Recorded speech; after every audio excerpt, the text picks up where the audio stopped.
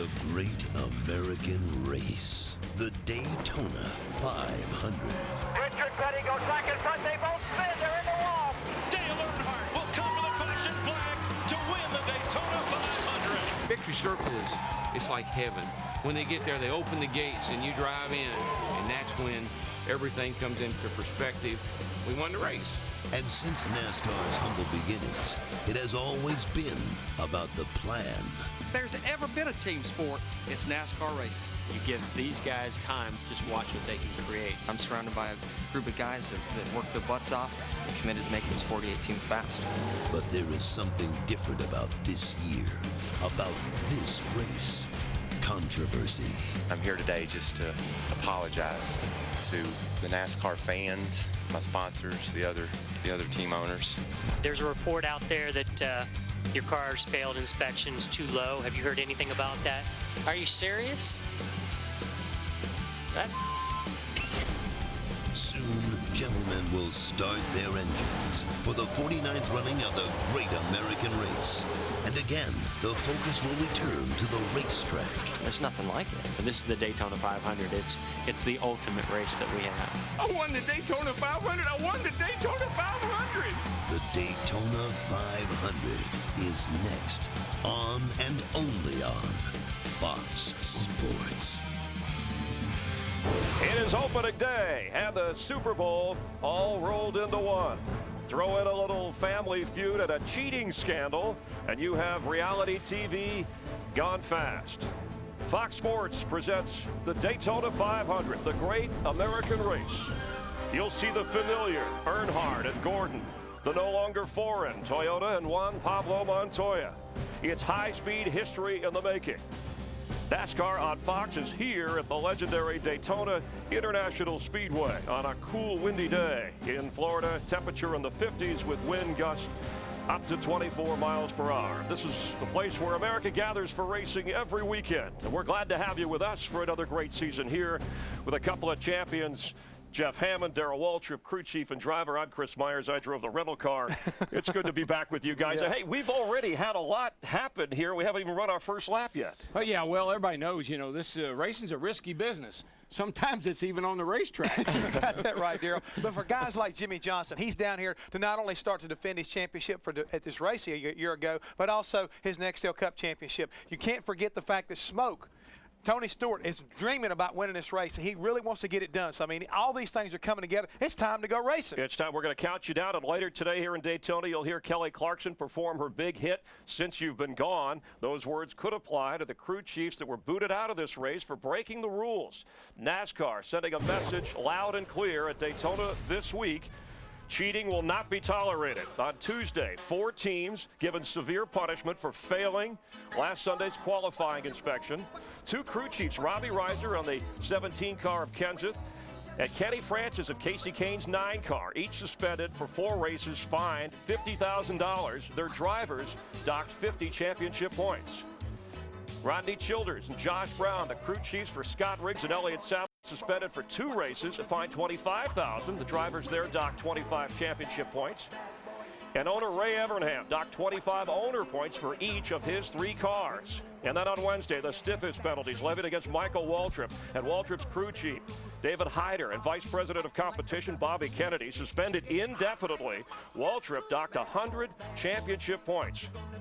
His wife, car owner, Buffy, penalized as well, 100 owner points. And then in a backup car, Michael races his way into the Daytona 500, just like Jeff Gordon did on Thursday, but his car failed post-race inspection. He will start at the back of the pack in today's race.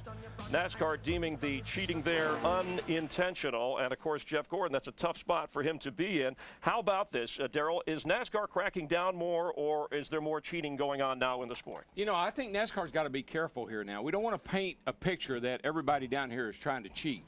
I think that's a bad image for our sport. What I think they are trying to do, though, is keep their arms around technology.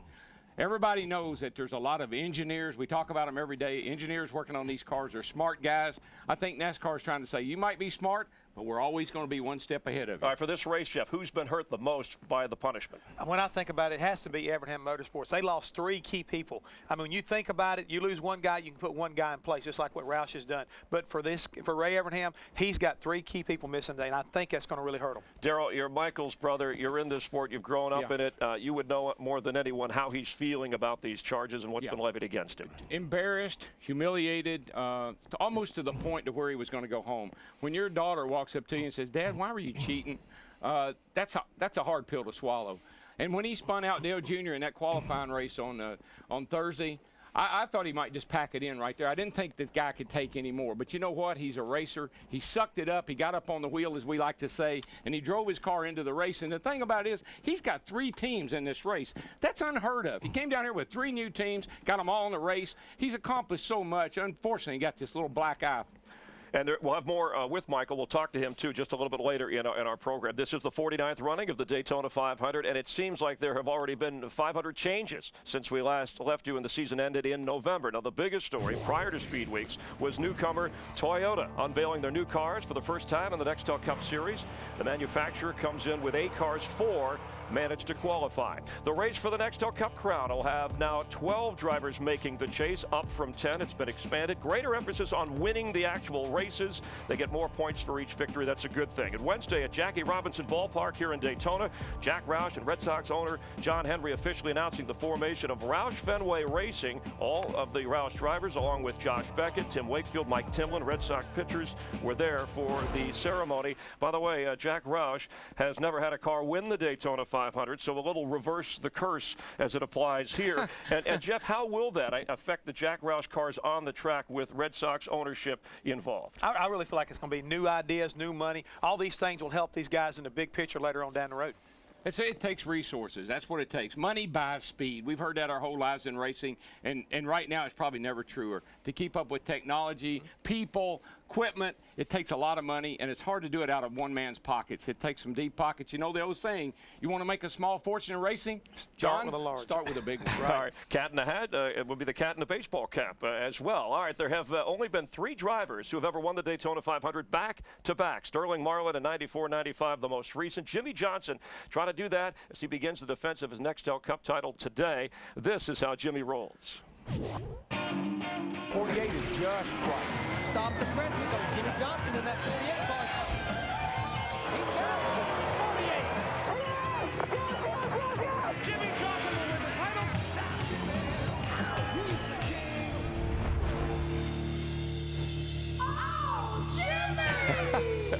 Oh, Jimmy! You'll hear a lot of that. Jimmy starts from row 11 today. We thank him for joining us live right down there on the track. Hey, Jimmy, thanks for being with us. What does last year's win here at Daytona do for you today, if anything? It does a lot for you. This is the only race we have in our sport that has a title. And until I won my championship, they introduced me as the Daytona 500 winners. So this is the biggest race we have in our sport. Done a great job of bringing in great celebrities once again. The house is packed, and we're looking forward to a good race today. Hey, Jimmy, it's a DW.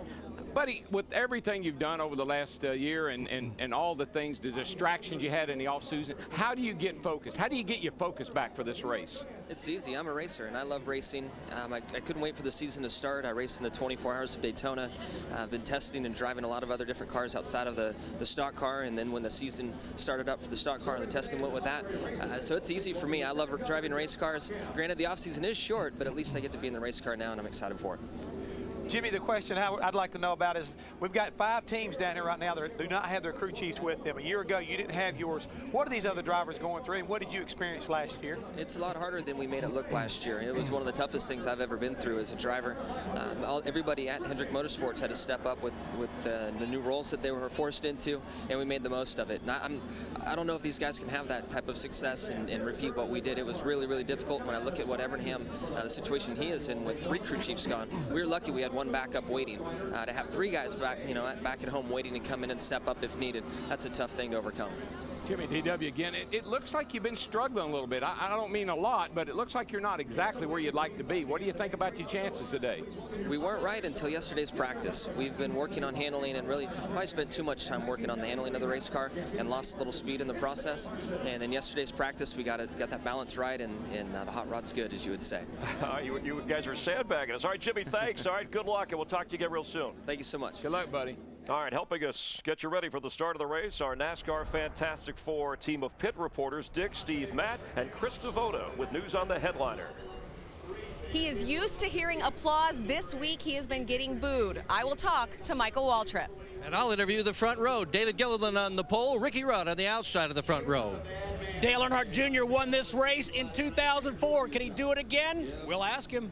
Tony Stewart's won every stock car event held at Daytona except for one. We'll talk to him about his shot in the Great American Race. Here's what else is around the turn. Man, I love Daytona. It's our biggest show of the year. The biggest race with the biggest stars and the biggest stories. We'll give you the lowdown on the Little E and the DEI situation. And will all the changes in Jeff Gordon's life affect the way he approaches racing? Not likely. I sit down with the three-time Daytona 500 winner. 383. I wonder how many miles it is to Columbia. And I don't mean Tennessee. Import Juan Pablo Montoya is this year's rookie to watch. He tells us all about himself. Hey, does anybody know where the radio is in this thing? Who needs a radio when you have Kelly Clarkson performing live for NASCAR fans? Chris Myers will be your host from coast to coast. That's right, Darrell. You won't want to miss Kevin Harvick on the debut of Photo Finish. So stick around. It won't be long until your favorite driver is turning. To the left, to the left. To the left, to the left. To the left, to the left. The Daytona 500 on Fox is sponsored by Chevy, the most wins in NASCAR history, an American revolution. NASCAR's big star. These fans love it.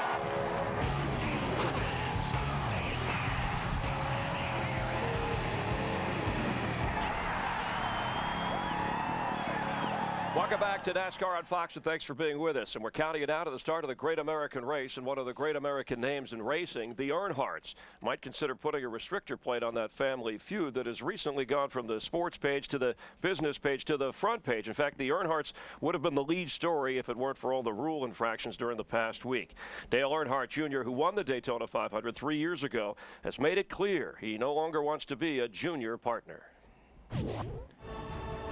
It's a question that, when answered, could turn the racing world upside down. Will NASCAR's most popular driver be given the chance to carry on his father's legacy?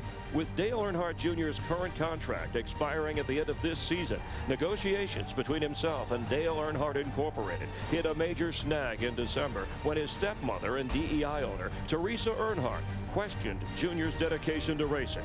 Weeks passed before Junior responded, saying that he didn't appreciate her comments and admitted that their relationship wasn't a bed of roses. One of Junior's fiercest rivals came to his defense, saying that Teresa was a deadbeat owner who didn't come to the track. When asked of Kevin Harvick's comments, Junior took the high road, defending his stepmother and owner. That's ridiculous. I don't really think there's a comment for Kevin's remarks, but you know, Teresa, you know, like I said in the past, man, I mean, with everything that's happened, not just to the company, but to the family over the last 5 years, you know, she's had a full plate. Last week, it was the first time the 32-year-old racing superstar made it absolutely clear what it will take for him to remain with the company his father founded. I don't want to be appeased with a percentage of small equity and whatnot. I mean, it's time to be serious about it. I think it's a large stake. And for me to continue to invest personally in the vision and what the future holds for that company, I mean, that has to happen, has to happen. Dale Earnhardt, the Elvis of NASCAR. Is this about control of the Earnhardt legacy?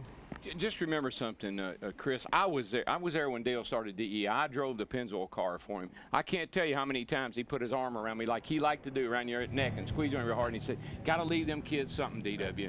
He was building DEI for Dale Jr. That was his vision. He wanted to retire as a driver. Dale Jr. would take over.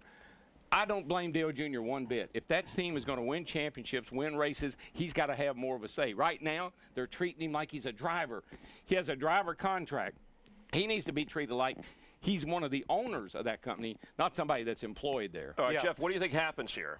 United they stand, divided they fall. It's just that simple. They need to be together, and if they stick together, this thing's got great potential. The key thing is, in my mind, is the fact that Dale Jr. has finally stepped up and said, hey, I want to be a part of this. I want to run this company. I want to continue what my father started. And I think that's the key thing everybody needs to be looking at right now, because I believe that's huge. But he's covering his bases, trust me. Junior Motorsports is a team that he built, Dale Jr. built, to run his Busch car. They've hired an incredible amount of people, and they're building a great organization there, a little bit more than just to run a Busch car, I think. Plus, he's got an ace in his pocket. He's got Richard Childress standing over on the sideline waiting for Dale Jr. to give him a call. I got news for you, DW. There's a lot of people out there who'd like to have him, and probably even you. I could start DDI. DDI. Well, That's I think it. I know what that. Call me Junior. Yes. Let's check in with Junior, who's got the focus on the race. He's standing by with our Steve Burns. Hey, Steve. Hey, Chris. Thanks very much. The only negotiating going on today, boys, happens on the high banks. And Junior, people in 98 countries will watch this race. Over 200,000 people. Do you feel the energy of all those fans dressed in red Budweiser gear? Yeah, I mean, the fans are a huge motivating factor toward, everything we do with our race team, with our race cars. They push us to, take it to the next level. I mean, we're a talented group of guys, but the fans, they take us to another level. Dale, you said you guys have had to think outside the box, that you're doing things differently on a Speedway car. What does that mean? Well, we're doing a little bit of stuff that you would do at 1.5 mile, 2 mile tracks, because of handling such a big factor this week. Not much, just a couple little things that we normally hadn't done, running more spring here and there in some other areas. Good luck to you today, Dale. Thank you. All right, Chris, back to you. Thank you, Steve. A Junior looking for that first ever Cup championship. Mark Martin, 0 for 22 at the Daytona 500, semi-retired. Hey, give me that rocket chair back. Now he's in a Chevy after a career in Fords. And how about the pole sitter, one of 4 drivers in his first Daytona 500? That's David Gilliland. In high school, he was on the golf team with Tiger Woods. He can handle pressure. You're watching the Daytona 500 on Fox.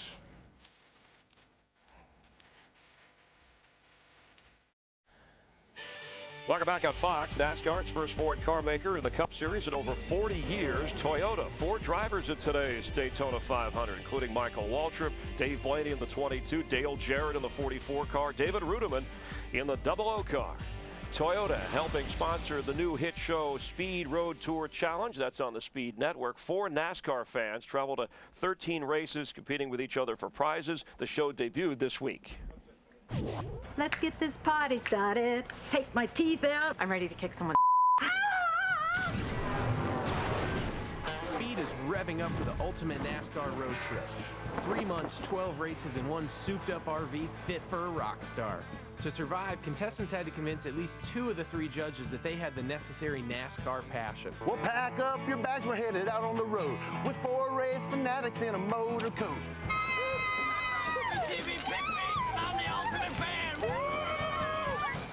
I don't eat my boogers. I only fart in the bathroom. On your mark. Get set. Go! Come on, Jen!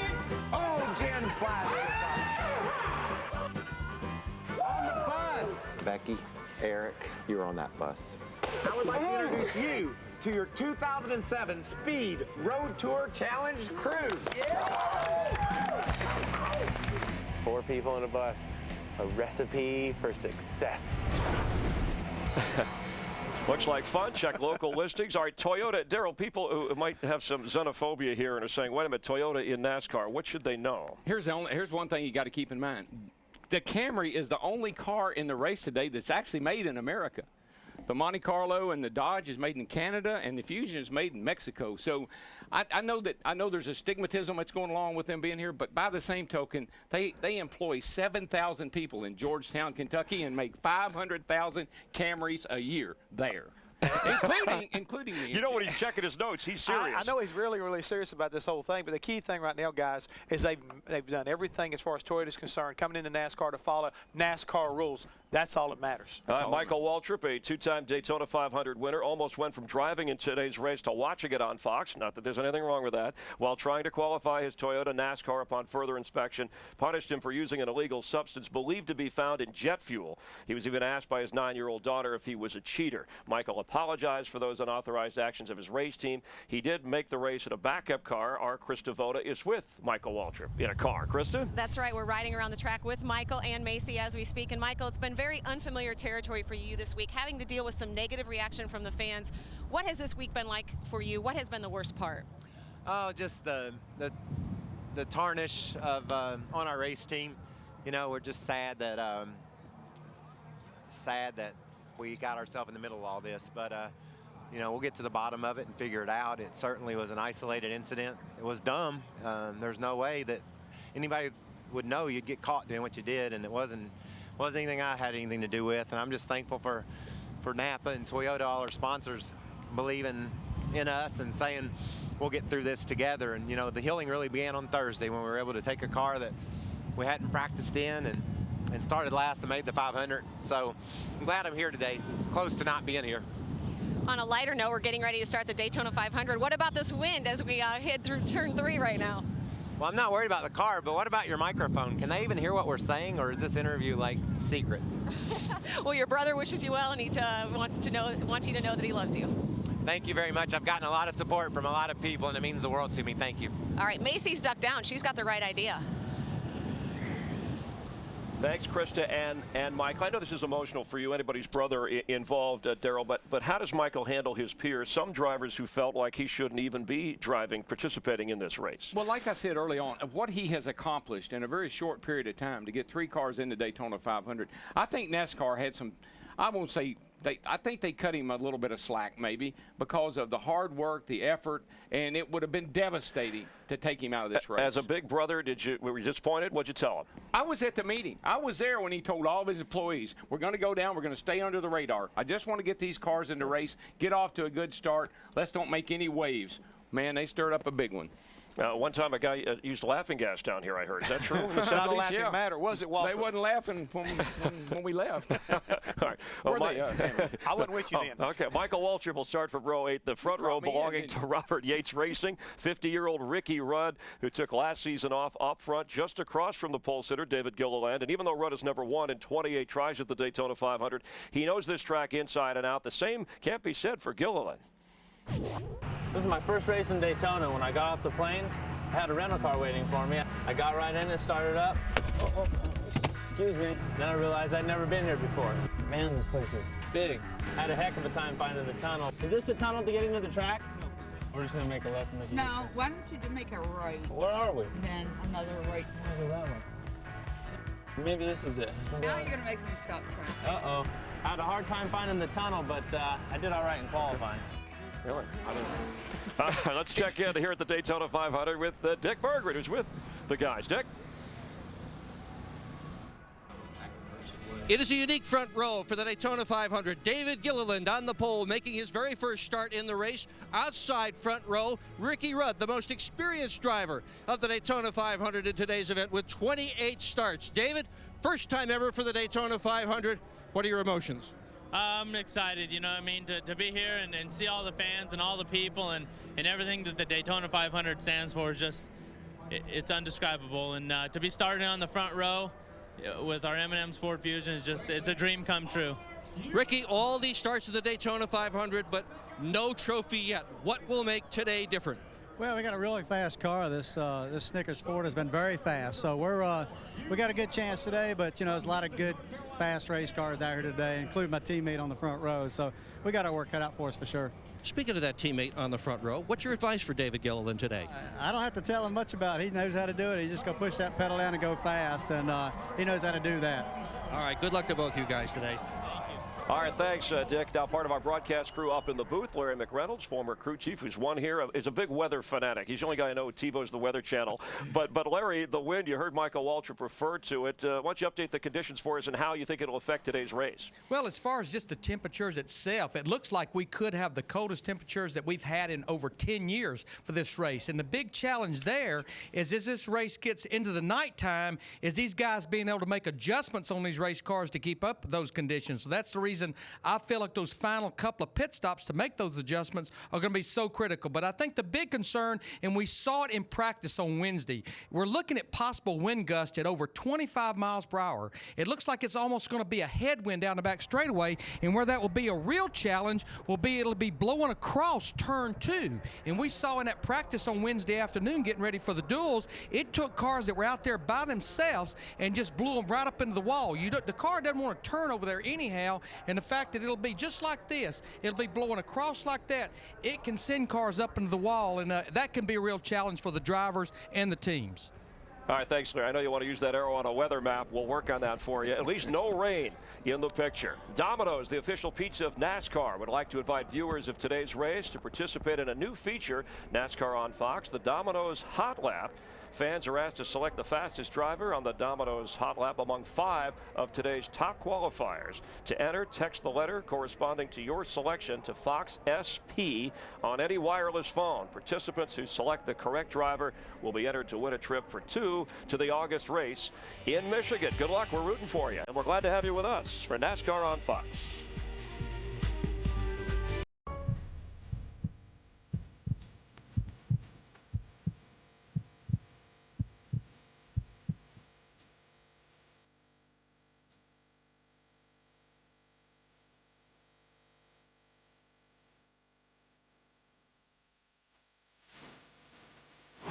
Wow, that looked like one of your lawyers. That looked cool to me. About that fish. That was Jeff Gordon on his day off in the Bahamas on Monday, a day off from racing. Soon he'll have no days off from fatherhood. Jeff Gordon will go for his 4th Daytona 500, his 5th Cup championship beginning that quest. He's enjoying his recent marriage to Ingrid Van de Bosch.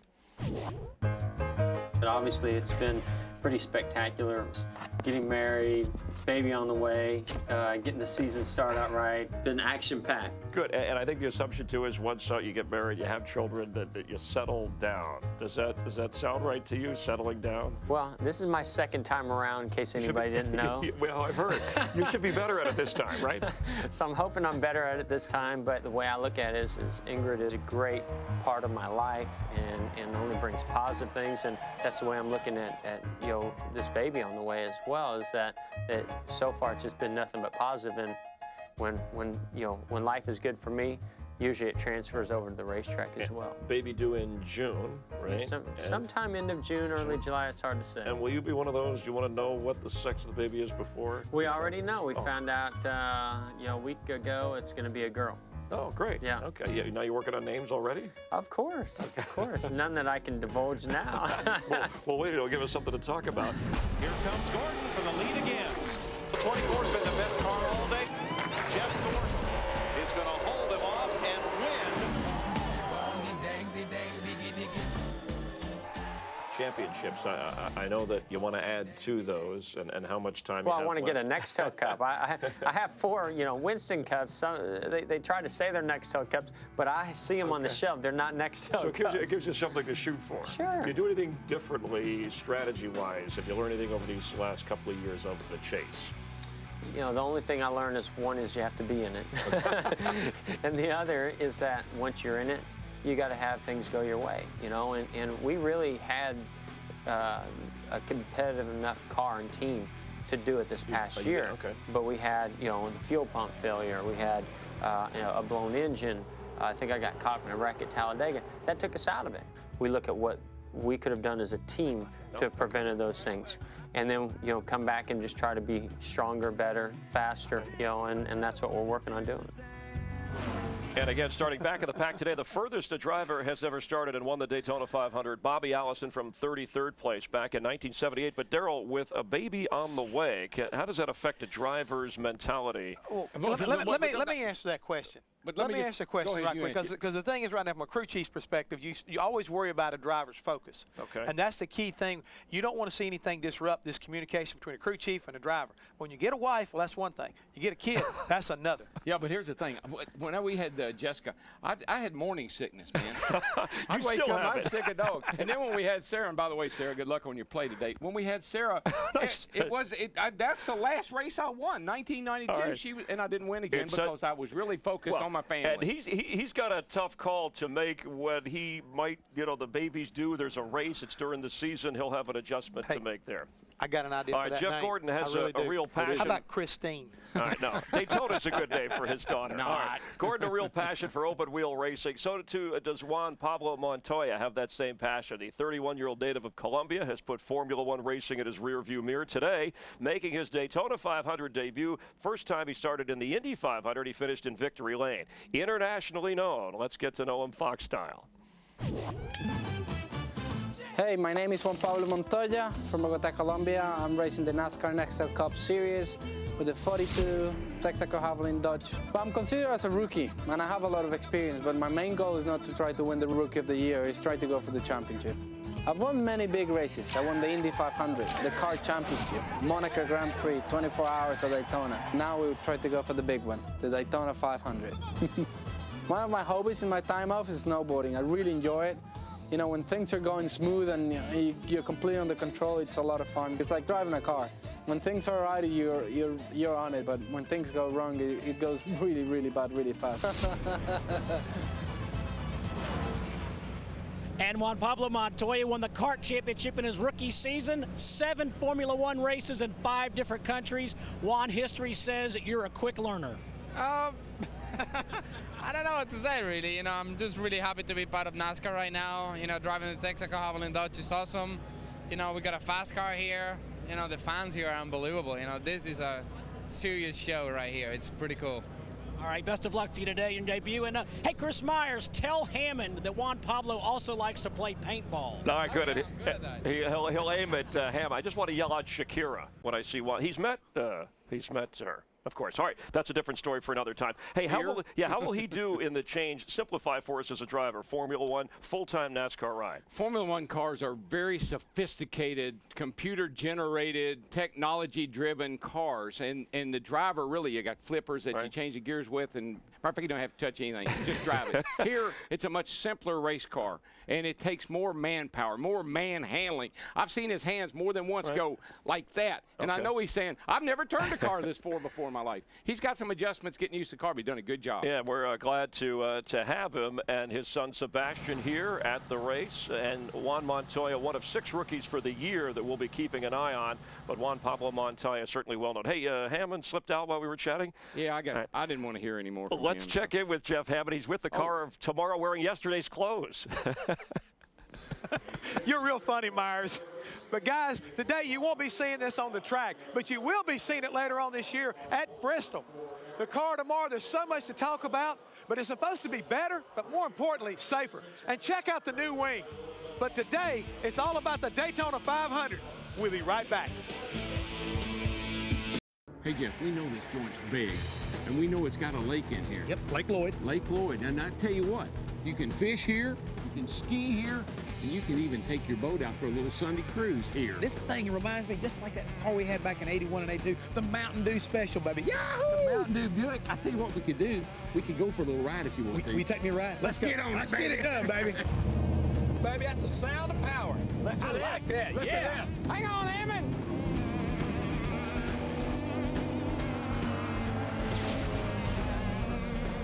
Put those two together, you never know what you're going to get. By the way, Richard Petty has won the Daytona 500 a record 7 times. 2-time Cup champ Tony Stewart will begin the race from row 2. Tony came to town full of confidence, but lacking a Daytona 500 victory on his resume. And after some recent impressive spins around the track, this just might be the year the driver we call Smoke doesn't see his Daytona 500 dream disappear into thin air.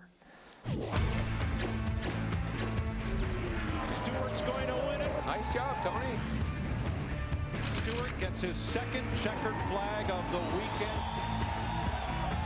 Matt Yoakum is with Tony Stewart. Matt?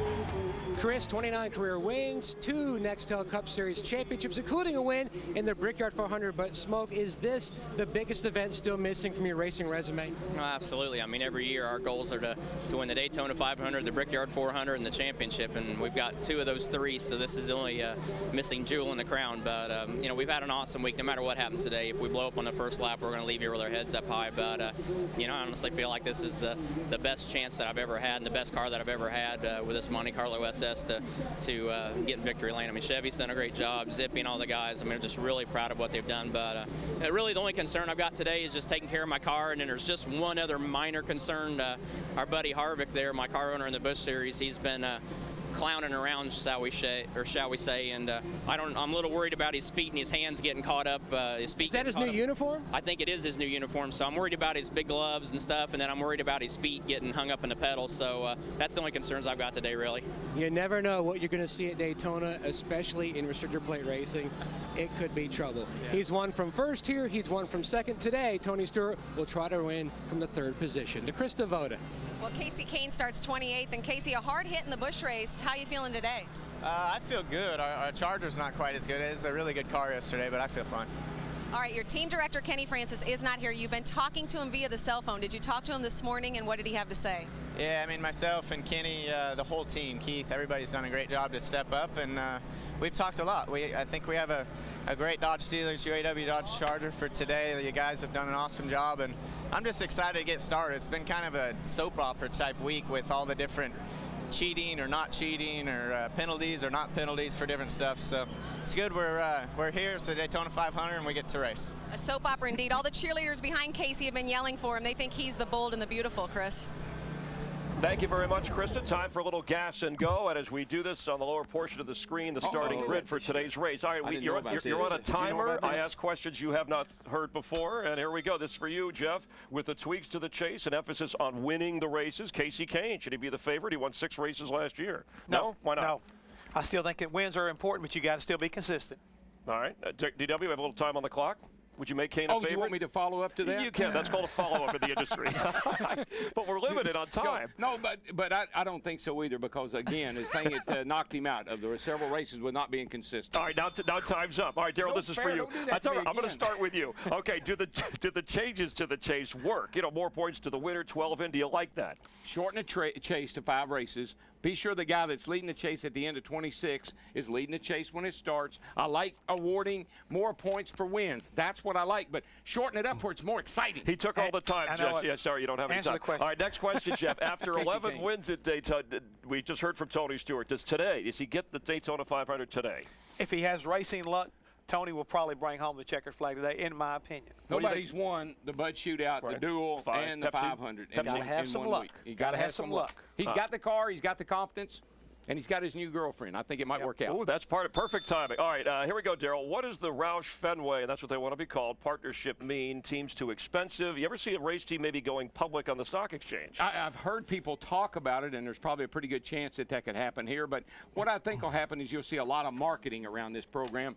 This is not a sponsorship deal. This is a business relationship. We know John Henry is a good businessman. He's a good race. He likes racing, too. He's an enthusiast. Show me the money. That's what it's all about. Show me the money. Okay. Takes a lot of money. All right, Jeff, will there be a good battle for Rookie of the Year? You know, we heard about Juan Montoya. Is he a league of his own? David Reagan, David Ruderman, some others. Contenders we'll see today. Don't forget Paul Menard. I think even though he missed this race, because the rookie deal's a whole different ball game from running for the championship. So I really believe we've got some fierce competitors, and Pablo Montoya is going to have his hands full. Yeah, plus how Toyota goes is how David Ruderman will go. Don't count him out. All right. Will the move to Hendrick turn Casey Mears into a winner? Well, it should. I mean, that's a great team, and they got the resources, and all their cars have run pretty good through the years. I think it's time they plug somebody in there. Like we had Tim Richmond in that car one time, and he was successful. Yes, he's going to win. So, yes, he's going to win. Thanks for playing Gas and Go. And as we get set to celebrate the great American race, we remember with sadness and pride Bobby Hamilton and Benny Parsons, 2 competitors who were part of the fabric of this sport. They were racers. They were gentlemen. Our Mike Joy, who's calling today's race, recalls both Benny and Bobby. Bobby Hamilton rose from the short tracks of Tennessee to NASCAR, where he earned Rookie of the Year, 4 Cup wins, and the 2004 Truck Series Championship. Last March, throat cancer forced Hamilton off the track. It was the one battle he could not win. Bobby Hamilton was 49. As a young man, Benny Parsons repaired his dad's Detroit taxis so he could race on weekends. 2 ARCA titles propelled him to NASCAR, where he won 21 Cup races and the 1973 Winston Cup title. Parsons eased his way out of the race car and into the broadcast booth. Benny's wisdom and optimism made him a fan favorite. One of the great things about Benny is he's so easy to talk to. So I could go ask him anything I wanted. Questions I didn't have a chance to ask my dad, he could answer. BP is the reason why I'm here. You know, today, I think of everything I have, you know, is a credit to him. There's not a soul in the garage area that Benny has not touched with a smile or a kind word. He just made life fun no matter what you were doing. His laugh was infectious. Guys like Benny Parsons, a few and far between. Complications from lung cancer treatment claimed Benny Parsons at age 65. What I did on my vacation was I went fishing in Mexico. I went to Hawaii. I went there and went to Waikiki and learned how to surf, learned how to do a little hang loose. I was able to get up on a board for the first time ever and be able to ride it all the way into the shore. It was really, really great time. There wasn't any palm trees or any sunshine. It was more or less building a new house. Caught lots of fish, drank a few margaritas, a few cervezas. We rode some four-wheelers too. We had some fun out in Vegas for a couple weeks, but time to get back racing again. Deep sea fishing is awesome.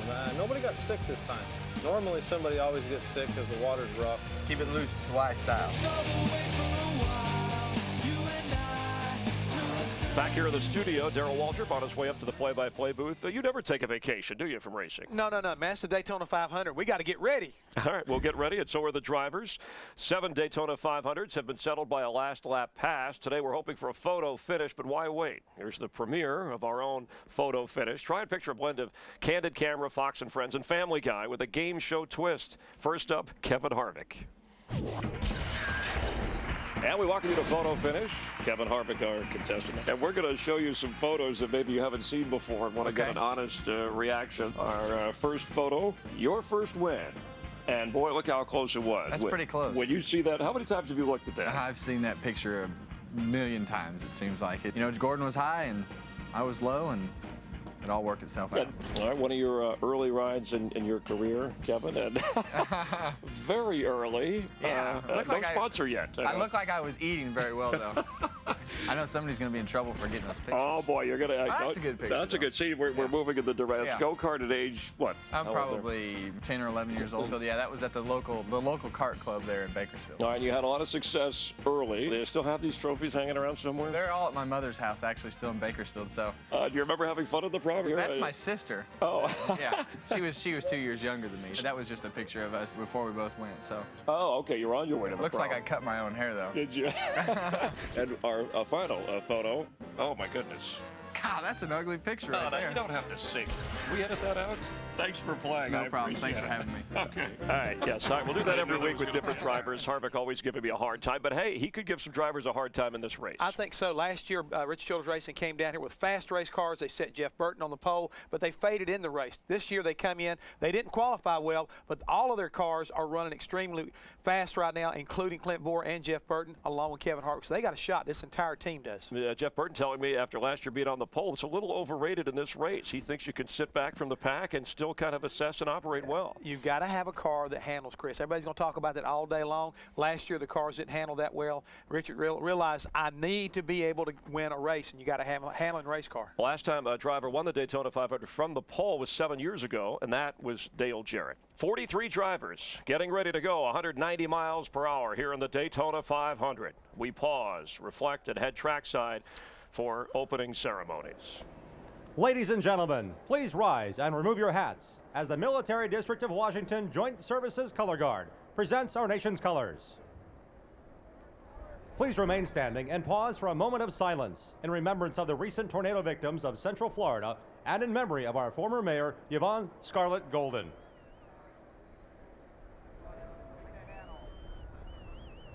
Please welcome Reverend Dr. Victor E. Gooden, New Life Church Ministries and chaplain of Bethune-Cookman College, as he delivers today's invocation. God, thank you for a good day for racing. I pray for protection and blessing for each driving team. The Speedway employees are on the field and in the track area. Bless the France family and all of the Speedway staff. Safe passage, Lord, for the many as they travel back home from this event. With this said, amen. Ladies and gentlemen, please welcome Warner Brothers recording artist Big and Rich as they perform today's national anthem.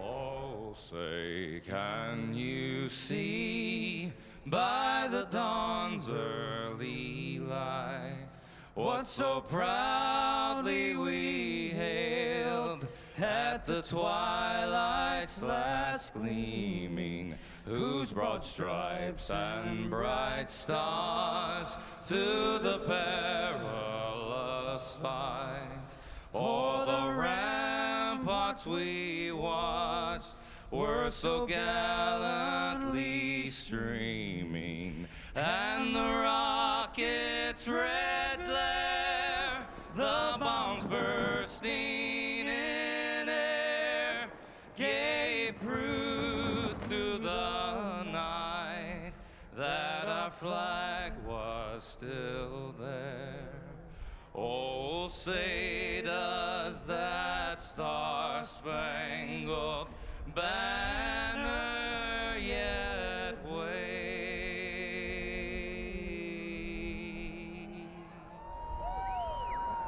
o'er the land of the free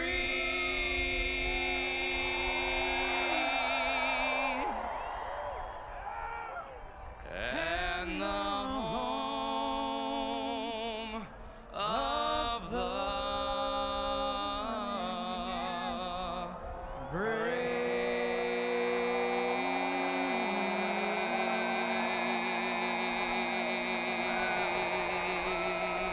God bless.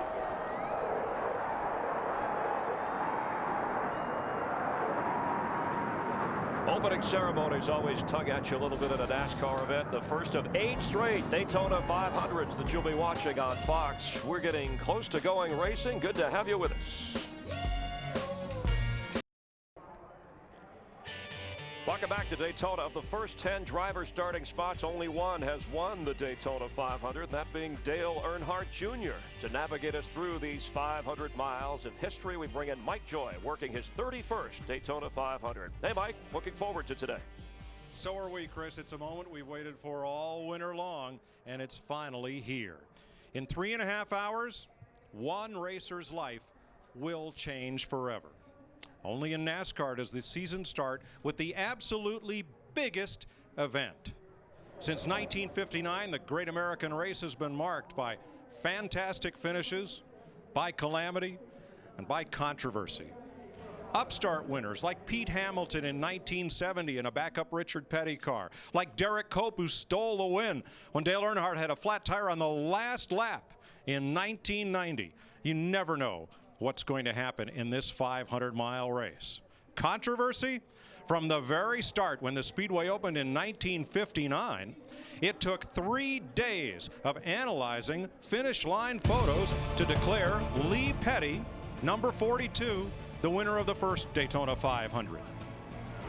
Can't forget 1976, that's David Pearson backwards, Richard Petty slamming into the wall. Pearson won it. And what about the duel of 79, Yarborough and Allison, and the resultant dust-up?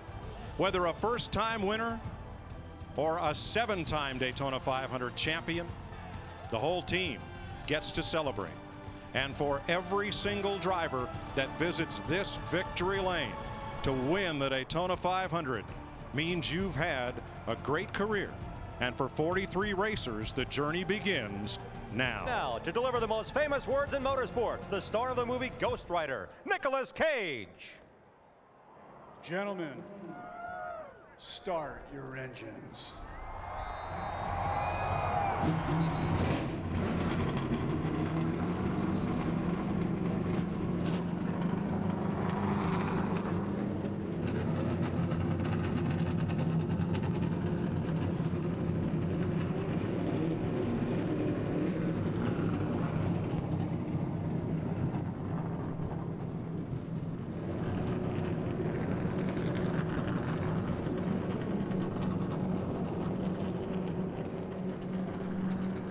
Everyone knows how important the Daytona 500 is to win.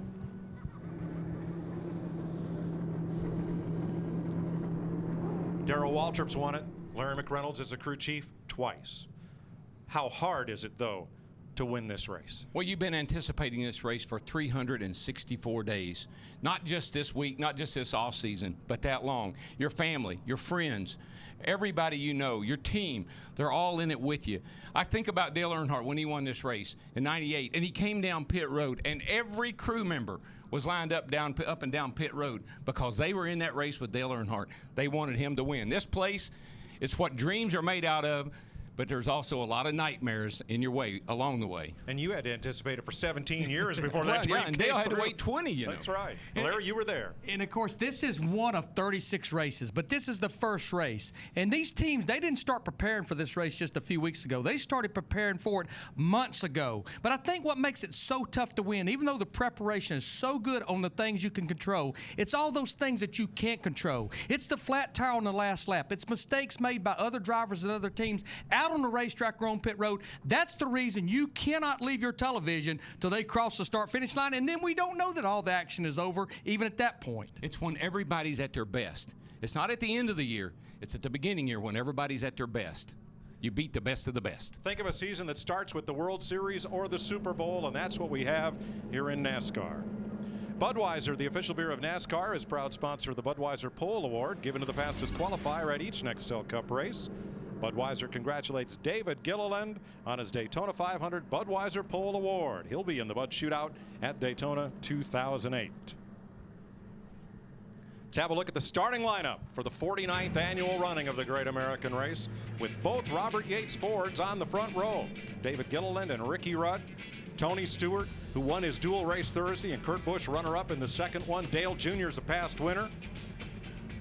And on back through the starting lineup, 43 strong. This race was so tough to make that 3 past winners of the 500, Bill Elliott, Derek Cope, and Ward Burton, went home Thursday empty-handed. Well, there's no question about it. Everybody prepares for this race harder than any other race. It pays the most money. It's got the most prestige. 61 teams showed up to qualify for this race. Only room for 43. 18 had to go home.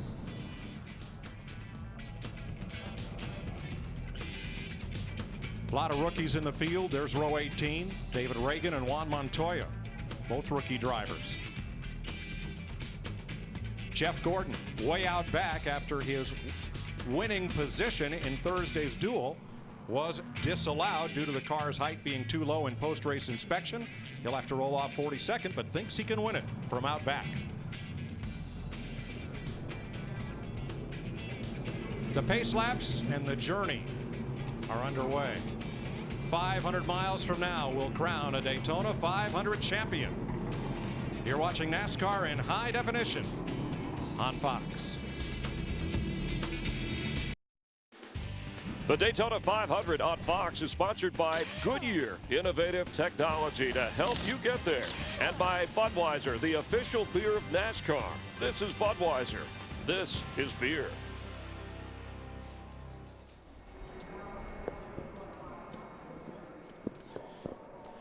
Aerial coverage brought to you by Goodyear, reminding you to get there on triple tread technology with 3 unique tread zones for unsurpassed traction in any weather. The infield is full of campers and campfires and race fans who've partied all night and they're ready to race today, and the grandstand is full as well. It is chilly. But that's not the big story. The big story, Larry, is the wind. Well, when you've got that type of a wind, and we're probably going to see gusts over 25 miles per hour, it's like a headwind down the back straightaway and a crosswind over in turn 2. If you can imagine landing a private aircraft in a crosswind of that magnitude, just think about doing that at over 180 miles per hour, 3 wide over there in the middle of that corner. Well, let's go down to pit road in our Fox Frozen foursome, beginning with Chris Devoda. Well, Mike, history will be made today, but how will it be written? Carl Edwards still remembers his first Daytona 500 start. It was only 2 years ago, but he says the feeling of knowing he could win this race was almost bigger than the event itself. Ricky Rudd just told me that feeling never goes away. Steve? Krista, David Gilliland is the Cinderella story. This is his first full-time season with Robert Yates Racing, and he's starting from the pole position. His crew chief, Todd Parrott, told me, I want him to stay on the bottom, and I want him to be patient. Matt. Kevin Harvick starts all the way back in the 34th position. He had a mechanical failure in his dual qualifying race, but Harvick's car very stout. He has 2 concerns going into today's race. A, starting so far back in the field, hoping everyone is patient in the early going. Second, like the guys in the booth mentioned, they'll win. But RCR, they haven't won a plate race in 7 years now. Harvick's never won a plate race. His His best finish is second. They think that can change today. To the editor of Speedway Illustrated, Dr. Dick Berggren. Well, more than half of the driver crew chief combinations working today's Daytona 500 were not together at last year's Daytona 500. And when it comes to forming good strategy for this race, give the advantage to the teams that have been together the longest. Good point, Dick. 500 miles around this 2.5-mile super speedway will encompass 200 racing laps, combination of green and yellow flag laps. 200 miles on this blustery day. Pace car runs 70 miles an hour. Pit road 55. And those two things right there, they could definitely play how the outcome of this race comes out. These guys will be racing at over 180 miles per hour. You have to get down to 55 miles per hour under a green flag stop. And that pit window, 45 to 48 laps, especially as Dick Berggren was talking about strategy at the end of the race, that could play a huge role as well. And you got to watch sliding that right front tire. We've seen that happen time and time again here. If you're going to do a gas and go, or even just getting on pit road, you blow that tire out, could cause you some extra trouble and extra time. Right, don't lock the brake up. Pacing the 49th Daytona 500, this 2007 Chevy Corvette Z06. 505 horsepower, 198 miles an hour. Chevy, official pace car of NASCAR. Looks like I ought to be in the movie Cars. We have all talked about what it means to win the great American race. That is what's on the mind of 43 drivers, their car owners, their crew chiefs, their engine tuners, and everyone associated with those race cars. But what are the men inside them thinking about the importance of winning the Daytona 500? I hear the fact that I won the Daytona 500 and hear that used in a lot of places now, and it shocks me. I still don't think I've totally accepted that. I think the first thing is realizing how big a race this is to all of us. There's a lot of wins I would trade in for one win here at Daytona during the 500. This is the race everybody points towards, and so you realize that at that moment you've beaten the best at their best. There's nothing that beats the Daytona 500. I mean, it is our Super Bowl of stock car racing. Tried to stay focused on the emotion of winning it, which I've never experienced. Would be overwhelming. This is the one jewel that's missing out of the crown right now. Tony Stewart trying to do what no one has done. Win the Budweiser Shootout, the Gatorade 150, and the 500. All three events for Nextel Cup cars. Buddy Baker won 2 out of the 3, the first 2 of the 3, and so did Kenny Schrader. Nobody's won all 3. Same car that he's won both 4th of July races in. This is a good race car. His confidence is high.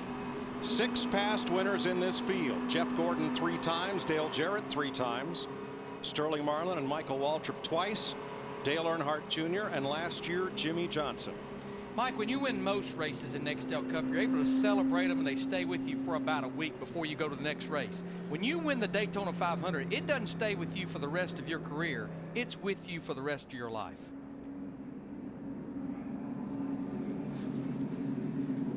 Happy to have you with us today, watching in high definition on Fox the cars in the east banking of this super speedway, which will turn 50 in another year.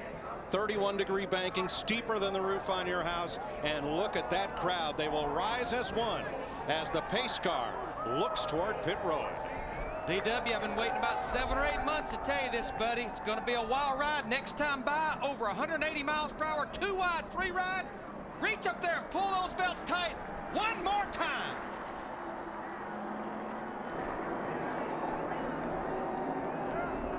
Boogity, boogity, boogity. Oh, yeah, boys, let's go racing.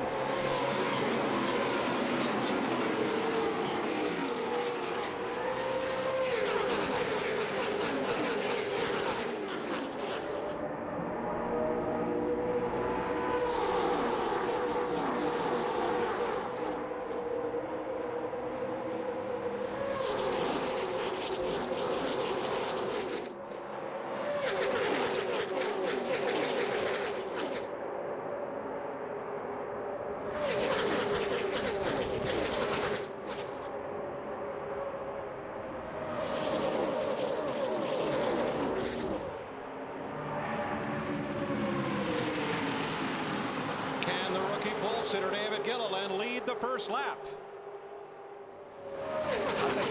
first one, and I think he can probably lead the last one the way that car has performed down here the last week and a half. That's worth 5 bonus points. If you lead a lap in a Nextel Cup race, 5 bonus points put on your points total for the year. And all those butterflies and all that anticipation, that's over with now. We got to put our work clothes on and get busy. And there they are already. It didn't take them long. 3 wide. We'll talk about that a lot. These cars bouncing around at over 180 miles per hour. And right now you can do that. The tires are good. They're fresh tires, good grip. You can get 3 wide and move around right now, but that'll change after a while.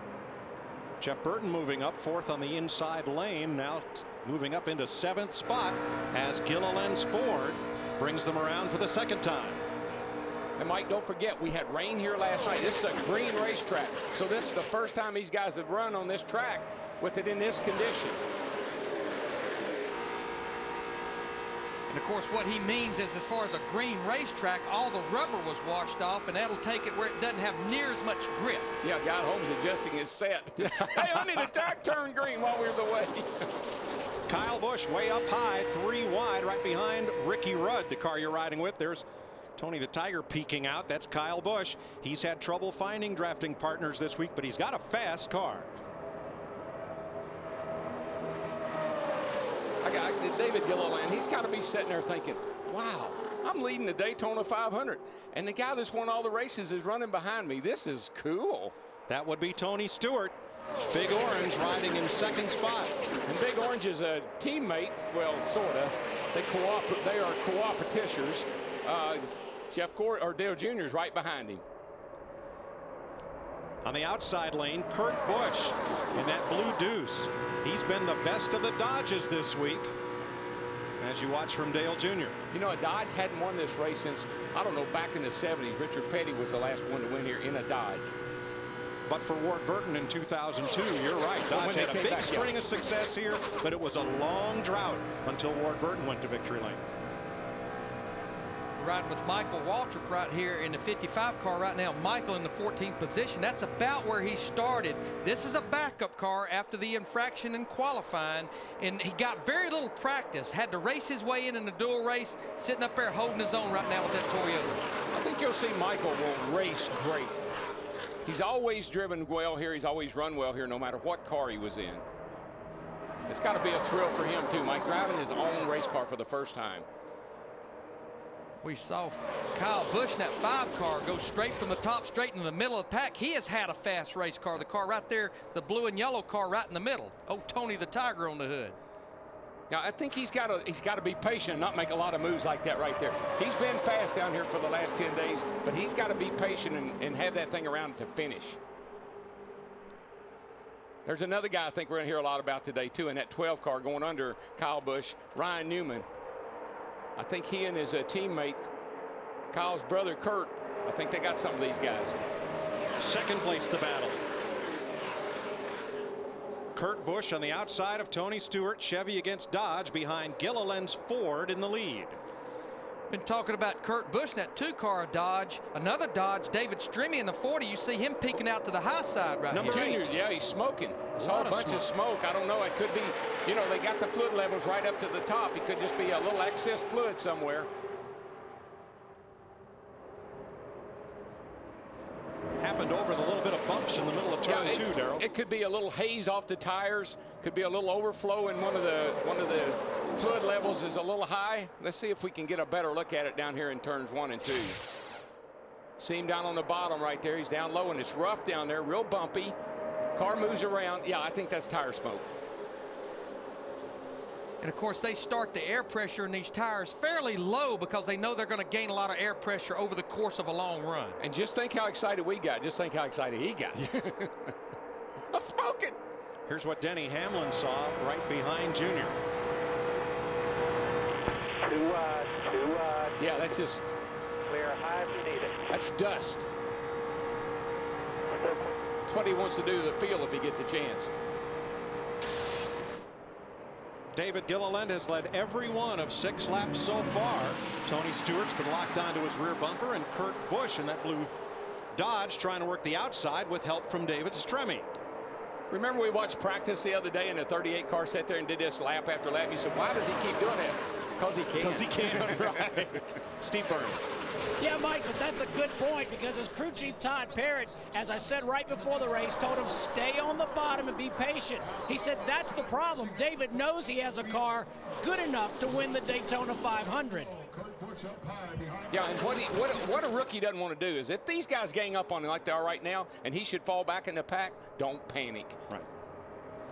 But he knows right now, especially early in a run, that yellow line, that's his best friend. Yeah, because you can't go below the yellow line. If you do, you'll be penalized. Dale Earnhardt Jr. had a bobble and almost backed into Kevin Harvick in the Pennzoil car. You know, that little bit of smoke we saw, that could be a tire that there's a problem with. But you could look through that windshield. You could see his hands. He's pretty busy in that 8 car. And look, everybody's giving him a lot of room, Darrell. I mean, right now we are 8 laps into this race and we still have 38 cars within 3 seconds of each other.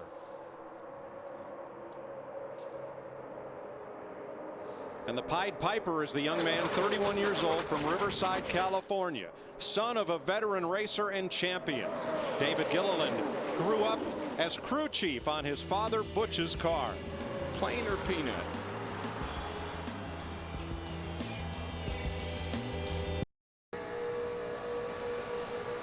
David Gilliland still leading. He's led every lap of 12 so far. Time for our AT&T Singular Virtual Crew Chief question.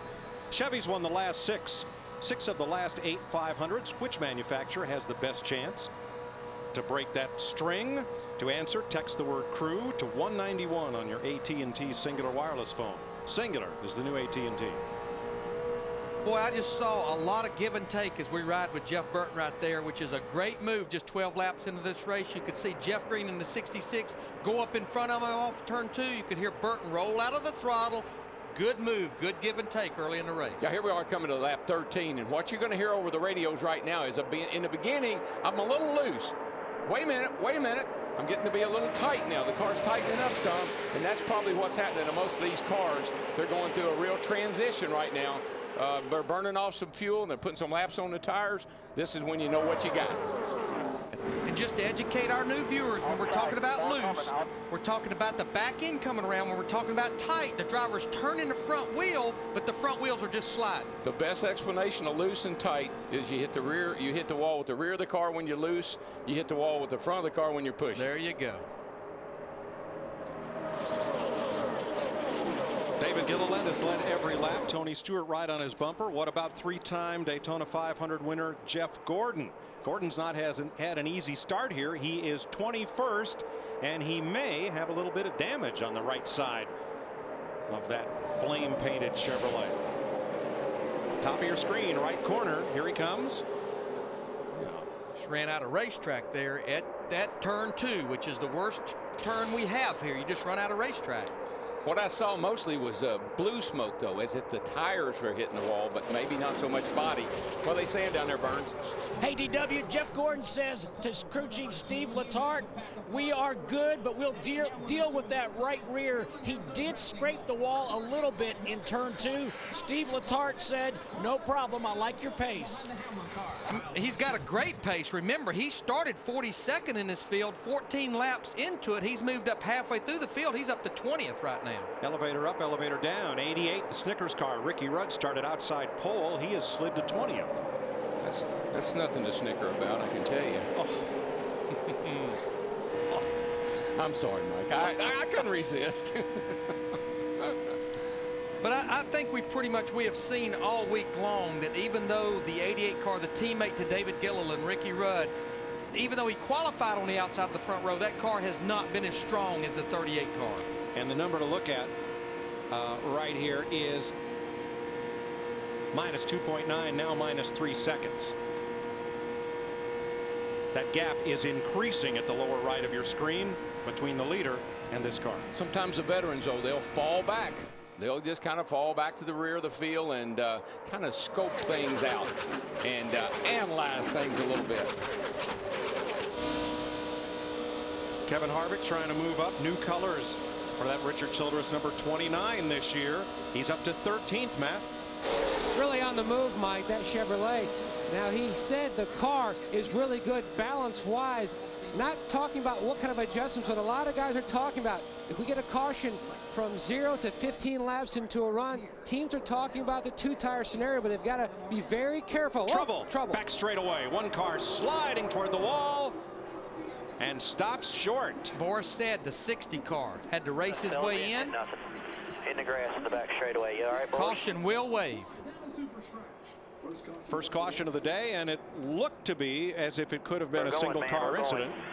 The veteran road racing champion is going to run half a dozen or so cup races in a car from out of Jack Rouse's shops.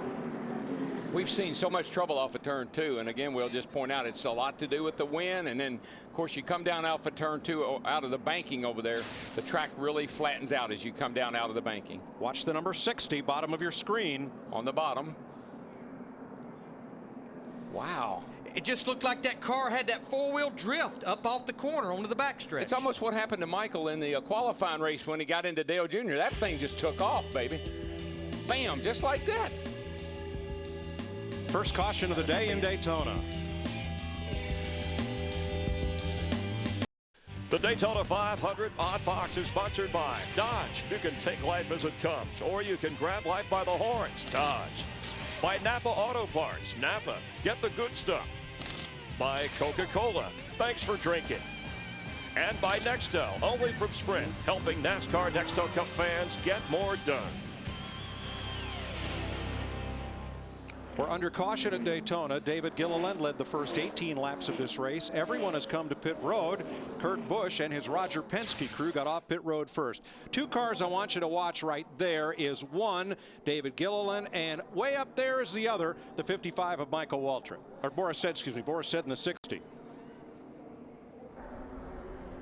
Boris's car right here just takes it. I mean, it just never turns. It's like the front wheels are off the ground, and he just slams into the side of Ruderman in the Domino's Burger King car. And Darrell, you said Michael was closing He was fast closing on so those cars. fast. I'm not so sure they didn't have to lift or something there to. I tell you, you know, they've done a lot of. Look at the rear wheels come off the ground. They've done a lot of things to these racetracks, but paving that back straightaway like that, that's one of the best things they ever did. Otherwise, he'd be flipping by now. Especially if you go get on grass like he is now. But fortunately, the speed of the car is slow enough. It's not a big deal. Pretty much everyone came to pit road, changed 4 tires. Roy McCauley, that 2 bunts, they won the battle off pit road for Kurt Busch. Very busy place here, 19 laps in there. There's the race off pit road with Gilliland second, Tony Stewart third. And here's Krista. A great stop for the number 2 crew. Small changes to keep up with the track. That is the plan for them all day long. This time it was a ½ pound of air pressure in the right rear and 4 tires and fuel. Steve? Small adjustment for David Gilliland, Krista. They took just a little bit of air pressure out of the left rear tire. David saying his car was just a little bit tight in 1 and 2. He also congratulated his crew on a fine stop, Dick. Over the last 3 years, Tony Stewart has led more laps here at Daytona than anybody else, although he is yet to lead a lap today. Minor adjustment and 4 tires on that pit stop. Matt. Dale Jr.'s last plate win was 2004 Talladega. No changes on their car the last stop. Jr. is just cruising. They were just past their window, possibly going with a 2-tire strategy change. Kurt Busch, Gilliland, Stewart, Earnhardt, Newman are the first 5. Now, David Gilliland, he may be a Daytona 500 rookie, but watch this. He's got to race Tony Stewart, who's in the next pit stall down, out of his pit, and you'll see he gives Stewart no quarter and races him hard until they get up to the 55-mile-an-hour speed limit, and Gilliland edges ahead. It's a drag race. He beat him out of the box. A look from our DLP HD cam, floating cable mounted over the Speedway. Phil Parsons was the honorary starter, waved the first green flag. The second one is in the wind. Kurt Busch out front.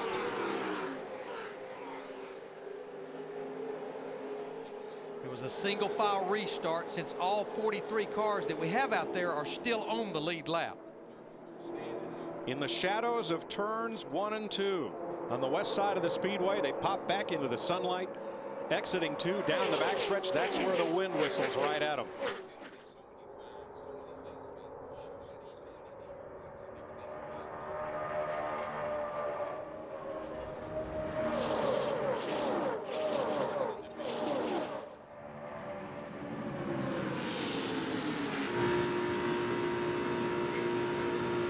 see right here as we ride with Dale Earnhardt Jr., you can see the speed building right here. They run the carburetor restrictor plate that takes the horsepower of the engine down. It takes well over a full lap at this 2.5-mile racetrack to get totally up to speed. You can see he's still gaining speed.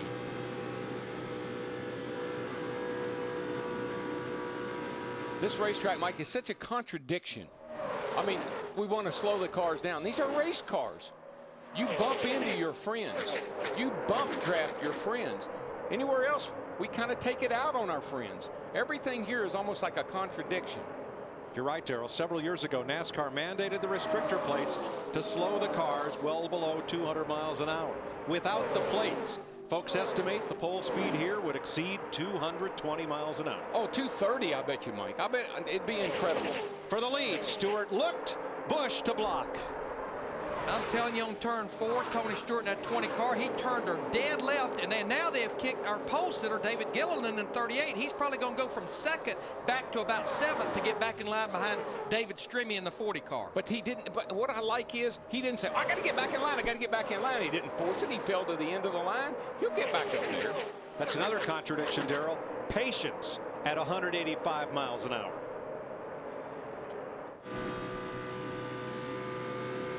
Stewart and Jr. hooked up.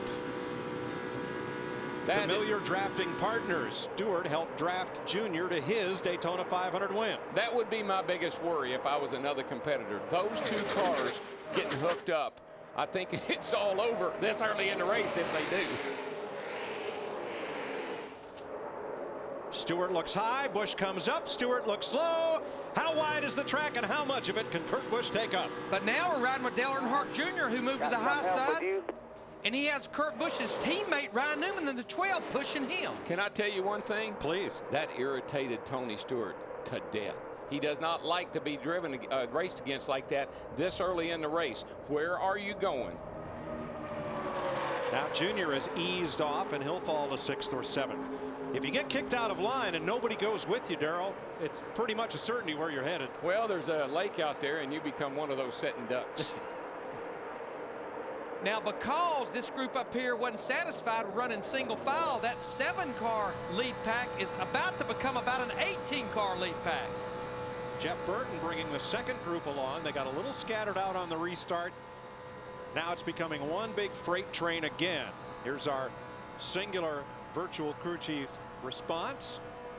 Chevrolet's won 19 of 48 500s. It can another make win today. And you said Ford, Dodge, Toyota. We'll get you that. The thing about these restarts right now, these early cautions, Mike, the reason they get scattered out like this is they're single file. There are no lap cars to start on the inside. So when you restart this thing, the leader's coming by the start-finish line. If you're back there in 30th or further back, you're coming off turn 4 almost. You're going to lose a lot of ground. Boy, Tony Stewart in the 20 car. Now he has Kyle Busch in the 5. We know he's had a fast race car all week long. He's been looking left and right. But now Kurt Busch continues to block these guys. And what we saw in the first couple of laps of this race, Steve Burns, is that Kyle Busch was making sudden moves. Fairly aggressive moves to go lane to lane, but sudden moves. And I wonder, Steve, maybe that's why he's having a little trouble finding some drafting help. Well, Mike, I know I can tell you this about his race car. He did make some sudden moves, but his car became very tight early in this race, particularly on the exit of the corners. What they did was they made a track bar adjustment. They went up 2 rounds to fix that tight condition. Dick? A few laps ago, Darrell Waltrip complimented David Stremme on being cool when he got kicked toward the back of the pack. Yesterday, in happy hour, the final practice session, Stremme played with the rest of the field, went all the way to the back, and worked his way all the way to the front. And moments before the start of the Daytona 500, he told me he has a car that can pass anywhere, anytime. He's trying to prove it right now, Dick. That is Stremme in the number 40 on the outside, the lead car in the outside lane. Here's our singular virtual crew chief answer. Ford has the best chance of going to victory lane aside from Chevrolet this year, you said? One thing I see in Tony Stewart, Larry, Mike, is last year he had a car capable of winning this race. He got in a bunch of little skirmishes out on the racetrack. He and Jeff Gordon off turn 2. He and Matt Kenseth down the back. I think he let his temper and his judgment get the best of him last year. I see a little bit more patience in him this year, like we talked about a little bit ago. There's no doubt that one of the keys to winning this race, keep your emotions in check. If you're going to win the big one, you got to play big. Tony Stewart finished 5th here last year in the race won by Jimmy Johnson, who went on to win the Nextel Cup.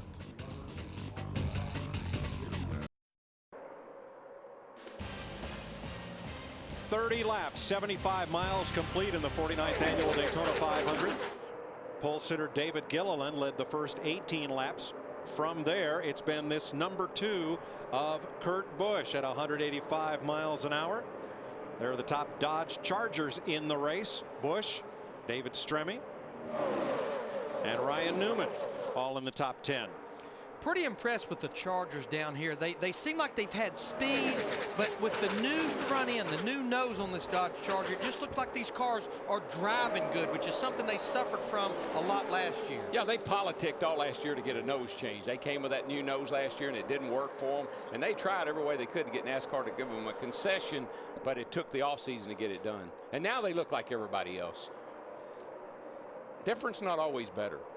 You know, we probably should update our current reigning Nextel Cup champion and the defending champion of this race, Jimmy Johnson, in that 48 car right now. We're riding with him. You can see he's in what we call the sucker hole, in the middle group there where you just can't go.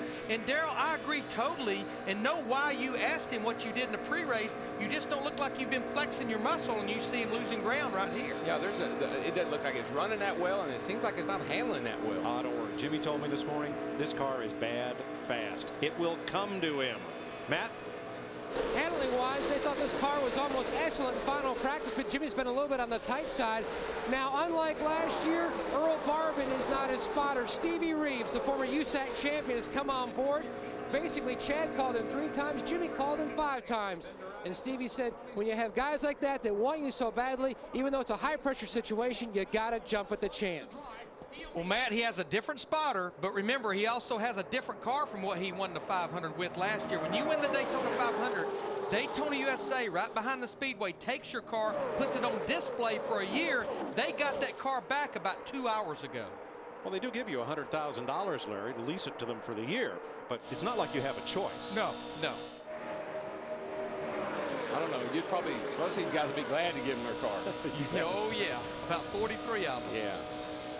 If Kurt Busch looks to his right rear, there's a train a-coming, and it's Tony Stewart, Kevin Harvick, and the rest of those drivers, David Stremme, Matt Kenseth, Jeff Burton, and everybody else in the outside lane hunting the lead on the backstretch. I like Harvick. I tell you, he's had a good week down here. His car's been fast, and whoops, excuse me.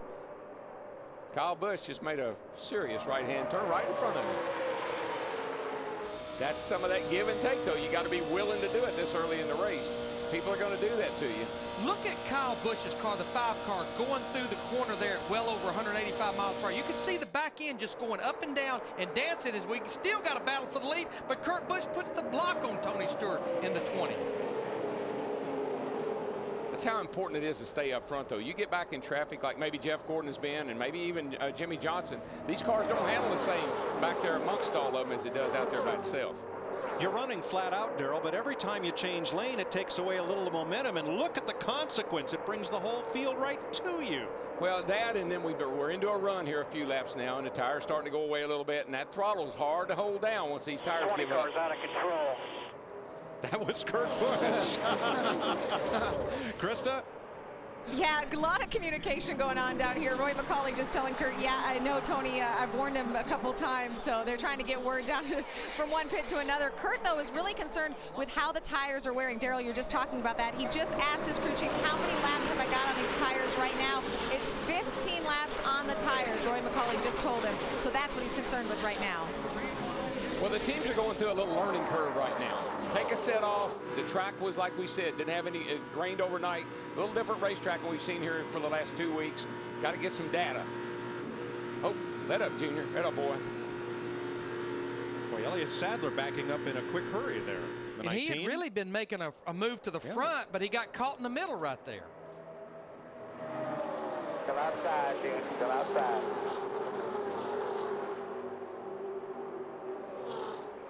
"18 laps led for David Gilliland, the pole sitter. Kurt Busch will lead his 18th lap this time around. I want the cup.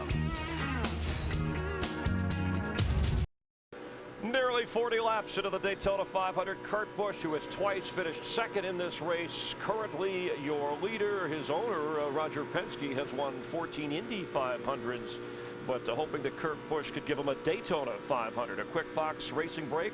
If you're just tuning in, we're glad to have you along. David Gilliland, his first Daytona 500, starting on the pole and leading the first 18 laps. Ricky Rudd, Robert Yates racing alongside. Dale Earnhardt Jr. starting fifth, bouncing between 6th and 10th most of this race. Jeff Gordon, who was at the back of the pack, scrapes the wall. Yeah, he does a little bit of a Daytona slam off of turn 2, and that was followed just a lap or two later, on lap 16, whenever Borsett come up and slammed into the 0-0 of David Rudman around. He went bringing out the first caution. Daytona slam, a la the Darlington Straight, but Jeff Gordon working his way back up. Yeah, he may have started 42nd. He really is coming up through here right now. He is looking like he's got a good hand on the race car, and that shot did not help him, it didn't look like. Jeff Gordon, one of those drivers, 4 others working without their crew chiefs because of rule infractions and penalties handed out this week. And so far, everything looks pretty good. These guys all look very competitive right now. I think that, Michael Waltrip's the only one that's kind of struggling early on, but look for Michael to rally back. Actually, Steve Letarte working with Jeff Gordon, who is hoping for another Daytona 500. Let's rejoin Darrell, Larry, and Mike. 5-car breakaway at the front of the field, Chris. Kurt Busch, Tony Stewart, Kurt's younger brother Kyle Busch, David Gilliland, Ryan Newman. And then it's about a half a second back to Kevin Harvick in 6th. That yellow car of Harvick's has come from 34th starting position. Big climb, biggest gainer of the day. Ahead of his teammate Jeff Burton, Dale Earnhardt Jr. and Matt Kenseth. I think what I just heard on that audio, if you notice, Tony Stewart is starting to lay back just a little bit off Kurt Busch. These guys run a tremendous amount of tape on the front end openings where the air goes in to cool the radiator and the oil cooler. And it sounds like maybe they have too much tape. He's starting to run hot. That's the reason he's not tucked right up on the 2-car Kurt Busch right now. And something that's playing out just like I saw in the qualifying races is the 48 and the 24 and the 25, the Hendrick cars that have been so dominant on these restrictor plate tracks, they appear to be struggling to me. They just don't have the speed that they have had in the past. Well, none of those cars, Darrell, were very fast in the last practice yesterday either. And really, I mean, Jeff won his qualifying race, we know that, but he did it on pit strategy. He come in, he grabbed a couple of tires and was able to get the lead there at the very end. There's Gordon, just flashing past in his 24. And the thing about those good race teams like that, here he comes right there, as you can see, but you never know what their strategy is. They might just be riding along, who knows. You know, it almost looked like that last time off turn 2 again, the 24 car, Jeff Gordon, just all but against the wall again. And we're getting a report that he did skim the wall just a little bit. Well, let's have a look.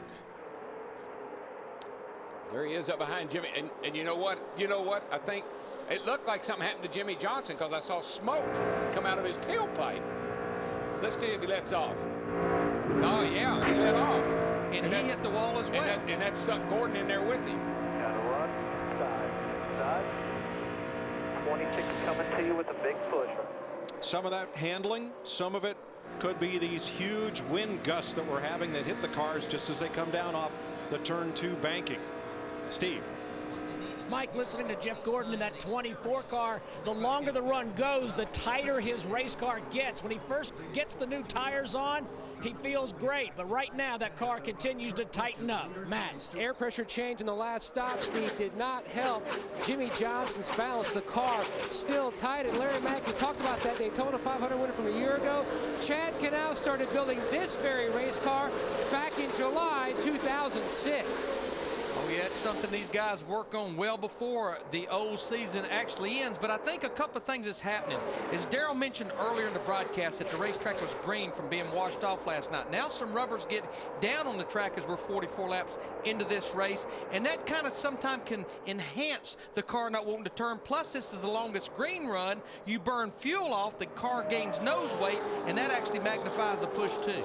Yeah, I want to try to give you a visual to go along with some of this explanation about why cars are hitting the wall off of turn 2. As we look back down the straightaway, as they come off of turn 2,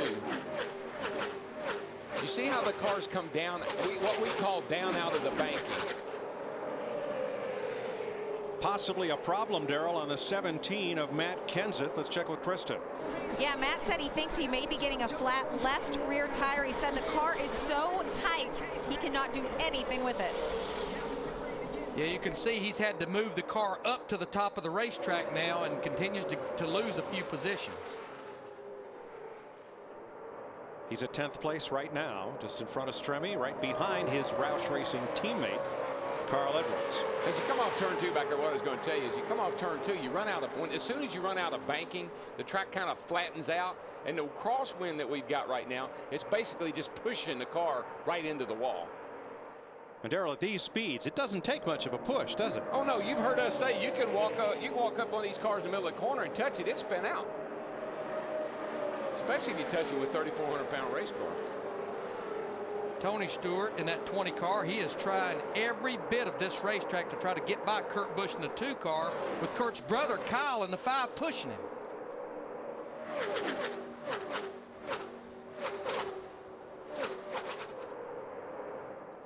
Still time to register your choice for today's Domino's Hot Lap. Text your selection among today's top 5 qualifiers to FOXSP on any wireless phone.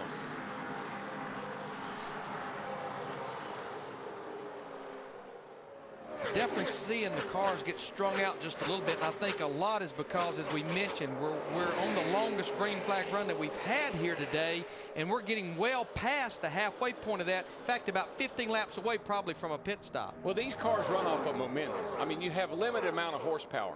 If you start having to burp that throttle just a little bit, even if you don't think you're lifting, oh, I'm not lifting that much, it slows them down. And that's what's happening. Some of these cars, the handling's gone off. They're having to squeeze up out of that throttle just a little bit. Dick Berger and Tony Stewart has been in 2nd place almost this entire race. Yeah, he has. My car is pushing a little bit, but the interesting story here is that envoys from both of the Penske teams, Kurt Busch and Ryan Newman, have been down here to Stewart's pit so that they can get together and pit together. Matt? Kevin Harvick predicted before the race that you would see people break away in packs. He's been trying to stay in line with the 12 car of Ryan Newman. He was glad to see those guys in the front get dicey so he and Newman can slowly try to reel back in that lead pack. Got a lead change, guys. He finally made it. Tony Stewart to the outside, second lead change today. Ooh, Kyle Busch. Well, what Kyle sees is the 12 car coming. 12's going to jump down behind the 2, and more than likely they could both. They're both going to go right back by Kyle. That's why he wanted to help Tony as much as he could to try to keep that from happening. Kyle, the younger of the Busch brothers, in the 5. Ryan Newman in the blue 12. He is the teammate to Kurt Busch. Let's have another look at that as Tony Stewart comes to the front of the race he most wants to win. Just swings to the outside, gets a lot of momentum right there, gets a good push from the 5 from behind, and you can see he left the 2 cars sitting out. But Daryl, does he complete that pass if the 5 doesn't go with him? Well, I think he could get out there. He probably wouldn't have been able to stay in front of him. So Kyle Busch, Kurt Busch's brother, did away with that part of it, went with another Chevrolet to complete that pass. Imagine that. Tony Stewart, 2-time series champion, is the 3rd driver to lead today's Daytona 500. Tony Stewart continues to lead at 53 laps, 53 of 200 complete. Aerial coverage brought to you by Goodyear, helping NASCAR drivers get to the finish line for the past 25 years. Goodyear, get there.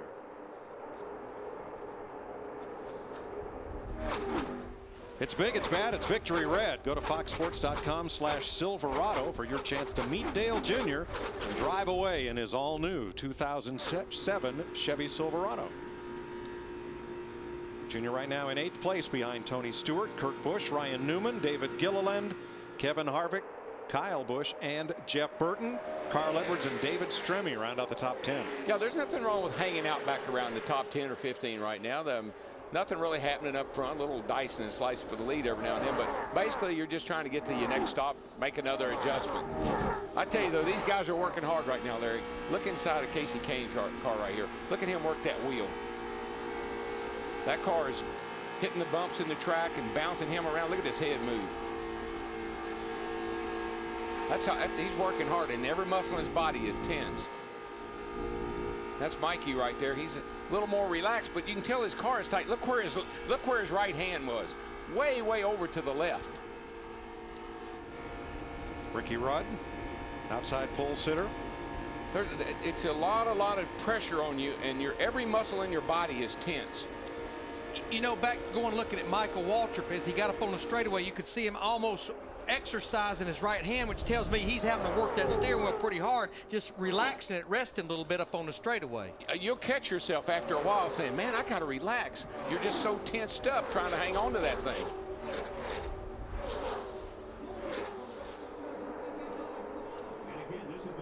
Little talk between the 2 and the 20, the 2 leading cars, Tony Stewart and Kurt Busch's cars, about when to pit. See, there's another contradiction.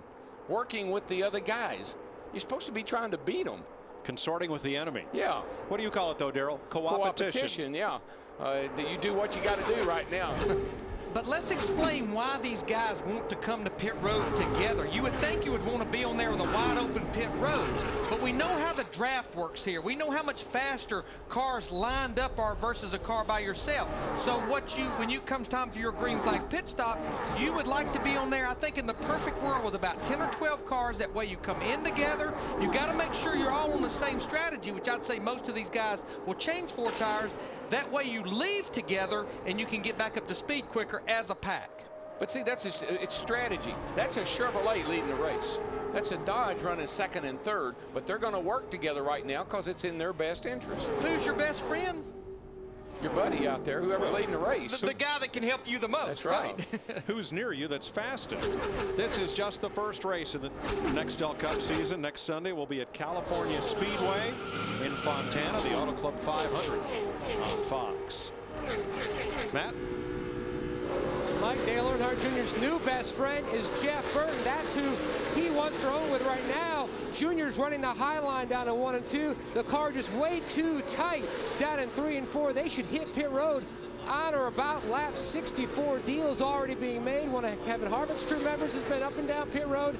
We saw Matt Borland down talking to the 55 team. Everybody trying to get together to pit. Thanks, Matt. It takes 49 seconds to lap this track. And right now, 25 seconds behind is the Haviland Dodge for Formula One ace Juan Pablo Montoya. He says the car is really tight. He goes in the corner, car doesn't want to turn. And I'm watching the lap times. This backs up what I was talking about running by yourself. Right now, he is a second slower by himself versus a group of cars running together. And I think part of that could be, it's not that maybe there's something wrong with the car.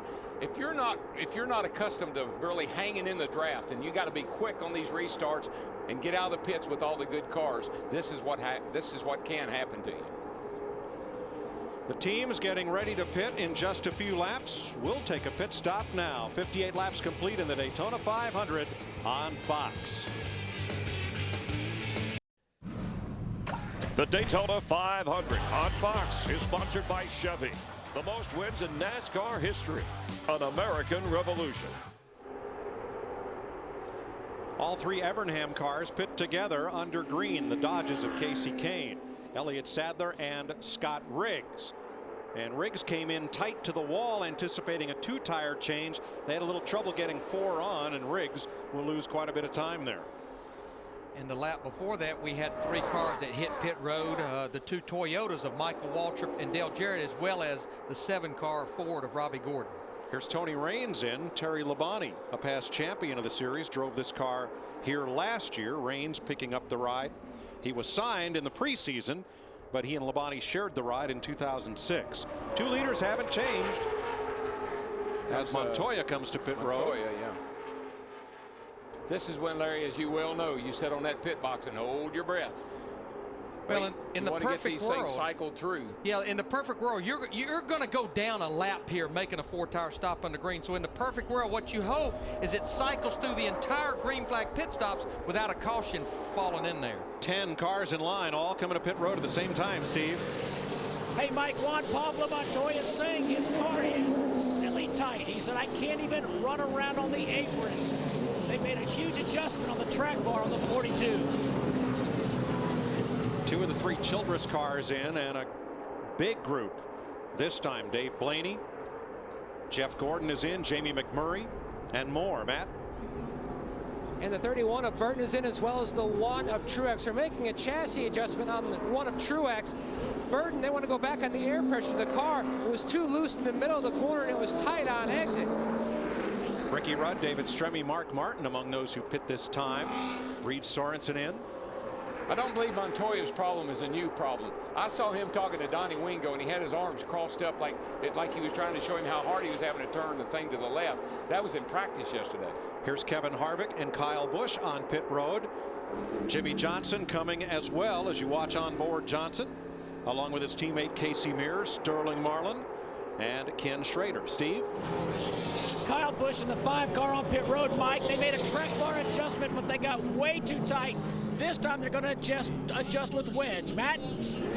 Chassis adjustment already completed for Kevin Harvick Chevrolet. His car at the end of that run just gone to the tight side. Significant changes on the 48, the defending 500 winner Jimmy Johnson.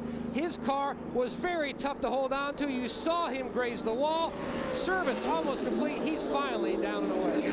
3 leaders in. Tony Stewart, Kurt Busch, David Gilliland, and the 12 of Ryan Newman. Krista? The number 2 of Kurt Busch is in, hoping for the kind of stop they had last time where they got out first. This time, another air pressure adjustment. Dick Berggren. Burton stops his car absolutely perfectly. They are going to make a minor chassis adjustment in this car. All 7 men over the wall worked this team last year. Steve? Adjustment for David Gilliland as well. He stalled the car exiting pit road. It's a little bit tight. Matt? The 8 of Dale Earnhardt Jr., they've already made their chassis adjustment. He, like so many others, car just fighting a little bit tight, worse on one end than the other. He smokes him as he leaves his pit stall number 1. A little bit worried about Gilliland. He came into pit really, really hot on entering down here, and then he killed the engine as he left. So that was a little bit of a disaster for him. And I hope NASCAR didn't get him for speeding. Another rookie, David Reagan, veteran Mike Wallace.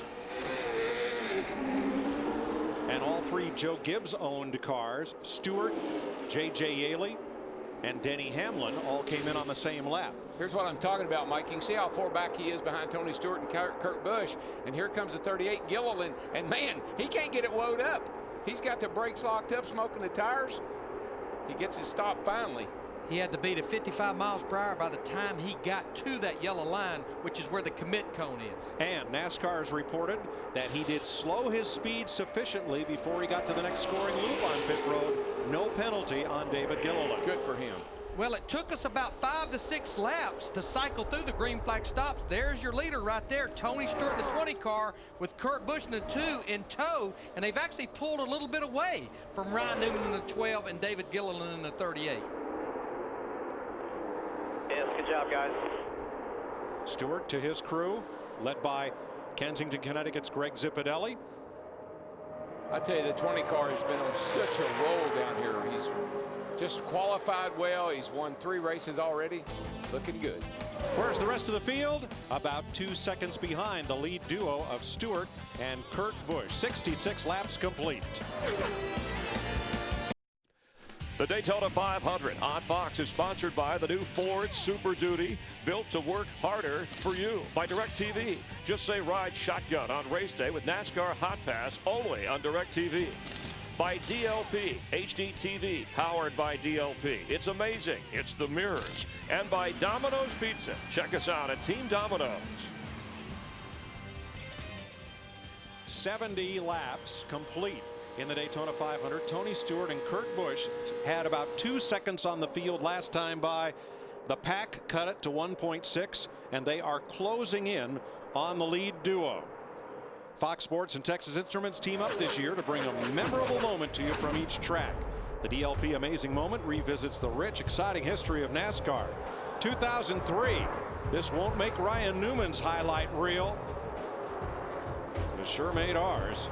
DLP, it's amazing. It's the mirrors. Tell you one thing, I was just watching, guys. 38 car way back, and man, he got us pull off at turn 2 over there, and he's on the back bumper of these guys now. That thing is bad fast. Let's show you what happened to Gilliland coming off turn 4 a couple laps ago. Watch the 38. Ooh.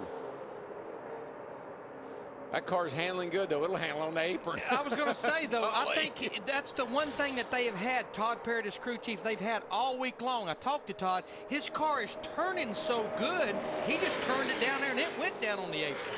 And look what's happened to the lead. Stewart and Busch were all by themselves out single file, but the 5 cars behind them teamed up, ran single file, and ran the leaders down. And yeah, I was watching them. As long as they were lined up, they were beating Tony Stewart and Kurt Busch over a second a lap. If you can get a sniff, what we call a sniff, if you can see where the 31 car is back there, and you see the lead pack in front of him, that's Burton trying to catch back up to the back of Gilliland, you can catch them if you can sniff them. Well, you saw that highlight of Ryan Newman from 2003, Dick. Newman's having a much better day today. Oh, yes, he sure is, Mike. And one good measure of how good a race car is how much they have to change it during the running of a race. So far, Newman has made 2 pit stops. They have made no adjustments, just fuel and tires. That's it. History of sorts was made today when 4 Toyotas rolled off the starting grid and into a Nextel Cup point race. There's Dave Blaney's number 22, just ahead of Jimmy Johnson, the Caterpillar Camry. For the first time since 1963, when Smokey Wood drove an MG on a quarter-mile at Winston-Salem, North Carolina, a foreign nameplate has competed in an Nextel Cup point race. There are 4 Toyotas in the field. There are 8 entered for the entire season of Nextel Cup racing. And try as we could, as the Bowman Gray archives could, as all our photographer friends could, we can't find a photo of Smokey Cook's MG, but we'd sure like to see one. Contact us at Fox Sports in Los Angeles if you can shed any light on the little number 32 MG. Here's our Toyota top performers at present. And all those Camrys are built right here in the USA, up in Georgetown, Kentucky. And that's why we say foreign nameplate, Darrell. We know that some of the Fords may be built in Canada or Chevys in Mexico, and it's become a global economy, but to distinguish nameplates, that's where we are. Riding with Clint Boyer right now, the 07 car. He's sitting in the 6th position, one of the Richard Childress Racing cars.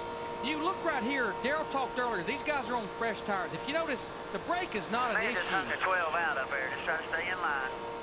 But if you notice, pretty much all the way around this racetrack, you stay pretty much, as Darrell put it, wide open. You never lift the throttle. Now, we'll check this telemetry on later in this run. I bet you'll see where Clint Boyer is rolling out of the throttle. But right now, all 3 of the Richard Childress Racing cars are up there in the top 8. They didn't qualify very good a week ago. I talked to Richard. He brought a little different engine combination here, and it has definitely showed up with a little more torque in the engine where they're racing and not for that fast qualifying lap. There's where the Childress Chevrolets are at present. Harvick in 3rd. And Clint Boyer made a move up to 5th. He was 6th last time by the start-finish line. Harvick won the 300-mile preliminary, the Busch Series race here yesterday. You know, Mike, one thing about the Tony Stewart's cars, chassis number 70, that's their 4th of July car. Now, normally a team will bring a car here for the 4th of July race, 100 degrees, track hot, slick, sliding around with a lot of downforce built into it. I just wonder, Larry, if they brought that car here because they knew they had a tire situation here that was a little different than they've had in the past, and they wanted a little bit more downforce built into it. Well, there's no question the cars have been sliding around more this entire week. Goodyear did bring a little harder compound right side tire, slides a little more from the very get-go, so definitely more downforce pressure on the car can't hurt you.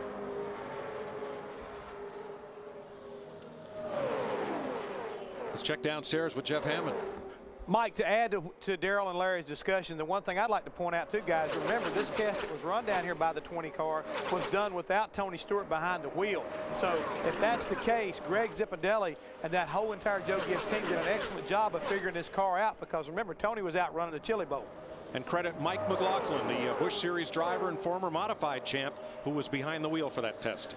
And that's not the first time that Mike has done the testing at Daytona Talladega for these groups. But I think one thing you can also credit it to, they have not torn one of their restrictor plate race cars up in a long time. They're just able to fine tune and make it better. Yeah, I don't know about no Chili Bowl. I'd want to run the Super Bowl if it's me. He's doing a pretty good job of that right now. Looks like he might be able to do both, huh? Tony wants to win them all. He won an open wheel race in Fort Wayne. He won the Chili Bowl in Tulsa. And he's won 2 races here this week. Pretty good start.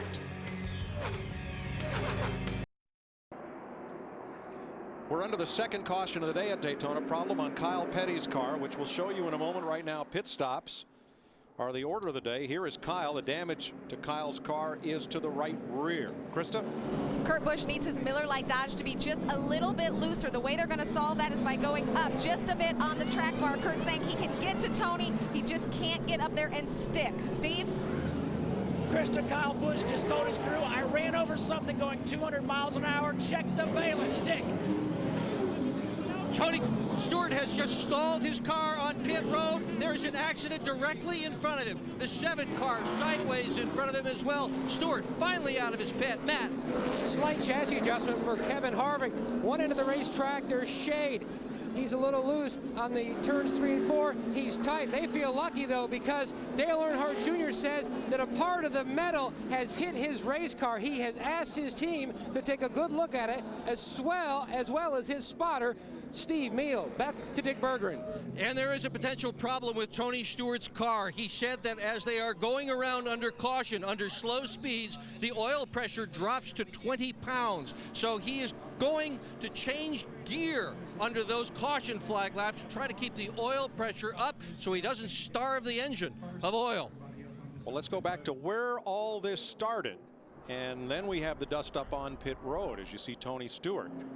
Kyle Petty, debris came off Kyle's car when he had a tire problem. Tony ran over some of it. And then this. That's serious right there. That's that right front fender that he had problems with in the qualifying race. And the Bud shootout, I'm sorry, that he had to get fixed before he could run very well. And it also blocked Tony Stewart in a 20 car.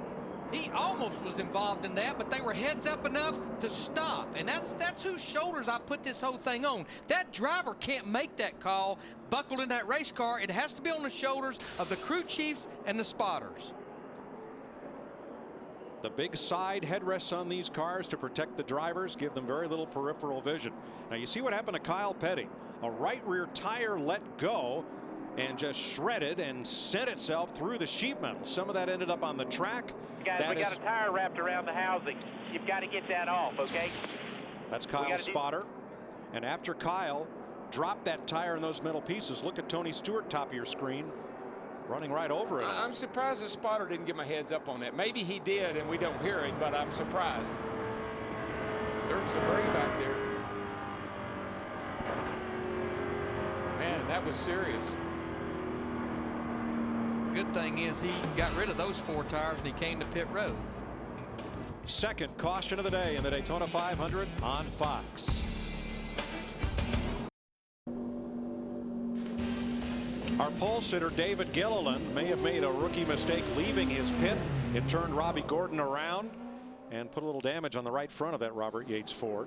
Tony Stewart, meanwhile, was too fast exiting pit road when he came back in for further repair, so he restarts tail end of the longest line. That's not much of a penalty. That's about where he would have been after that second stop. But once again, I want to go back to David Gilliland. I know we could call that a rookie mistake, but we had 40 cars on pit road at one time under caution. I just feel like there should be more on the shoulders of the crew chief, or especially the spotter, looking down on pit road to let him know, hey, a car coming in, if nothing else, just stop. Kevin Harvick is the 4th different driver to lead today's Daytona 500. But there's about 3 or 4 guys that are consistent, have been consistently at the front. Kurt Busch, Kyle Busch, Ryan Newman, they've been there all the time.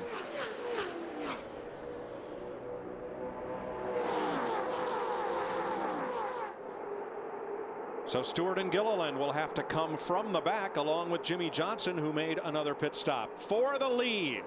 Kurt Busch on the outside, trying to lead for the second time today. Little brother with a helping hand. Now with help from brother, here comes Dale Earnhardt Jr. in the 8 car along with Jeff Burton in the 31. They're trying to help Kevin Harvick in the 29. Speeds continue to build on the full lap of the restart. And look at the outside lane, full head of steam. Here comes Jeff Gordon with David Stremme and Denny Hamlin in the FedEx car. That happened because they had the inside line slowed down from the bump. Who's your brother right now? That was Denny Hamlin. And that was a big charge on the outside by Hamlin, Stremme, and Jeff Gordon. I always had a theory. If you could hang around on the lead lap and get through the first couple of cautions, you had a chance.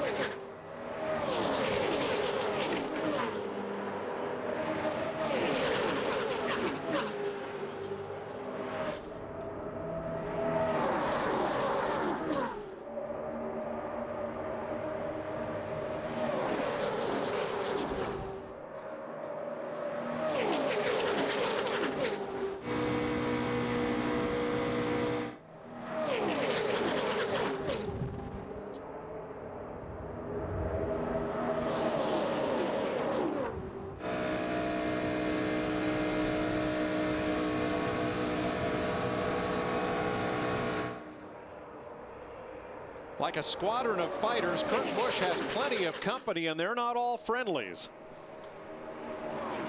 Right now, 3 to 4 laps after that restart, we have 21 cars within about a second and a half of each other, a lot of them 2 and 3 wide. And what these crew chiefs are telling guys that fell out of that first 4 or 5 car draft earlier, you got to keep up with this pack.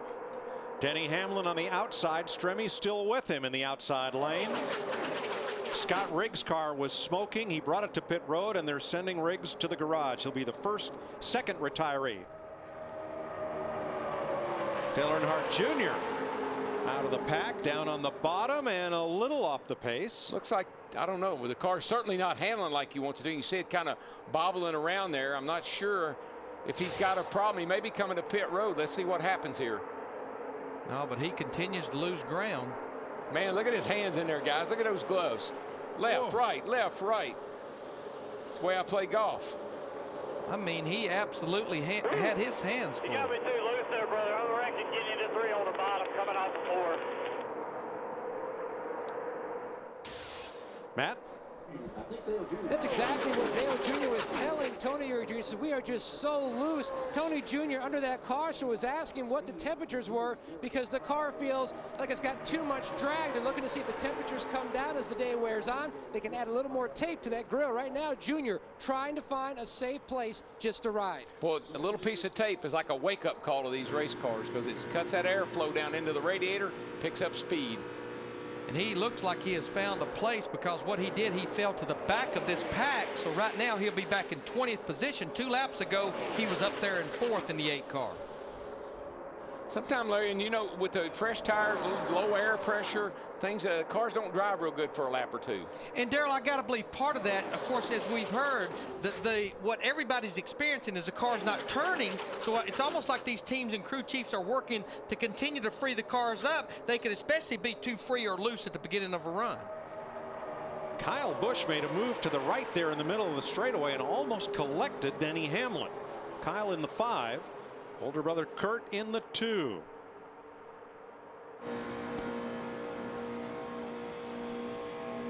Well, these first 4 or 5 guys, you know, they've been out there riding by themselves single file.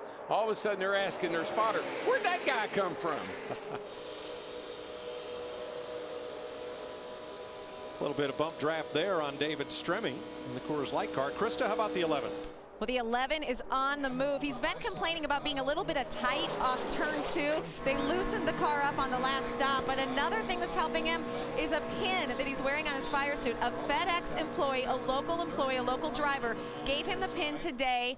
Denny was wearing it on his suit. Denny said he went to thank him, and the guy was gone. I guess it's kind of his Federal Express angel, if you will. Dick? After that round of pit stops, everybody got back out on the racetrack. Tony Stewart and company decided that they needed to come back into the pits and take a look at the front valence. When Kyle Petty blew that tire, Stewart had run over some debris, so they pulled out the front valence, and they've got that all squared away. But when the green flag dropped, instead of leading, Tony Stewart restarted 40th. He's up to 35th now. But Dick, he had nothing to lose by coming back to pit road to make sure everything was good, because remember about the pit road speeding penalty. The penalty was he had to start at the tail end of the longest line, so nothing lost by coming back to pit road. Yeah, the only thing you lose is you get back in that traffic, and boy, that can be a nightmare with a, you know, even with a good race car.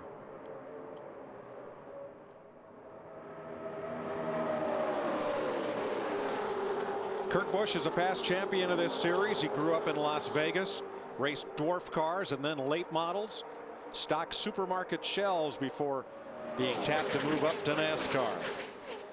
UPS delivers the chance to manage your own free fantasy auto racing league. Go to foxsports.com for more information. And why is he fighting for the lead so hard? The kind of year he had last year. Here he is on the big stage, and he's the star of the show right now. Kurt Busch in front of Kyle, Denny Hamlin, Ryan Newman, David Stremme. We're closing in on halfway in the Great American Race.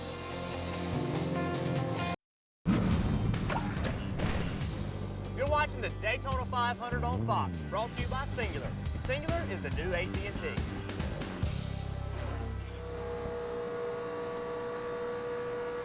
Singular is the new AT&T as Jeff Burton races in 4th position behind Kurt Busch, Kyle Busch, and Ryan Newman. Larry, is it just my imagination? We listen to these guys all the time. I don't hear anybody screaming like we used to do.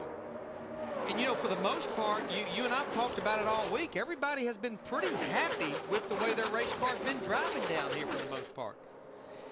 We need to update our Bud pole sitter, David Gilliland, in a car that ran pretty much in the top 5, the top 10 most of the race. Had the accident on pit road, and right now he is a lonely man, about a half lap down to our leader, Kurt Busch. We don't like to see cautions, but I guarantee you David Gilliland would like to see some type of caution right now where Todd Parrott and that group can go to work on that car. Based on what I'm seeing, he might get his wish. We are 4 laps from halfway. 41 of the 43 starters still running on the lead lap. Kyle Petty went to the garage after that tire failure, and now Krista is with the second driver to fall from the race. Yeah, Scott Riggs was actually just underneath the car, taking a look, working on it. Scott, what happened out there? Not sure exactly. When we broke a transmission somehow. I know when I come in the first pit stop there, overshot my pits, put it in reverse and backed up. Didn't feel like it broke anything then, but obviously it could have, and finally started coming apart there. So, you know, it's my fault. You know, it's supposed to be overshooting your pits. Supposed to know better than that. It's been a rough week already for the Evernham teams. A rough debut for the team engineers, filling in at team director Kevin Kidd and Scott Riggs. They have had a rough week with Evernham Motorsports. Another of the drivers whose team was penalized and whose crew chief is watching from home is Matt Kenseth. There's the yellow DeWalt Ford, highest running Ford in the race. Kenseth in 7th place right now, tacked on to David Stremme in the 40. And he's been consistently in the top 10 most of the day. He's just been hanging out right there, lurking, just watching the laps wind through this race. And yeah, he's under the direction of Chip Boland, who is the lead engineer for the 17 team. And Chip will be running that team next week when we run the Auto Club 500 on Fox from California, as Robbie Reiser sits out his suspension for unapproved aerodynamic adjustments during pole position qualifying. You know, a guy that started this Daytona 500 at the back of the pack, and it didn't look like he was going to make a lot of moves after he got about mid-pack, but Jeff Gordon in the 24 car, he has made his way into the top 10 right now in the 10th position. Yeah, Larry, looks like he's pretty good on new tires for, you know, maybe 10 or 12 laps. All of a sudden I notice he's gotten to run the high line now, which tells me the car might be pushing and he's got to get up a little high with it. 2 laps to halfway. Kurt Busch trying to become the first Dodge to visit Daytona 500 victory lane in 5 years. Ward Burton won here in 2002, failed to make the race this year. Kurt's younger brother Kyle right in tow, and that worked pretty well at one of the races earlier in the week until Kurt decided to go his own way and hung little brother out to dry. Yeah, and he ended up finishing, Kurt ended up finishing second to, at that point, the winner, Jeff Gordon, in that second dual race on Thursday. Yeah, we talked to Kyle a couple of days ago. He wasn't real pleased with older brother Kurt. But he has a fast car, and fast cars will find friends. Tony Stewart's led a lot of laps today, 32 of them. Watch Stewart's number 20 and Montoya's 42. And you can see Tony's car just, it's not turning. He's got the wheel turn, but there for a moment it would not turn until he used Mr. Montoya for a bank. And Tony has not made that much ground up. He's only up to the 32nd position. He started back in 40th, but this is the first time during the day he's had to be back in traffic. We are halfway in the Daytona 500 on Fox. The Daytona 500 on Fox is sponsored by Chevy, the most wins in NASCAR history, an American Revolution. By Radio Shack. By Pepsi. And by State Farm. Great service, great rates. Nobody takes care of you like State Farm. Just past the halfway point, 103 laps. There is your top 5. 30 cars running within 6 seconds of each other as they snake down that 3,000-foot backstretch here in Daytona Beach. Let's get out to Jeff Hammond for today's State Farm Safety Report. One of the new safety improvements for 2007 has to be the new fuel cell, 17 3/4 gallons, but it's the bladder inside, much tougher than years past. Plus, they've relocated the check valve itself. In years past, we used to have a check valve system. When the car got upside down, it would seal the fuel off with check balls, heavy steel balls. Now they've come up with this new check valve with a flapper system. As you can see, it does the same thing. When the car gets upside down, it seals the fuel off. But with this new system, it's much safer. Thanks, Jeff. Safety a prime concern of NASCAR and of all of these teams. And that 17 3/4 gallon fuel cell that we're running here, that's about 4.5 more gallons than the cars had here last year, which lets them go about 10 or 12 more laps on green flag conditions on fuel. Excuse me there, David Stremme just about got turned around by Kevin Harvick. He did. Harvick had to back so far out of the gas. Jeff Green got to him, so did Martin Truex, so did Matt Kenseth, and so did Dale Jarrett. Now That was scary. This will right take there. your breath like it took mine. This is scary right here. That is. He had quite a bit of help, it looked like. I guarantee you. Got Stremme's attention. Hardly slowed Stremme's car, but it took all the momentum away from Harvick. And everyone else there around them. And up here. Well, once again, we're at that point in a run. We're about a little over halfway through a run. These tires just seem to really give out after about 15 to 20 laps. The cars really start handling poorly. It's not the tires' fault. It's just the setup they have. All drivers take a great deal of pride in their equipment and personal grooming. Darrell Waltrip had a chrome helmet at one time, and I believe Kevin Harvick has gone him one better. Matt? Mike, from the unique and cool to know file, Kevin Harvick and the Sistine Chapel at the Vatican Rome have something in common. 500 years ago, Michelangelo used a variegated red type gold leaf when he painted the ceiling. 500 years later, Jason Beam, Harvick's helmet painter, uses the same exact process. Instead, he doesn't use berries to make the red and the gold. He uses a certain kind of varnish and oil, but still a very pretty helmet, as Harvick has new colors all the way around for 2007. That's a pretty helmet, man. It is pretty. That gold leaf, I love. Remember old Calhoun that ran at Indy? Number 98. Parnelli, the Agajanian car that Parnelli Jones had drove. those gold leaf numbers on it. Beautiful. I love that thing.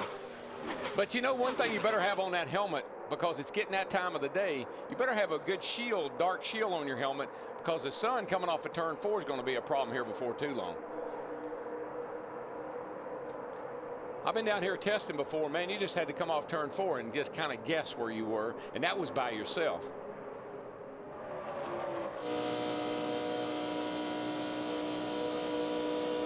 Harvick has led 3 laps today. He's one of 4 drivers to lead this race. Kurt Busch has led 54 laps. That's the most of anyone. And it's only the second race at Daytona that Busch has led, even though he has 2 second-place finishes in the 500. He's only led once before today. You know, one car that actually ended up with a pretty good starting spot, the 99 car for Roush Fenway, Carl Edwards. He's sitting right now in the 6th spot. I talked to Carl last night. And Darrell, you talked about Tony Stewart in the 20 car earlier that decided to come down here probably with more downforce. That's kind of the direction that Bob Osborne, his crew chief, and Carl Edwards came down here, and they have hurt for speed all during testing, all during qualifying and practice for qualifying. And Carl wasn't totally happy with the way the car drove in a big pack, but he felt like the car was going to handle well, I think especially Krista in the configurations in now, just up there kind of in single file. Well, Larry, we are on the same page. I spoke with Jack Roush, and he said that Carl has a car that has more downforce than others. They think they were going to be in good shape with that. In good shape indeed. They're currently running in the top 10. You know, that's a much better outing than Carl had at this race last year when he only completed 78 laps and finished last. He finished 39th in July, so this is a much better race for Carl. He said he's more comfortable with drafting. He feels like he's at about 75% at where he needs to be. But guys, I think the secret is his aerodynamics. He had a goatee yesterday. He's clean shaven today. He is aerodynamically sound. Chris, I tell you, you got to shave before a race. Got to look good, man. There's no excuse for not looking good. I tell you a guy that's not happy, though, that's that dude in the 24 car. When they went into third turn there just a second ago, lap before, he had cars going all around him. Jeff Gordon in the 24. With those guys. Dale Jr. low, Casey Kane in the 9. Here comes the 22 of Blaney. Well, they're not done yet. Here comes a whole bunch. Yeah, right now he's all the way back to the 32nd position. Darrell, I think you nailed it. He runs good when they have fresh tires on that car, and then he starts backing up in a hurry, starts losing grip. That's how he won that qualifying race. Come in, got some tires, won the race, but you know, you can't do that in these long races.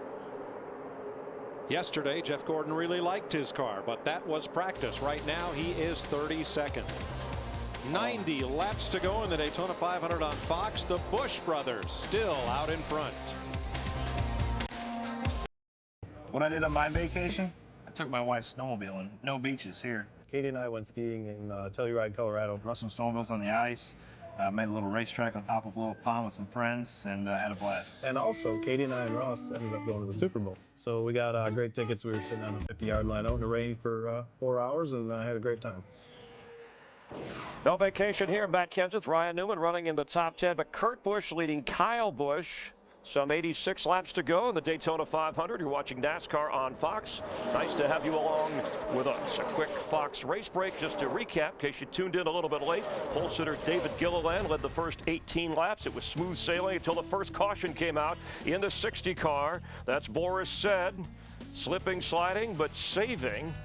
Jeff Gordon, who started 42nd, one of those guys hitting the wall. That's Jimmy Johnson in front of him twice. Gordon hit the wall, had to work his way towards the front. Tony Stewart, who led 32 laps, trying to get out of the pits, but Gilliland creating some problems. Tony dropping back to 40th, hoping to make his way to the front of the pack. Chris Myers, Jeff Hammond, nice to have you along with us. As we look so far, what you've seen, some observations? Well, from one thing has to be the 17 car, Matt Kenseth. Got a substitute crew chief right now, and he's doing a really good job, I think, between Chip Bowl and him, getting that car where it needs to be, presently running 8th. Kenseth, one of those drivers without his crew chief from some of the punishments that were handed down. Let's check some of the other storylines as you look at Dale Earnhardt Jr., the drama of the DEI contract in the background. Well, I think right now he's just trying to focus on his race car. He's been struggling with it as of late. You see right now, he tucked in behind Tony Stewart, and they're both of them trying to make their way back up through the field. Michael Waltrip also and Toyota in their first Daytona 500. He's struggling right now. He's a lap down, and they got a lot of work to do if they expect to be a factor before the end of the day. Of the rookies from F1, a headline name internationally, Juan Pablo Montoya.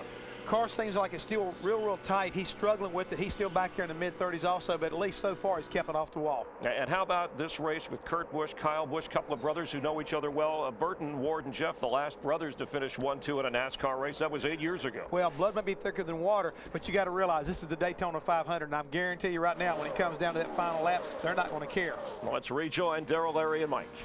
Change has come to second place. Denny Hamlin. Good reason for Kyle it. Busch. Good reason for it, I tell you. If we can take a shot at that 5 car back there a few minutes ago, a few laps ago. I thought he was going to crash. He was really out of shape, Kyle Busch. Watch him come off turn 2 here. And this is what Daytona does to you. That's been a good car. It's been running down on the bottom of the track all day long. and the thing just took off. It didn't look like it on screen there, but he just took off, lost his momentum, and then had to fight for a position. Yeah, he tried to put the block on Ryan Newman in the 12 car, but he's lucky he was able to keep it off that turn 2 wall. Newman backslid to 6th. So right now Jeff Burton is 3rd. Kyle Busch continues to lose spots to the 1 of Martin Truex and the 12 of Newman. I tell you what, Chris and Jeff, they were talking about Dale Earnhardt Jr., but how about Dale Earnhardt Jr.'s teammate, Martin Truex Jr. in that 1 car? He looks like the deeper we get into this run, which we're not that far from pit stop, he's made his way into the top 5. There you see in the Bass Pro Shop car, up to the 4th position behind Jeff Burton. But that's how quickly the car will change on you here. In 1 lap, you go from a car that's sticking pretty good and feeling okay to out of control. And how about the car on the bottom right there, Jeff Green in the 66 car? He started way back in the 31st position. It's almost like Harold Holly, his crew chief, they have that car good for long run. And also remember, Hendrick Power under the hood of that car. So 2 Busch Series former champions, Truex and Green, coming toward the front. Meanwhile, Matt Kenseth, David Stremme running high on the track with less than optimum handling. This is when you find out who can hold one wide open or not. Riding with outside pole sitter Ricky Rudd. He's in 10th place right now. Nearing the end of a long green flag run. Pit stops coming up before too long. 119 laps complete in the Daytona 500 on Fox.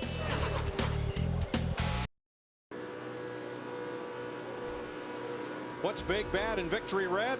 Go to foxsports.com/Silverado for your chance to meet Dale Jr. and drive away in his all-new 2007 Chevy Silverado. Kurt Busch leads Denny Hamlin. Look at Tony Stewart right out that view. The Home Depot number 20 has climbed back up into the top 20. He's up to 15th place as Dale Jr. pulls alongside. Yeah, he was stuck back there in the back for a long time because everybody had pretty good tires. As the tires go off and the handling package starts to kick in, that's where he shines. And how he got back there on our last caution on lap 79. It restarted on lap 83. Roughly about 40 laps ago, he was penalized for speeding leaving pit road, tailing the longest line, restarted back in 40th position on lap 83.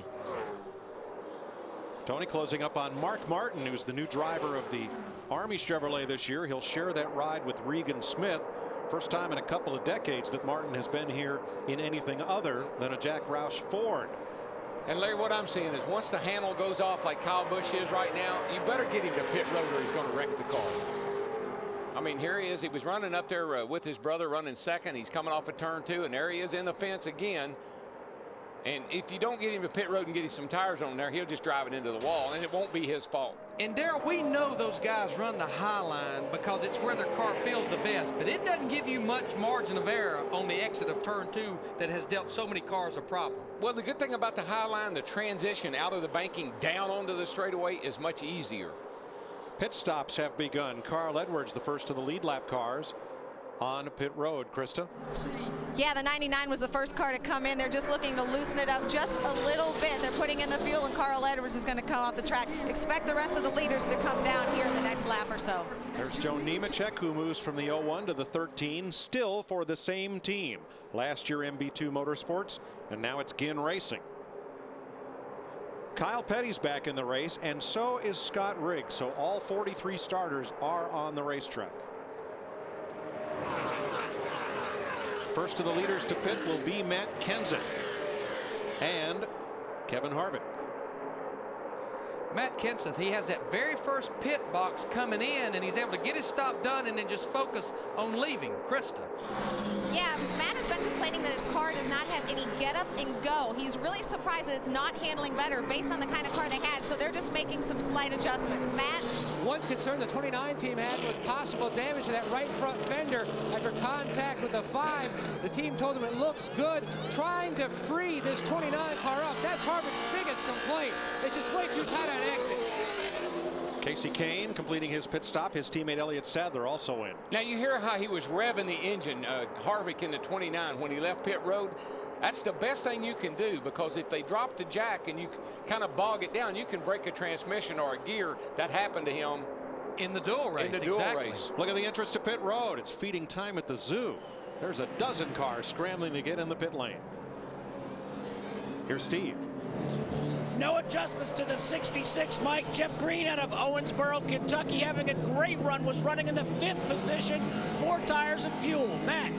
Under the previous caution, a 48 team had Jimmy Johnson come twice to try to check the toe. Meanwhile, the 8 of Dale Earnhardt Jr. is in. They were trying to get this race car back a little more on the tight side. Junior said he felt like he burned off that right rear tire. It was just so loose. Pole sitter David Gilliland in, Yaley, Rudiman, Morris said, Tony Raines, Montoya, Mike Wallace, and here come Jeff Burton, Martin Truex, Ricky Rudd, along with Kyle Busch, Tony Stewart, Greg Biffle, David Stremme, and Mark Martin to pit road. Kenny Schrader's in as well, along with Casey Mears and Bobby Labonte. Matt? The guy that Jeff Burton liked running with under this past run was the one of Martin Truex. Burton says his car is good on the top down in 1 and 2 and the bottom down in 3 and 4. Slight air pressure adjustment. This 31 car seems to be really strong as the race progresses. You can see the wedge wrench in the back windows. They made that track bar adjustment. 4 tires and fuel for Stewart, for Stremme, for Mears and Labonte. These are green flag pit stops, and they come right around lap 126 and 7. Here's the leader, Kurt Busch, and Denny Hamlin, both on pit road together. Krista? Yeah, let's start with Denny Hamlin. He said his car is just too tight on the exit of the turns. They're going to free it up a little bit. Meanwhile, our leader, Kurt Busch, some small adjustments. Left side air pressure and a wedge adjustment in the right rear. At first, they thought it was going to be a half round. Instead, 3/4 round. Just that much difference could be the difference in this race. Kurt Busch is down and away. Dick. And here finally is Ryan Newman on pit road, and they are finally making a chassis adjustment in this car to try to make it handle a little bit better. It had picked up a bit of a push. Newman had started in the 16th position, worked his way all the way up to 4th before this round of pit stops.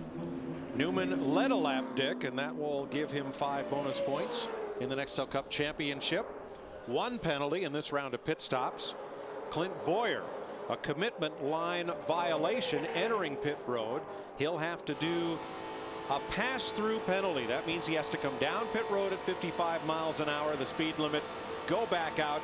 And that's a tough thing to do when everybody else is going a $1.85. And he actually hit the commitment cone and knocked it out of place. That's the reason that he's getting that penalty.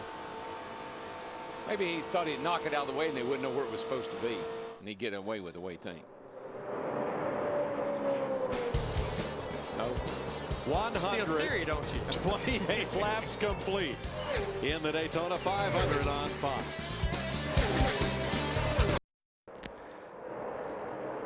NASCAR on Fox from Daytona. Aerial coverage brought to you by Goodyear, reminding you to get there on triple tread technology with 3 unique tread zones for unsurpassed traction in any weather.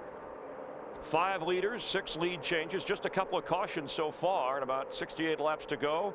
Kurt Busch leading Ricky Rudd and Kyle Busch. Jeff Hamlin, let's take a look at those most recent pit stops. Yeah, we saw a lot of action as far as coming into pit road, and some of it was good and some of it was bad. A lot of guys trying to get on pit road. You can see the tire smoke on the 19 car, locks it up just before the entrance of pit road.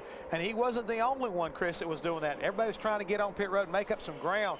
Here comes the 41 car, Reed Sorensen. He's got right front locked up, but one of the big losers in this last round of pit stops was the 31 car of Jeff Burton. If you notice the jack man right there, Josh Yost, very slow, hopping around. He's had an ankle injury from a previous pit road incident, and if you'll notice, they had to take him away back to the medical center. He is really in a lot of pain right now, and that pit stop put Jeff way back in the back as far as he's back now on 17th position. Let's check in with Matt Yoakum, who has more. Matt? Chris, speaking with a trainer from Richard Childress Racing, apparently when Josh went around the car, he felt something pop. They have tentatively diagnosed it as a popped calf muscle. So they are taking him to the infield care center to check that out for more.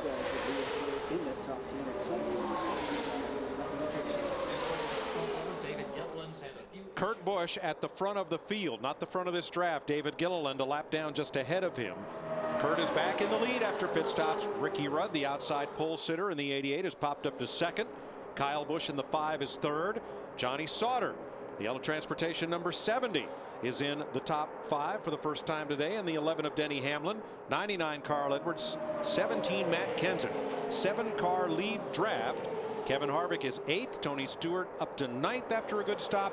And David Stremme is 10th. And Johnny Sauter, that 70 car, he's a teammate to Jeff Green. That was one of the cars that came to Daytona, a brand new race team essentially. They were not locked in the field. They cut a fast enough lap last Sunday to get in the field. Here they are in the top 5. Well, this is a pretty fast field of cars. I want you to look at our average speed right now. It's 168. And the record for this race set back in 1980 was 177, and that was unrestricted. So these cats are getting it on, boys. Johnny Sauter is one of 7 drivers whose fathers have raced in the Daytona 500. Let's go to his pit. Krista. It is a great run for the yellow transportation Chevrolet. The handling on this car has really been good all day, but what makes this even more amazing is that back on lap 80, the car was jumping out of gear. They had to put a cord around the shifter. It was a long stop. They have made their way all the way back up through the pack, currently running a top 5. In fact, the car's so good, the 66's teammate is using the same setup. Dick? How hard was Tony Stewart on the brakes as he tried to get on pit road? Look at this. He burned all the rubber off this tire, and the tire went right down flat. Good thing that thing had an interliner in it. So we sat down and hammered it out. And right now, that 20 car, Tony Stewart, remember, had that speeding penalty about 50 laps ago. He has now worked his way into the top 10 up in the 9th position. So he's working his way back. And that can affect strategy at the end of this race. If you came down and say you wanted to just do a quick dump a can of gas in and go, you got to get on pit road without hurting that tire like that. Now, Mike, you mentioned David Gilliland in the 38 car, right now a lap down. When they came to back to pit road to repair that fender from getting wrecked on pit road, he lost the draft. But Darrell and I were watching the scoring monitor. Out there by himself, he was only about a half a second slower than the guys in the pack. Now, by virtue of the green flag stop, he ended up with the pack. What David Gilliland needs, though, with only 63 laps to go, he needs a caution soon, but where he can work his way back up to the front if he wants a shot at winning this race. 137 laps complete. You ride with Kevin Harvick. He is the fastest car on the racetrack right now, in 8th place, lapping 0.4 of a second quicker than the leader.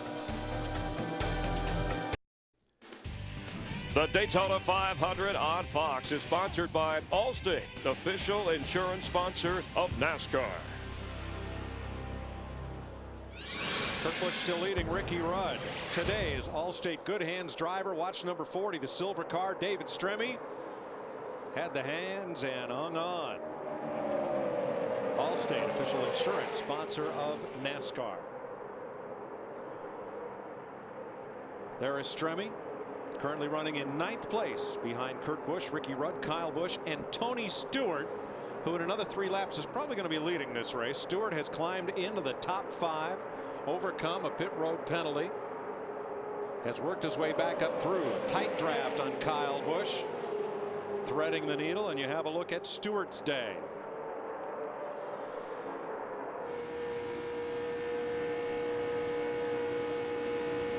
Now, one of my favorite words for drivers is anticipation. You got to anticipate on the racetrack, and you got to anticipate things that are going to happen in the course of a race. We get a chance here. I noticed in one of our in-car shots there a minute ago, the sun is really playing havoc with these guys coming off of turn 4. That could have an effect on the pit stops that are coming up next time, because you're going to be blinded as you exit 4 trying to hit your mark to get slowed down to get in the pits. Look at that right there. And it's getting better all the time because the sun obviously is setting, but it's really a problem for some guys. And Darrell, we're about 30 laps away from that next pit stop. We are down to the fact that if we stay green, this would be a 1 pit stop race to get to the end. Let's have a look at the defending champion of the 500, 48, Jimmy Johnson. Turn 4. See, there's a car just almost like in a 4-wheel slide, and it snapped loose with him. You can just see that his hands, he's just kind of hanging onto that thing. He's not driving that car. He's just a passenger. It's going where it wants to. 3,400-pound horse monster right now.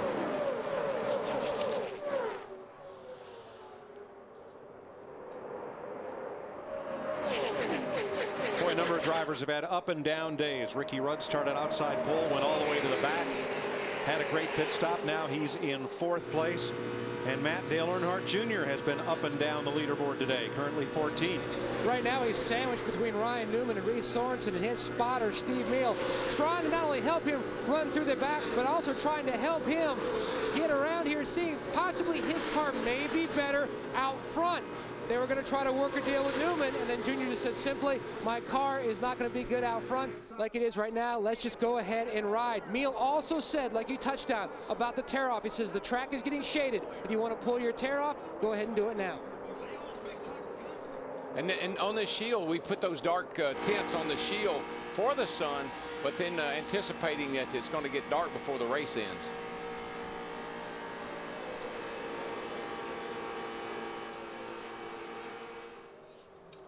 Things have gotten busy in this lead pack. Kyle Busch now tacked on to big brother Kurt. Well, there's 2 races going on up front right there right now. The 07 and the 38 are trying to be the first car a lap down for the lucky dog. And of course, the 07 is Clint Boyer. He had that penalty on the last set of green flag stops where he hit the commit cone, had to come back to pit road. That's how he's a lap down. Get the doors. Time for the Domino's Hot Lap. Let's see how our 5 top qualifiers ran on the designated lap.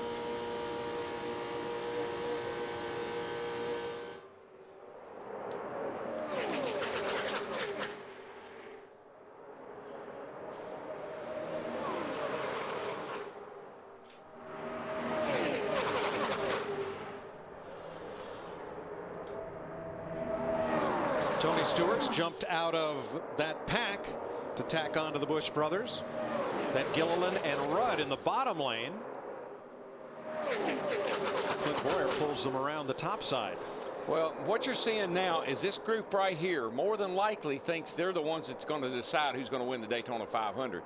And they're really starting to feel each other out, I believe, and see who's got what. And based on what I've seen on pit road, it could be those groups down there, if we indeed go green for another 25 laps, that could actually decide the Daytona 500. Yeah, this next stop has to be mistake-free if you're going to win this race. Getting in and in the pit. I think Ricky Rudd is probably going to be quickest of our Domino's Hot Lap cars. We'll see. Who's the fastest of the top 5 qualifiers? Lap 147.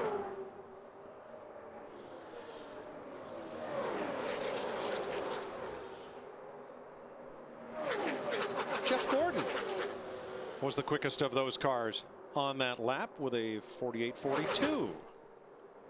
So there he is, even though he's back in 29th place. Track may finally be coming to the setup underneath his Chevrolet. Didn't he tell us we look at these monitors too much, particularly in practice? Because he can get a fast lap by being back there in behind the right cars. Second place side by side. Congratulations to Jeff Gordon, fastest driver of today's Domino's Hot Lap. Congratulations to all the fans who selected Jeff today. You're entered to win a trip for two to the August race in Michigan. Boys, don't look now, but Tony Stewart, he has friends behind him. It's taken him almost 60 laps, but he's up there battling Kurt Busch in the 2 for the lead. He was 40th 60 laps ago in that 20 car, and he's going to get the lead going down the backstretch. Can if Truex can get up there and give him a little help. But here comes his, well, I don't know. I thought Kyle would jump down there and help Kurt, but he didn't. So far, he hadn't. That's at least twice that we've seen Kyle Busch in the 5 car jump up there with Chevrolets and leave his brother. But now he looks like he's coming back to the bottom as Johnny Sauter in his 70 moves into the picture. Oh, you can change your mind several times going down into a corner depending on where they are on the track. Who'll lead this lap? It'll be Busch on the inside, but Stewart appears to have more help. Getting tight, boys. Things are tightening up. You know what, Larry? The sun's going down. I know it's not hot, but the sun's going down. I believe the grip might be picking up just a little bit. And how about that Army car, that 01 car, Mark Martin? He's worked his way up in the thick of this pack, sitting there running in 7th position with 50 laps to go. And he had been in the wall. I saw the right side of that car on that last around the pit stops. Mark had been in the wall pretty good, but looks like it didn't hurt the Hamlin any. Tony Stewart, for the first time in the last 70 laps, is going to lead the Daytona 500 for the second time today. Anyone surprised? How we doing here, Haw? Not really. I'd say you're doing pretty good there, Smoke. Two-time series champion Tony Stewart back out front in the Look for me in the 500. final laps.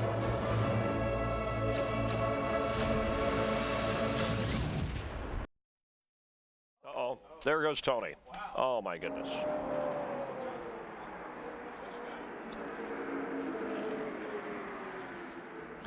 Crash in turn 4. Man, and there in the midst of it sits Tony Stewart and Kurt Busch, the 2 leaders. I believe, I'm not sure, but I believe Tony got a little loose all at once. Kurt Busch, the 2 will go straight to the garage, Jerry. I'm worried about you. I ain't worried about that car. That was Greg Zipadelli, Stewart's crew chief. And the strongest Chevy and the strongest Dodge in Daytona are wrecked. Let's watch it. I don't know if Kurt got into the back of Tony or not. Let's wait till we get around here and see. Tony's car just, Tony hit the apron. He got down on the apron. He got a little bit loose. Kurt was all over the back of him, and there he goes. Tony's dropped the window net on his car. That's a signal to safety workers that he is okay.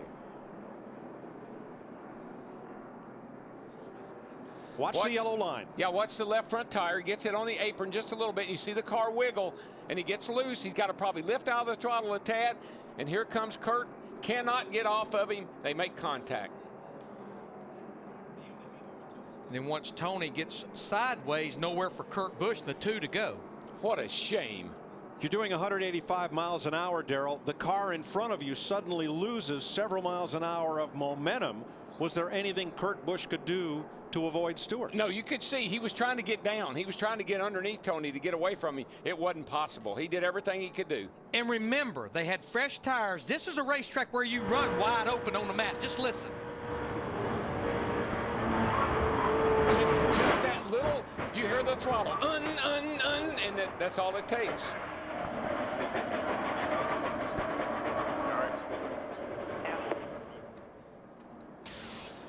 Tony Stewart's 9th try to win the Daytona 500 will come up short. We can show you the speed of Kurt Busch's car going through here. Sorry, we don't have that telemetry on the 20, but we'll give you an idea of how Kurt Busch tries to scrub off speed as Stewart loses his momentum. Busch is in the number 2. These guys are quick, but they just can't. This happens too quick. See the car wiggle ever so slightly. Tony, you heard the throttle on the other replay we had. Tony had to work the throttle, and Kurt's just closing at probably another 5 or 8 miles an hour. Boy, and how close it was for Kyle Busch, Martin Truex Jr., Carl Edwards, Johnny Sauter, all those guys. Kurt Busch may have been on his way to winning the Daytona 500, and now his Penske team will have to try to rebuild that car and get him out to cycle around the track to pile up as many Nextel Cup points as he can. Kurt had a car here last year that could have won the race, and had a very similar situation, taken out in a wreck. He's finished second here twice in the 500, never won it. And with all the other 41 cars still running, this could be a huge hit in the points right off the bat for both former champions, Tony Stewart and Kurt Busch. And the timing of this caution, we've been talking, Jeff Hamm and myself, this entire race, these teams can run about 45 to 48 laps on fuel. When they come back around, there will be 45 laps to go in the Daytona 500, so this could be a pretty critical pit stop. You can't afford a mistake now for sure, guys, on pit road. Kurt Busch involved in the crash. His younger brother Kyle inherits the lead. Outside pole sitter Ricky Rudd, who is currently in 8th place. And obviously got a very good race car. It is Rudd's 29th attempt to win the Daytona 500. Second in the over category, only to retired driver Dave Marcus. And when he made that first start in 1977, Kyle Busch was not even born. Chris Devota is with Kurt Busch.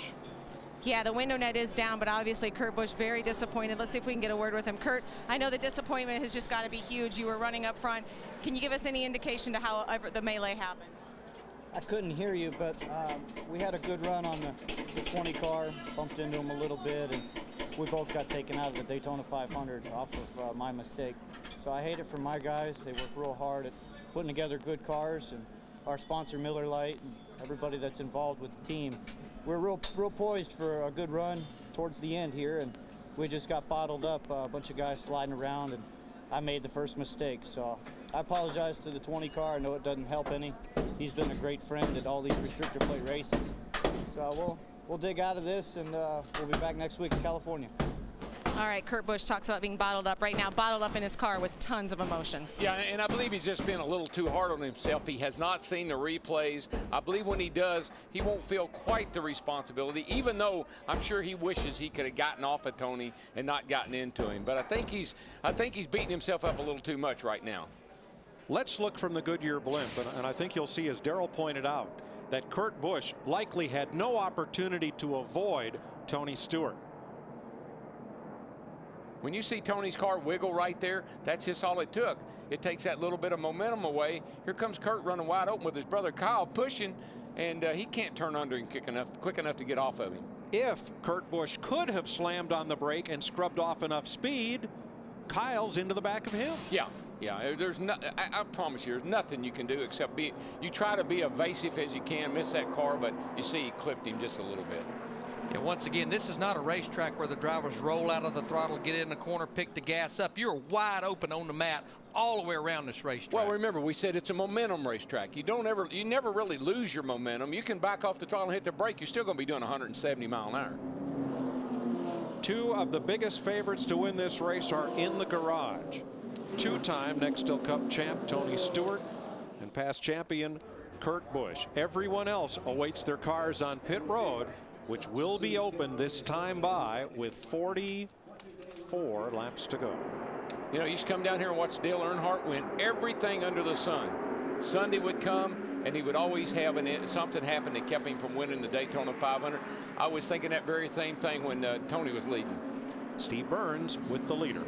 Hey, Mike, Alan Gustafson told Kyle Busch, just be very smooth, hit your marks, which he does. They're going to raise the track bar just a little bit on that 5 car, and Kyle wants windshield attention. He said he ran through some fluid. Dick.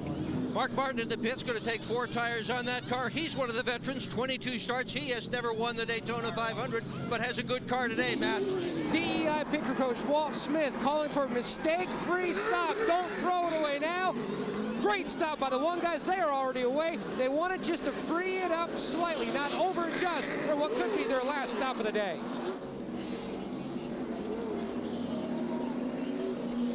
And we'll get more reports, but the best I could tell, it looks like for the most part, most all the leaders went with the 4-tire strategy, again, considering there's 44 laps left in this Daytona 500. And there are still 38 cars on the lead lap as you see the results of the race off pit road. Truex, Mark Martin, Kyle Busch, and there may have been some contact involving Carl Edwards and Johnny Sauter, the 99 and 70. Well, as they say, this changes everything. We say that often, don't we? We do. Yep. Sauter was pulling out, trying to avoid J.J. Yaley's pit crew members. Probably not going to hurt the 99 car. I could question the damage on that fender, though, on the 70. The Daytona 500 on Fox is sponsored by the auto parts experts at AutoZone. Get in the zone. AutoZone. By Nextel, only from Sprint, helping NASCAR Nextel Cup fans get more done. By Pizza Hut. Want more cheesy bites? Get America's favorite pizza. And by Toyota. Moving forward.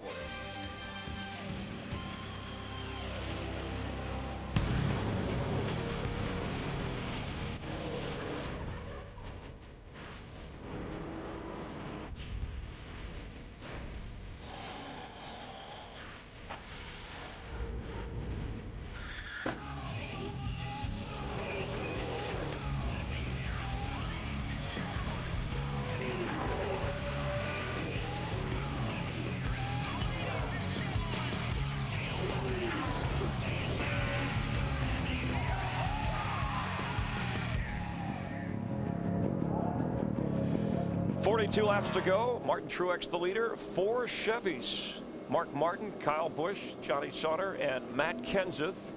Pacing the 49th Daytona 500 is the 2007 Chevy Corvette Z06 with 505 horsepower and a top speed of 198 miles per hour. Chevy is the official pace car of NASCAR. Tony Stewart, 2-time NASCAR champ, 11 wins at this track, but no Daytona 500. Leading for the first time on lap 49. Trapped in the pits, a Gilliland miscue, a speeding penalty. He restarts 40th, trying to get out on pit road. Then he retakes the lead from Kurt Busch, leading a total of 35 laps until, with under 50 laps to go in the Daytona 500, down on the apron. Kurt Busch can't pull back. Tony Stewart and Kurt Busch both out of the race as we rejoin Darrell, Larry, and Mike. Both drivers are okay as we get ready for the restart. Martin Truex Jr., the past Busch Series champion, has never finished better than 15th at Daytona in a Nextel Cup car. But here he is driving for Dale Earnhardt Incorporated, leading the field down for the restart with 41 to go. And that team really came on strong at the end of last year. Martin Truex with Bono, Mannion, crew chief. They were really finished up strong last year. Finished second at the final race at Homestead Miami Speedway, but now we've got 41 laps to go in the Daytona 500. One car you'll see missing at the front of the pack, 99 Carl Edwards, came in running third. They had a penalty on pit road for rolling a tire across pit road. He had to go the tail end of the longest line. Hard fight for that 99 car now. Well, he's got some company back there because Gilliland got back on the lead lap. We know he's fast. Maybe they can get hooked up and work their way back to the front. Inside line, big head of steam, Matt Kenseth leading them down the backstretch. Martin down to block. Kenseth goes high. I mean, Kenseth went to the bottom and all the way back to the top in that 17 car. I think you're going to see some pretty aggressive driving from here on out. That give and take and that I'll let you in stuff, it's over. And I'd say a lot of the friendships are over too. You work with who can help you the most. Mark Martin, second place, his 23rd try to win the Daytona 500. He's in that 01 Army car ahead of Ryan Newman and trailing Martin Truex. Boy, Kyle Busch up on the outside there. That looked treacherous. As they come off turn 2, Tony Stewart is out of his car speaking with Chris Devoto. We've caught up with Tony Stewart coming out of the Care Center. Tony, we just spoke with Kurt Busch. He adamantly apologized. He said it was his fault. What's your take on the incident? I don't know. I was just in the center of the corner and all of a sudden it took off on me. So, you know, I haven't seen it, so I don't know what happened. But pretty impressive to go to the back and get all the way back up to the front like that. I was really happy. That Home Depot Monte Carlo was awesome today. I mean, you know, we fought back. We kind of were in a bad position that one pit stop where we had Robbie Gordon coming in, you know, toward the tail of the field. We were ready to go, and I stalled it trying to get out ahead of him, and then him and the 38 get together, and they're wrecked, and it just got us to the back, and then I just wasn't paying attention to my pit lane speed, and it was my fault and got us behind. So just got us to the back, but I was proud of, you know, I thought it would be a little quicker than it was getting to the front, but it took a lot longer than I anticipated. The cars are just so tight back there, and it's so hard to drive back there if you're in bad air, but just proud of these guys. I mean, they never got worked up. I never got worked up. We drove the way back to the front. Tony, you're out of the 500, but you're able to smile. Is that going to be a testament to the confidence you have in your season? Oh, I'm excited. I mean, these guys have done such a good job all week. I mean, our Chevy was fast. I mean, every time we were on the track, it's been fast. So, you know, it just wasn't meant to be today. So, just real proud of everybody at Home Depot, all 350,000 associates that were rooting for us today. We'll come back next year and get one. Sometimes the greatest drivers seems like the greatest race eludes them, and this is another one of those times for Tony. I feel sorry for him. It's a great effort they put forth, he and the whole team. Stewart was the car to beat today, whether in the front or in the back of the field. See teammates Jeff Gordon in the 24 car, Casey Mears in the 25. Now Matt Kenseth in the 17 getting help from his teammate Jamie McMurray in the 26, but Mark Martin, who was Matt Kenseth's teammate for a number of years, moved up in front of Matt. Martin Truex Jr. is driving out the back window as much as he's driving out the windshield right now in the 1. Owen's got a push for the 17.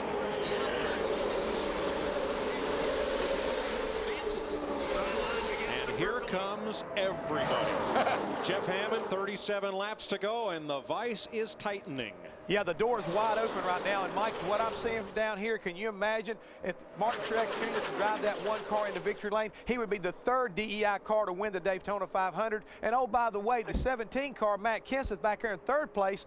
Maybe history's going to repeat itself with a substitute crew chief winning the Daytona 500 for the second year in a row. Guys? Great point, Jeff. You're absolutely right, especially on the substitute crew chief. Of course, Robbie Reiser, Matt Kenseth's crew chief, suspended for 4 weeks. Chip Boland standing in place, and right now he's sitting up there in the 3rd position. 36 laps to go. And conditions are ideal now. The wind has died down. The track has picked up some grip.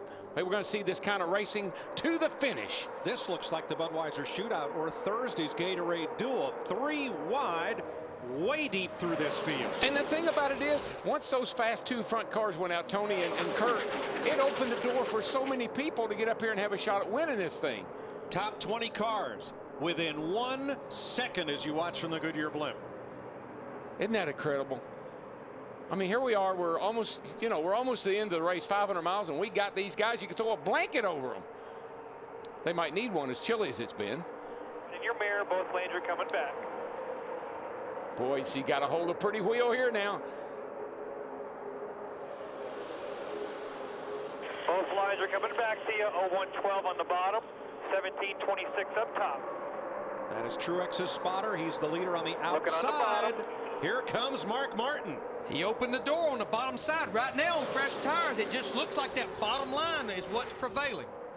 1 ahead of that group behind you. You don't have a lot of help.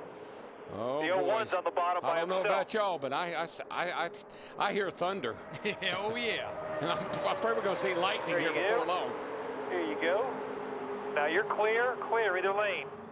You know, even though Mark Martin drove for Roush Racing in that 6 car for 19 years, he felt like even driving part-time, this is going to be his best shot in winning a Daytona 500. Well, you would. I mean, you're hearing a Hendrick car, basically. I mean, the guys that work on it at the 01 team certainly prepare it, but you know you've got what it takes to win this race. It's been done with Jimmy Johnson, Jeff Gordon.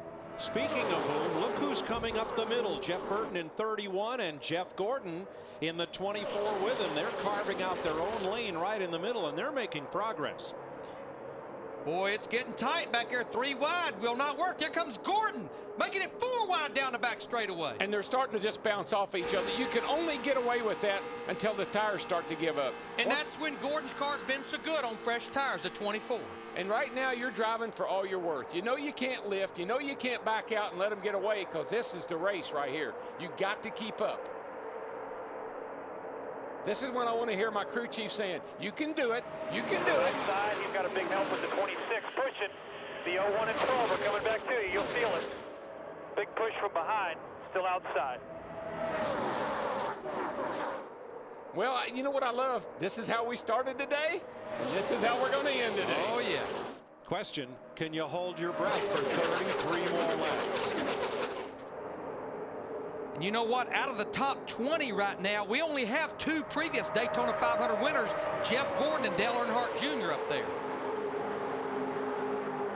I'm sure Jamie McMurray is saying, hey, this is cool. You bet. He's in the 26th, right behind. Figure out where you're good. We'll save that for later. Still outside. McMurray right behind his Roush Fenway Racing teammate, Matt Kenseth.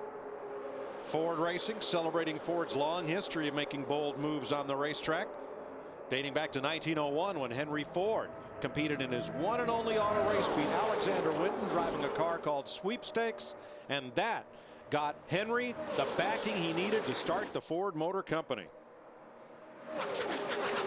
Johnny Sauter in that 70 car took it to the high side, making it 3 wide. I mean, look at this gaggle of cars back there coming to 31 laps to go. Just when you think that it's all settled down, it's going to be between a couple of guys, guess what? It's between about 36 guys. You know what's going to be the hardest phone call to make tomorrow morning?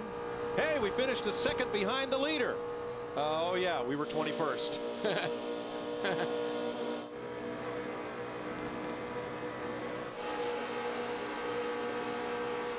The Fords have ganged up on Martin Truex, and now it is Kenseth and McMurray out in front, but only by a car length with 31 laps to go.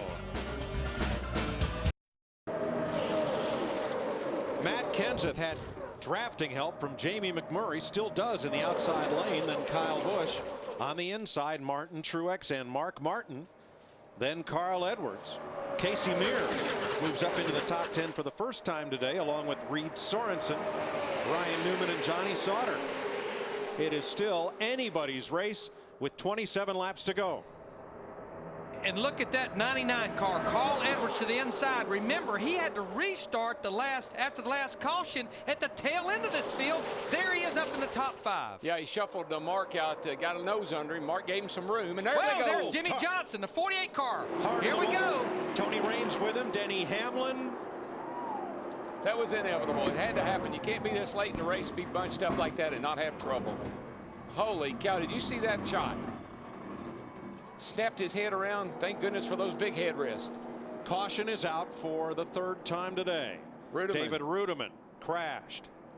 There's several more back there. And this all started somewhere back about the 15th place. Start breaking down. Jimmy Johnson, last year's winner and the series champion. Crashed. He's okay. He's trying to get it cranked up and hopefully get it back to the pits. That's David. That's Rudiman there in the 00. There's Tony Raines in the DLP car, 96. Jeff Green in the Best Buy Chevy. All the worse for wear. See if we can determine how this all started. We knew it was going to happen sooner or later. Watch 66 in the middle. Nope, it's in front of him. It's 48 car just lost it. Gosh. Right. I mean, right in the middle of the straightaway. I mean, it's almost like a tire went down or something, because a car, to make a move like that, either something broke, a tire went down, because the car doesn't move like that on the straightaway. 11 car going by there, Denny Hamlin. He got damage, as we saw. Oh, there he starts way back up in there. He gets loose coming off. That's got to be a flat tire. Man, he hit that outside wall a ton. And just nowhere for all these guys to go. There you see, they just started stacking up on the inside. And where Johnson hit the wall was after where the safer barrier in turn 2 ends. So he hit the concrete and bounced right out into traffic. Let's ride with Jimmy.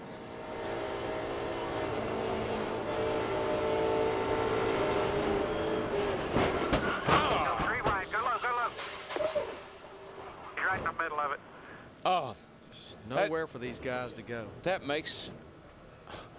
Excuse me, that's David Rudiman. Here's David Rudiman.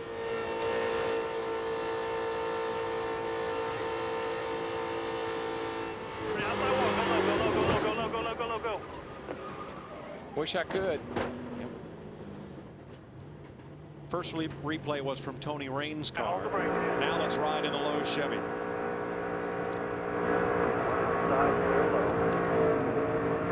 No, I don't think a tire went down. I never heard anything. I think he just got loose. Crash, guys. We got big loose. Got up the wall. You all right, Jimmy? Leaders on pit road. Krista. Matt Kenseth is in, and he has put the decision on Chip Bolin, his crew chief for this race. His engineer, who's been with him forever, they're making an air pressure adjustment, a pound of air. They did not want to waste any time on pit road. Matt is away. 4 tires for Jamie McMurray. No other adjustments on the number 26. He's away, Matt. Truex in the upper right-hand corner of your screen, the 2-time champion, says his car is spot on for the 2-time Busch Series champion. His teammate Dale Earnhardt Jr. says his car is loose in the middle lane, but really good overall. What did Mark Martin do? Because he picked up 6 positions on pit road, as did Reed Sorensen, Johnny Sauter. I think who this really helps, Mike, is the 24 car, because he's pretty good on new tires for about 25 laps. Well, I'm pretty sure the 01 car probably just went with 2 right side tires, because he only had about 12 laps on those last tires. Oh, Jamie McMurray gets in the back of one of Mike Wallace's crew, exiting pit road. Goodness. We'll update that story when we come back.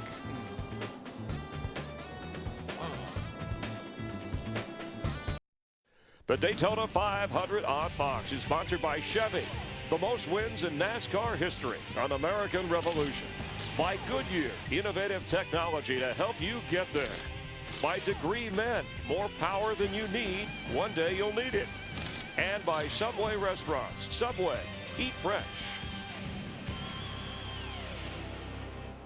Under caution as you ride with the Chevrolet of Jimmy Johnson on the rollback truck back to the garage area and out of this race. Now watch Jimmy Johnson. Here he is at the top of your screen as this unfolds from the Goodyear blimp. Car's been pushing all day. I think they just freed it up too much is what happened. He just gets bad loose right there. He tries to keep up with it. Try not to lose any positions. Try not to get out of it, but drives it right in the wall, and then here comes the field. I think you can probably hear him pedaling it if we can get some sound.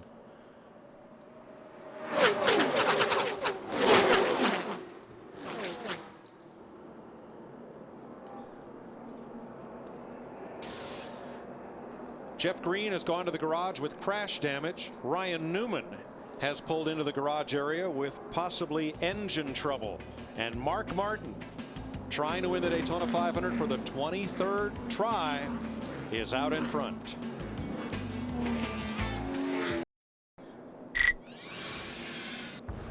What's our Nextel getting it done call of the race? We'll look at those front 4 cars right now. Mark Martin, Carl Edwards, Reed Sorensen, Johnny Sauter.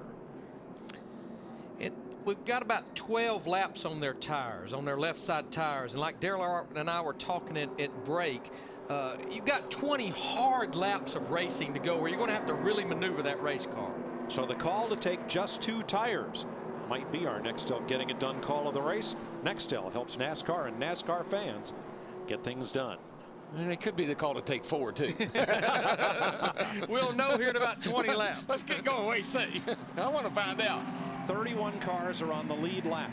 There's Montoya in the 42 in his Nextel Cup debut, 1 lap down in 32nd. Martin, Edwards, Sorensen, and Sauter got 2 tires. Dale Earnhardt Jr., Greg Biffle, Matt Kenseth, Kyle Busch, Martin Truex, and they're on back. Got 4 tires. Let's take this restart from our DLP Ultimate Picture Cam above the start-finish line at Daytona International Speedway. Night falls. 21 laps to race. 20 laps ago, Carl Edwards at 99 restarted at the tail end of the field. Now he's restarting up in second. The guys, the possibilities of who could win this race keep changing every 5 laps now. Watch the speed build on Mark Martin. Reed Sorensen sitting there in 3rd, and Johnny Sauter, and look out, old Red's coming on the outside. Dale Earnhardt Jr. in that 8 car, he's getting help up there. And he's got friends, because everybody will go with him. But he left his friends. We went back to the bottom. He was getting a push from Greg Biffle in the 16, still getting it. Well, what'd we say at the start of the day? That yellow line is your best friend. You still have the help. Clear high. Ooh, Carl, be careful.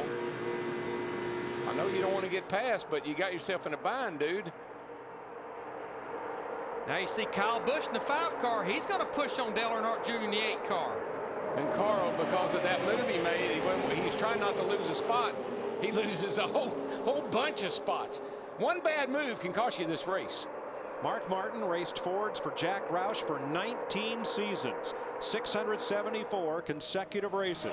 Now he's behind the wheel of a Bobby Ginn Chevrolet with Hendrick Power, and he's in front of the Daytona 500 with 20 laps to go. And he's got to be sitting there all smiles, loving it. What's going to be interesting now with about 19 laps to go, we've seen Dale Earnhardt Jr. in the 8 car a lot like Jeff Gordon. He's good on fresh tires. Can he be good on into a run on tires? Well, there's his buddy right there. I tell you, that 1 car was good over that last long run we had. He and Dale Jr. might be able to get hooked up and do something. We know the 5's good. He's been in a top 5 all day long. So we've got some players here that are good, but they're being kind of held up right now by some guys we haven't seen up there all day. But Darryl, Greg Biffle, for Pete's sake. We have seen the 16 car. We've seen this all day long where these guys are good on the bottom on fresh tires. Next Sunday, NASCAR on Fox at California Speedway, the Auto Club 500. These same drivers, whole different set of thrills. Oh, yeah. Not only are they thinking about the big trophy that you get to win this race, but you get the big check, too. About $1.5 million bucks. That'll make you hold her wide open when you don't want to. The defending champion of the Daytona 500 is in the garage with Krista. Jimmy Johnson, it's been an up and down week for you, and it ends on a down note. You are not going to be able to defend your Daytona 500 title. Yeah, that's definitely disappointing. These guys work so hard at Hendrick Motorsports. Can't thank them enough for the race cars that they give me in the sport from Lowe's. Unfortunately, we crashed today. I got loose in the center and thought I had it saved, and things snapped back to the right and into the fence. So disappointing day, definitely. Talk about the hit too. You're okay? Yeah, definitely. Definitely was a hard hit, but everything did its job inside the car, and I'm fine. Thank you. There's his teammate Casey Mears in that 25 car. He's in the middle with no help, just continues to lose spots all the way down the back straightaway. last run of green flag racing, we were 3 wide all the way around. So far in this run until just now, we've been double wide. I think you got 2 guys there that don't mind, or 3 guys actually. There are 2 guys right behind Mark Martin that have the most respect in the world for him.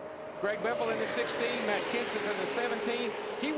Mark was their mentor at Roush's, and here they are following him, possibly to his first Daytona 500 victory. And then that 3 wide pack, the middle row, Kyle Busch in that 5. He's made some bold, daring moves today, but he keeps finding a way to get to the front. Let's go down to Dick Berggren on our race leader, Mark Martin. Did you see that? Well, 48-year-old Mark Martin has won a lot of stuff here at Daytona. He's won here in sports cars. He's won here in IROC. He's won in NASCAR Craftsman truck racing. And he won the 1999 shootout. But he has never won the Nextel Cup point race. He is out front for the Daytona 500. This would be the biggest win of his career. No doubt about it, Mike. Third in 1995 was Mark Martin's best Daytona 500 finish. Mark has never really liked Daytona. I mean, he'll tell you right quick, it's not my kind of racing, but I bet he's liking it right now. I bet he's warming up to it. What do you think? And right now, while that group back there, Dale Earnhardt Jr., Elliott Sadler, and the other 30 cars behind them are 2 and 3 wide, the front 4 is pulling away just a little bit because they were in single file with about 15.5 laps to go. Well, when this next caution occurs, that's good news for Mark Martin, because that just had many less laps on his tires. We're going to leave you for about 2.5 laps and then come in and race all the way to the checker. You're watching the Daytona 500 in high definition on Fox. 4th caution of the day in the Daytona 500. Check that, 5th caution of the afternoon. Our computer scoring a little latent there. And from high above. It's what you call a wad right there. They get all wadded up, and the 25 and the 99, and 99 gets in the fence. 26 was involved. Jamie McMurray in the 26, Carl Edwards in the 99. See Joe Nemechek in the 13, bumps into Carl, but in the meantime, this was not quite what brought out the caution. Watch the yellow cat car. He gets forced into the pit lane. Here's what I don't think he realizes. He's got a flat right front tire. 150 miles an hour. Blaney is trying to scrub off speed. And just nowhere for Ken Schrader, the 21 car, to go. Or Boyer in the 07 car. I don't think he realized he had a flat tire, and when he got to the end of pit road, he couldn't turn. Came right out in front of Ken Schrader. Clint Boyer also damaged, and Schrader's Little Debbie's car is a wreck. Remember, Schrader and Buddy Baker were the 2 drivers to win on Sunday and then on Thursday and have a shot to win the 500. Schrader will drive most of this season. Tough way to start. Look at this great camera work, folks. Yeah, Jamie McMurray forces Casey Mears in the 25 into Carl Edwards outside there on the 99. They get in the wall, really kind of tore up some cars, but no real damage done until the 22 gets forced on the pit road. Yeah, Mike Wallace got into the 22 Blaney, who took evasive action. Come on, stay in there. Riding with Clint Boyer. Come on.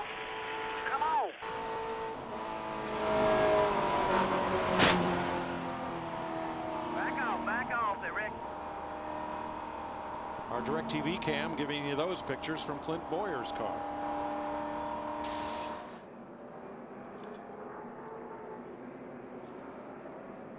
Darrell, I'm like something you said earlier before this caution. I think this is good for Mark Martin right here. Remember, he only has those 2 fresh tires. This gives a chance for all 4 tires to cool down just a little bit. And the thing that I think is really good for Mark Martin is the 2 guys behind him.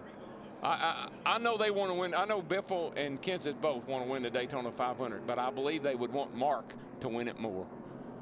I would not disagree with that. 23 years of trying for Mark Martin. You see Montoya moving on past. He gets the free pass. He'll be back on the lead lap when we restart. Dick Berggren. Well, talk about some eavesdropping. Mark Martin's crew is listening to other team radios. Crew chief Ryan Pemberton is radioing to Mark what he thinks the competition behind him is going to do based on those radio conversations and his best guess of how they're liable to try to gang up and beat Mark Martin to win the Daytona 500. Mike, Larry, I tell you, you look behind Mark, got two of his buddies. You got Truex back there, who's got a good race car, but then you got Elliott Sadler. He's got to be thrilled to be running 5th. You got a couple other guys back there. Jamie McMurray, there's some of these guys be happy to finish right where they are. Still 13 laps to go, and anything can happen. Earlier, one of Mike Wallace's crew members got run over by a car exiting the pits. Steve Burns can update us. Yeah, Mike, what we know is Jeremy Gator is the rear tire changer on the 09. Jamie McMurray did get into his ankle, as you mentioned.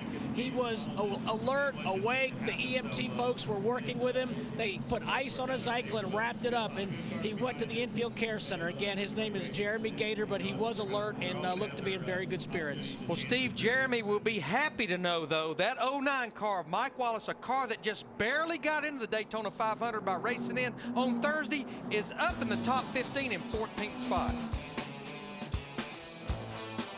12 laps to go in the Great American Race, only on Fox.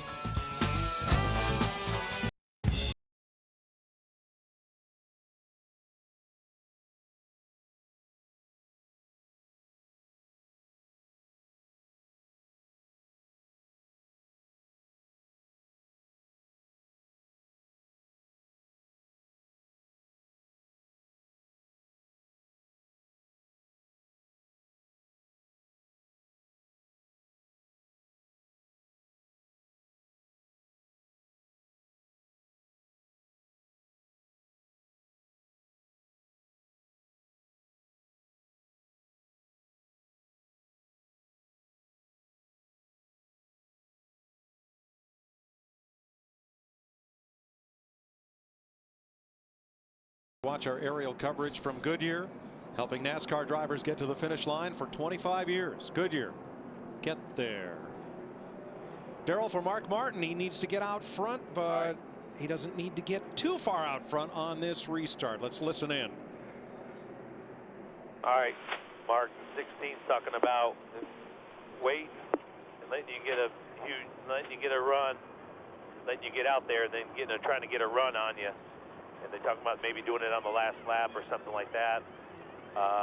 So just be ready for that. Make sure you don't do something to get you too far out in front. Roger. All right, we're coming to get the green, and what Mark needs to do is he goes through the restart here just like normally. Get it back into 4th gear down here in 1 and 2, and then drag the brake just ever so slightly to keep those cars behind you right up tucked underneath of you, because if they do get a run, they will blow by you.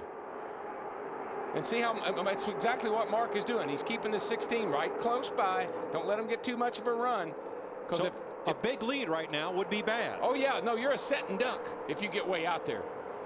They kicked Martin Truex Jr. in the 1 car up out of line. Kyle Busch below the yellow line. As long as he does not advance his position and gives it back, he'll be okay. The yellow line is like out of bounds. 9 laps to go this time. Great restart for Mark. I mean, that's exactly what he needed to do. Now he has to worry about what are they going to do at the end. And the irony, Mark Martin raced for Jack Roush for 20 years. Now he has to try to hold off 2 of Roush's best to win the 500. And there's a 3rd Roush Fenway car back in 5th, Jamie McMurray in the 26 car. Boy, and the 17 is loose right there. Holy smoly. Hang on to her there, Matt. And wouldn't John Henry, now the co-owner of Roush Fenway Racing, love to go to victory lane in his first ever NASCAR start as co-owner? Well, somebody's going to try to mess this party up, and it might just be that little yellow and blue car with 5 on the side of it. Kyle Busch has been fast all week long. He's around the bottom of the racetrack. He's got the position on Kenseth in the 17. And you really can't. You go where you can now. This isn't about friends and buddies. This is you go where you can. You make your best move, you take your best shot. Jeff Burton, 31, the bright orange car, got under Jamie McMurray, and now he is there to give Kyle Busch drafting help in the bottom lane. 8 laps to go. And we're seeing our pole sitter, David Gillen, in the 38 car that was a lap down not that many laps ago. He's up there fighting to get in the top 5. You know, I just had a feeling he was going to find his way back up there. He did that in the Bud Shootout the other night, finished second. He is the fastest car in the field, I believe. Kyle Busch up to second place. About all Mark Martin can do is what he's doing right now. Hug that yellow line, listen to a spotter, keep one eye up there in that rearview mirror. You got that right, and all he's got to do is not open that bottom up and let the 5 car get a nose under him. If he ever shoves him out of line, it's all over. 16 side by side behind the 16. 7 laps to go. A lot of jostling from 5th on back. And Darrell, it looks like what Kyle Busch will do is going into the corner, move up, and if he can get Mark to move up, that's when he'll stick that nose in there. Tony Stewart, the other night, what's that slime? Smoke. Oh, it's water. Somebody's hot. Tony Stewart the other night put a crossover move behind Kyle Busch, got him loose, and made the pass. That overflow reached Sorensen. There he goes. He got him up. Wide. He got him loose, though. Kyle Busch got Mark Martin loose, but he stayed in the throttle. It got back to the bottom of the racetrack. You know why? You know why Kyle Busch did that? Because it's Mark Martin. He didn't try to push it. He didn't push the issue. Behind them, they are 4 abreast. 6 laps to go. What a race. What a finish. Goodness gracious. Mark Martin, hang on, baby. Watch your bottom. 29 cars within 2 seconds. Packed tighter together than at the start of the race. That 31 car, where did he come from, Larry? He's all of a sudden the 3rd car back, that orange car. Jeff Burton. All of a sudden, he shows up. Another ex-teammate of Mark Martin, Jeff Burton. He's surrounded by ex-teammates other than the guy in the 5. Kyle Busch.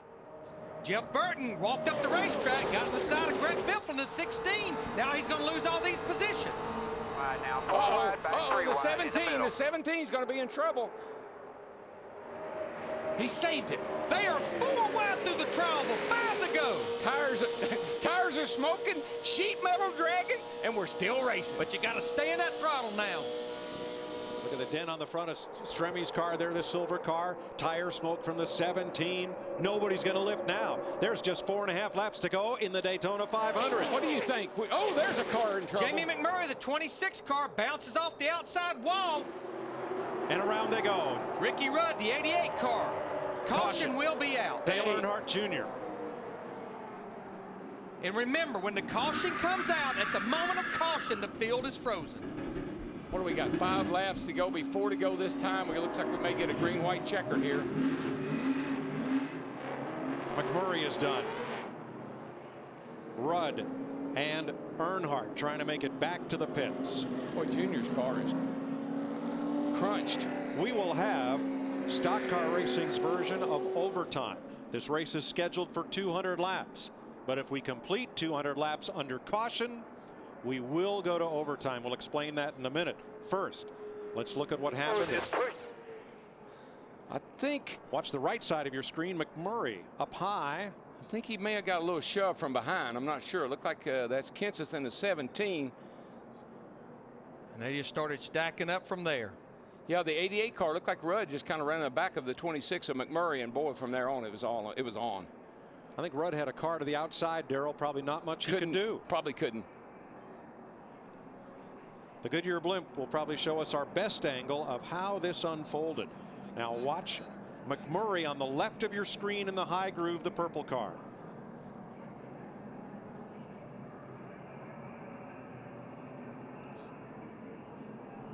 I'm pretty sure that Kenseth's got in the back of him. Looked like maybe Jamie may have had to lift out of the throttle just a little bit. And here comes the rest of these guys. Like I said, we're coming to the end of the race. You don't lift now. And Darrell, Ricky Rudd could not swerve to the right because Earnhardt was there. And they just all stacked up. Tight racing quarters, tight. Yeah, you see McMurray get around there with Matt Kenseth right behind him, Jamie in the 26. Smoke, and you can't really see a lot with the smoke. Car starts swerving. Oh, Rudd got hit from behind. It looked like maybe Dale Jr. lifted him up. Even though McMurray straightens out, suddenly he's 20 miles an hour slower than everybody else. And here they come.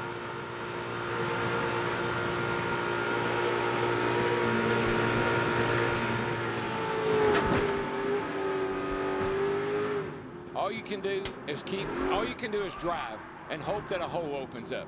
There's no stopping. You drive it to the bitter end. There's nothing a spotter can do for you there. No, you just got to drive through it. Ricky Rudd's view. Now listen to the hit he gets from behind.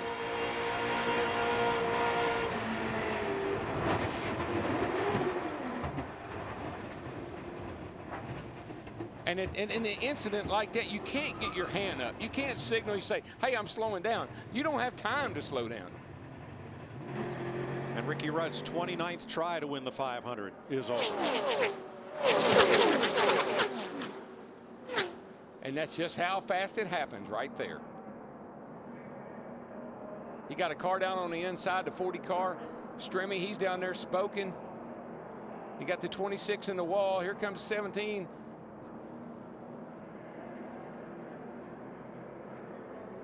Wow, it just all started stacking up. He did. You know, Jamie McMurray had a car probably good enough to win this race a year ago and almost had the very same thing happen in the exact spot a year ago.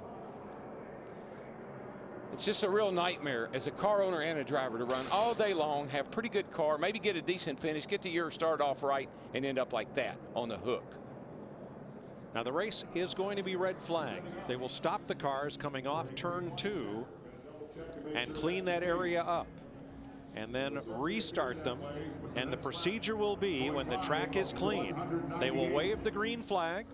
Next time around, they'll wave the white flag, and then the second time by, the checkered flag will end the race. However, after that green flag waves, if there is another caution, the race is over. That's NASCAR's version of overtime. Now, last year we had 5 races actually end under caution. I think we had like 7 green-white checkers last year. Last year's Daytona 500 went 203 laps because of overtime. Jimmy Johnson the winner. We still have 28 cars on the lead lap. I think some of those may only be partial cars. Greg Biffle's fiance, Nicole. Biffle sits in 3rd. Well, you know, time to check in at the Hollywood Hotel. Get that time. Check it out. All right, well, we'll be busy next Sunday. NASCAR on Fox heading to California. Last year, Matt Kenseth took home the checkered flag after engine trouble sent Tony Stewart and Greg Biffle into the garage. So what's going to happen this time around? They'll be using unleaded fuel, by the way. First time in a Cup race. In that race, you can tune into the Auto Club 500 presented by Q next Sunday, 3 Eastern, noon Pacific. That's in high definition right here on Fox with Jeff Hammond, Chris Myers in our Hollywood Hotel observing some of the action. And boy, when it gets late in the race and it gets tense, you see how things take place and unfold. Well, you know what I'm thinking about doing right now? I want to cover my eyes because it's getting ready to get even worse as we go further in this thing, because when they drop that green flag on this restart, it's going to be everybody for themselves, and nobody's going to care about the guy in front of them except trying to get to the front, because there's a lot of money at stake. Plus, we've always talked about it. When you go in that victory lane here at Daytona, you come out a changed man. Well, and our guys have talked about Mark Martin. I mean, all the tries at the Daytona 500, finally out of a Jack Roush Ford and into a Chevy. But to hang on and win this race, he'll have to fight off a guy like Greg Biffle, who, of course, was a former teammate of his. A teammate of his, but at the same time, you look back here at Kyle Busch driving for Hendrick Motorsports, and we know those cars are very, very fast. And this is the time that you're trying to sit there and maybe kind of psych a guy out. You're maybe looking over and you're looking at that car. There's Greg Biffle right there. I wonder what he's thinking. You look across the way, there's Kyle Busch, and they're looking back at you, and you're wondering, have I got enough to get by? David Gilliland, the pole sitter. A pole sitter hasn't won the Daytona 500 since Dale Jarrett did it back in 2000. He's worked his way back up to 4th. Elliott Sadler currently 5th. Let's rejoin Darrell, Larry, and Mike. The field is stopped off turn number 2. The lights are flashing atop the safety car, and that's a jet blower to help clear the track of debris. And that super stretch grandstand full of flash bulbs going off is probably the best shot you're going to get, is when these cars are stopped, as we wait for the track to be cleaned and we can restart. Bottle of water, sir? Yeah, a little drive-through service there. Driver service? Yeah, they take care of the driver. You know, there's not 9 as many as there was a while ago either.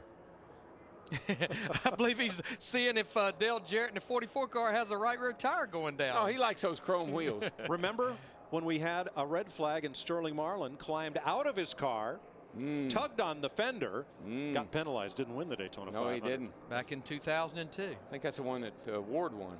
Correct. We have a new tool for NASCAR on Fox this year. It's called Fox 3D. And we can take any car in the field, and through GPS positioning, a little video game type animation, we're going to follow Jamie McMurray through all this. As he gets sideways, cars go by, and without all of the smoke, you get a good idea of what happens as McMurray rolls through that crash scene and where he tipped Martin Truex. That's how the front end damage happened on Truex's car. Cars look a little cleaner after that accident on that. Yes, they do. With that. Red flag. We're waiting to restart the Daytona 500. Let's check with Dick Berggren. Ryan Pemberton is Mark Martin's crew chief, and after a long career in Nextel Cup racing, Ryan has just one win. Your driver never won the Daytona 500. What's he got to do to win it today? Well, he's going to have to put his elbows out and be wide there and make, you know, a lot of good decisions in a couple corners, because they're going to be coming, you know, they're planning on getting a run on the outside. Then if that doesn't work, they're going to try the inside. So there's a lot of good cars right there behind us, a lot of fast cars, the 5, the 16, the 38. You know that they're capable of running fast. So he's going to have to make a couple good moves. Hopefully they'll get too wide behind us, and we can pull it off. And there is a lot of tension on this pit box, Steve Burns. Well, Dick Berggren with Alan Gustafson, who grew up just 10 minutes from this racetrack. He is Kyle Busch's crew chief. I heard you tell Kyle, awesome job, but what can you tell him now? It's down to a shootout. It's down to a shootout. I can tell him we lost 2 races with no tires and 2 tires, and we've got 4 and he's got 2. So we're real happy about that. The CarQuest Kellogg Chevrolet has been good all day long. These guys have done a great job. All the guys back in the shop. Kyle's done a real good job. You know, Kyle doesn't get a lot of credit for being a real good drafter, and I think he's proven he's really good at this Speedway stuff. Good luck, Alan. Let's go to Matt. And back at the hospital, we're catching up with Dale Earnhardt Jr. First off, Jr., tell us from your vantage point what happened. We were coming off 2, and I just saw sparks on the wall. I couldn't see what was happening in front of me. I was tucked in behind 88, and I guess some guys were wrecking in me and 88. I ran 88 into it, but we couldn't really stop for it, so just took us out. I know you're trying to tell your spotter to tell Martin Truex, your teammate, that if he could find somebody a little stronger to go with it, are you guys going to change up your engine package possibly when you go to Talladega? I would like to. We didn't bring a good bullet to the fight. You know, we didn't have everything we needed to have. We're normally a lot better than this, and it was very frustrating to try to get out there and make things happen, and the car just wouldn't cooperate. But I made some moves too. I mean, it wasn't all the race car there at the end. I wasn't making good moves, and everybody was 3 wide. You didn't know which lane to be in, and it seemed like everywhere you went, it was the wrong lane. But just frustrating. We've had really, really good stuff down here. We need to look back, and we need to just, you know, Yates is still running great with what they have, and it's probably because they're doing the same thing they've been doing all these years, and we used to really be good. And I think that if we look back and try to get our motors back in that power range, and those RPMs that we used to run would be better. But we ran a little more RPMs this weekend with a higher package, and just didn't work for me. Bad luck. 2 straight restrictor plate races for Dale Earnhardt Jr. and the Bud team. Krista? All right, back to the crew chief roundtable. We've caught up with Pat Tryson, who is now the crew chief for Greg Biffle and the number 16 AmeriQuest Ford. Okay, so you had some help with Matt Kenseth. That's now gone. What's going to happen here on this green-white checker finish? You've got a Ford back there in David Gilliland. Are you going to get some help with him? I'm not sure what they're going to do, but the AmeriQuest Ford Fusion's been great all day. Greg's done an awesome job, and I'm hoping the 38 stays with us, and we try to get a run on the 5 and the 01, and see if we can't get a Ford in victory lane, and hopefully get Greg his first Daytona 500 championship, and we'll see what happens. But I'm hoping the Fords stick together, and if the 38 doesn't get to us, we got some 2 teammates coming. Hopefully that'll give us a good push. All right, yeah, and he said we were looking for his first Daytona 500 win. Greg Biffle did win at this track in July, but this one, Chris Myers, is just a little bit bigger. That's right, Krista, and in OT, in a sense, those crew chiefs like coaches. If we were talking about a football game, preparing for that extra period here, and in fact, Ryan Pemberton, his brother Robin Pemberton, former crew chief director of a competition for NASCAR at a time where some drivers are without their regular crew chief in this race. Yeah, we're seeing several of those cars right now, and they're running quite well. I mean, the 19 car of Elliott Sadler is up to 5th.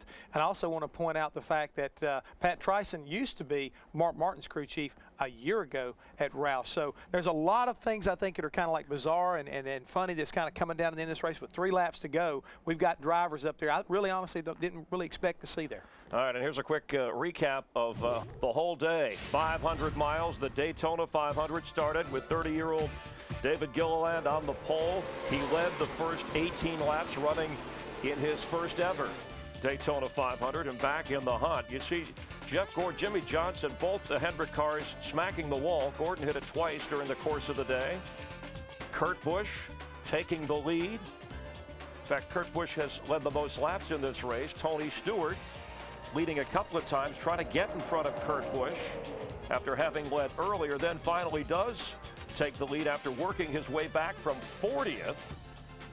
But then down on the apron, Kurt Busch can't hold up and gets into Tony Stewart, who was leading at the time with 47 laps to go. And an apology later from Kurt Busch. Martin Truex Jr., one of the DEI cars, briefly out in front to lead out of that caution. 27 laps to go. Last year's Daytona 500 winner, Jimmy Johnson, involved in a 5-car wreck. Yeah, he gets loose right there off of turn 2, which we've seen a lot of action there all day long. Big wreck there, but Martin beats Carl Edwards off of pit road and kind of sits the stage right here toward the end of the race. And then all of a sudden, Carl Edwards gets in the wall with a little bit of help from one of his teammates. And another incident getting ready to occur when the 22 car comes all the way down pit road with a flat right front tire, back up on the racetrack in front of the 21 car of Kenny Schrader, triggering another part of this accident. Carl Edwards taken out, Reed Sorensen, Ken Schrader, Clint Boyer also involved.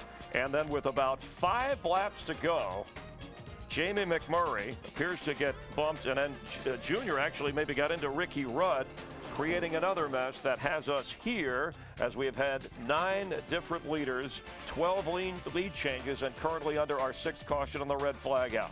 Well, right now the biggest thing is, Chris, everybody has got an opportunity to kind of catch their breath, take another deep breath, and get ready for these final 3 laps. And I promise you right now, we'll be nail-biting. So it's the Daytona Survival 500, and Jeff, of the drivers there, obviously Mark Martin in the lead, even though he's never won this in 22 previous tries, given his experience. Is he the guy? Well, he's the guy right now, because I've heard it said too many times by too many drivers this week, if I can get out there in front and have the clean air, I can drive my car where I want to. So I think he's going to have the ability, if he can just keep on that bottom. Larry McReynolds and Darrell Waltrip have said all day long, protect the bottom, force the guys to go to the outside. But he's going to have some help. And what a day for David Gilliland, his first Daytona 500 on the pole, up to 4th in the 38 car. A kid from California who played high school golf with Tiger Woods, handling big-time pressure. His crew chief is standing by with our Steve Burns. Yeah, thanks, Chris. The Cinderella story still alive for David Gilliland. You told me this afternoon, Todd, we were just going to have to tell David to be patient. What a great job you guys have done to rally back. Yeah, we had that trouble on pit road, just before halfway in the race, and he got in the 7 car leaving the pits, and elected to come back in the pits, fix the fender, get the damage fixed, and we come out of the pits, probably worked on it a little bit too long, and got too far behind the draft and lost it, and luckily we had a fast enough car to stay out front, get the lap, first car lap down, get our lap back, and we've got a great race car. This M&M's Ford Fusion's been great, and we've got a pretty doggone awesome race car driver for the first time at Daytona. I was watching the pre-race show, and him getting lost coming in this place. It's pretty cool to be sitting here 4th in the Daytona 500 with a green-white checker, and hopefully we can put this car over in Victory Lane and over in Daytona, USA. But all in all, I'm so proud of this whole team. Robert Yates Racing in general this week has done an awesome job, and we'll just see what happens. Getting ready to go back green. Good luck, Todd. Thank you. Mike? They have refired engines, and you see the cars moving out behind the safety car. There are still some 30 cars on the lead lap here, and we've been listening in to conversations between Mark Martin and his team. Need to find Jeff Burke. Need to find somebody that'll be my friend, Jeremy, here in this deal. I know everybody's for themselves, but we got a shot at this thing. We need, if this thing scatters, we need some helpers. We can win this thing.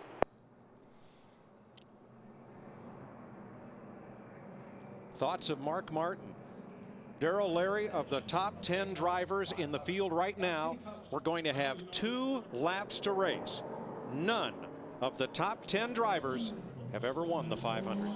It's amazing that you can come to the 500-mile race like this and end up in a situation like this. What I look is the emotion. Look at Mark Martin. He's got a former teammate and Greg Biffle back here in third. And David Gilliland has got Elliott Sadler, the driver of his car, last year in that car. You just saw Jack Roush as an owner. He's never won the Daytona 500. And remember, 2005 was going to be Mark Martin's final year in Cup. Jack Roush talked him into driving that 6 car again last year.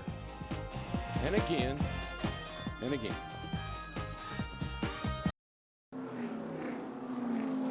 Coming up tonight on Fox, The Simpsons, King of the Hill, Family Guy, and American Dad. A fun night on Fox. But first, we have the Daytona 500 to conclude. We're going to race 2 laps, green, white, checker. If the caution comes out again, the race is over, and NASCAR will use any and all available information, including video from all of our Fox angles, 90 cameras strong, to determine the order of finish at the moment of caution. Hopefully that won't be needed. And Darrell, Mark Martin has been making restarts in Nextel Cup for 26+ years. He's fixing to make the most important restart of his career. You know, it's not just the first race for all of these teams at Daytona. First race of the season for NASCAR on Fox. Barry Landis in the producer seat with Richie Zients and Artie Kempner and all of the folks, over 200 people strong it takes to put on this telecast for you to enjoy. Great pictures, great replays, and we're happy to have all you folks at home along for the ride. Here's what I think will happen. I mean, it's just I think that David Gilliland is going to help Mark Martin win this race. He may not mean to, but I think David Gilliland doesn't want to mess up. I believe that Kyle Busch and Greg Biffle will hop to the outside and try to go around Mark. Then Gilliland will run right up behind Mark and push him home. I'm with you, Darrell, because what we've seen from David Gilliland, who won the pole at Talladega in October and won the pole here for Daytona, is he likes that yellow line and his car works well at the bottom of the racetrack.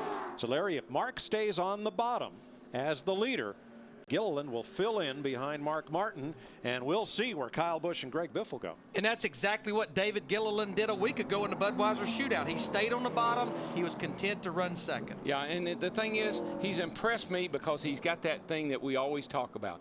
Don't beat yourself. And he's done that all day long. Had trouble in the pits, but he overcame it, and now here he sits with a good finish. Mark Martin was a driver who beat himself. His first try at Nextel Cup Racing, not too successful. He went back in the Midwest to run ASA, and then he and Jack Roush got together for a 20-year partnership that produced everything except a Cup championship and a Daytona 500 win.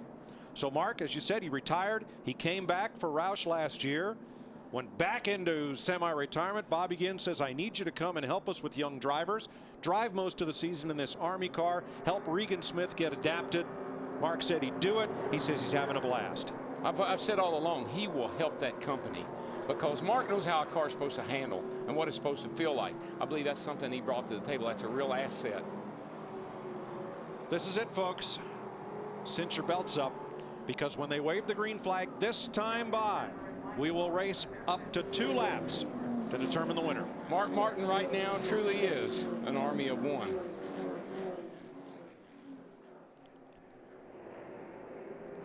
These teams, this is the 2 laps these guys have been working for all winter long and for months even before the 2006 season ended. When the green flag waves, the race is on. If the caution waves, it's over. If they complete the 2 laps, it's over. Martin, Busch, Biffle, Gilliland, Sadler, green flag. I don't believe he can wait very long, Larry. I believe if you're going to make the move, you got to make it quick. I don't think he can wait too long. If they're going to get him, they need to jump to the outside right away.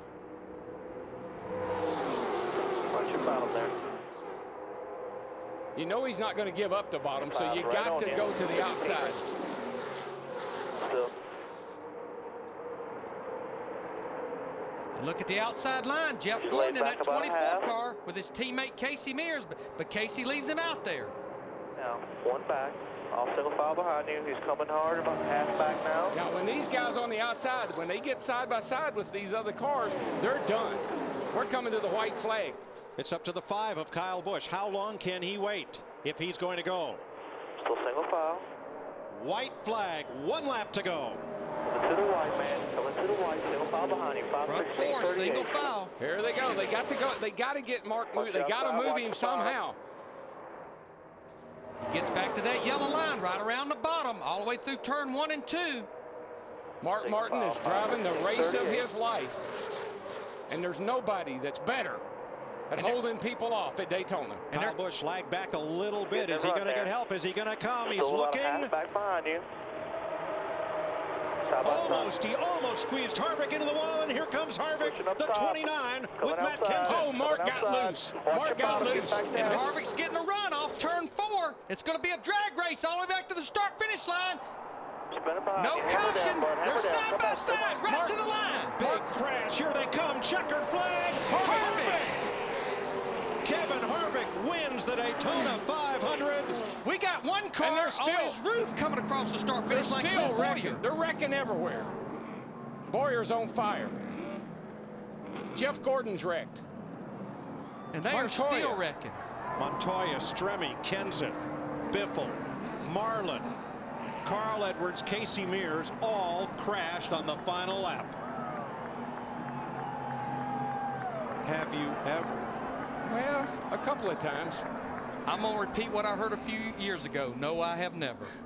I got so excited I broke the damn mirror in half. Jeff Gordon's day ends about like his teammates. Clint Bowyer came across the start-finish line on his roof. I've seen fire and I've seen rain. David Stremme's climbed out. He is okay. Sterling Marlin, who slid across to a stop. Well, Larry, let's see. Are they going to run these cars anymore? They were intending on it, but I don't think many of them will. It may be a good time to bring the old car tomorrow out. What was the margin of victory for Kevin Harvick? Unofficially 2/100ths of a second. I thought Mark had him. I thought he was going to hold him. And Mark Martin, a bridesmaid once again. He's got to be thrilled, though. What a finish. Bakersfield, California's Kevin Harvick, who took over the seat in what became the 29 after the death of Dale Earnhardt, stormed up the outside. Kyle Busch couldn't hold him off. He had a full head of steam into turn 3. There was no question you were going to have to go the outside. Mark was not going to give up the inside. What happens back here is Kyle Busch gets on the apron ever so slightly, gets into the 17, and it's on from there. Look at the 38 car up on top of somebody. There's a car turning over. And look at this finish. And it's a drag race to the line, and we've seen Harvick do that before. Yes, we have. You could see Harvick trying to pinch him down to keep that momentum on him. A little side draft. Get a little side draft and try to pull ahead.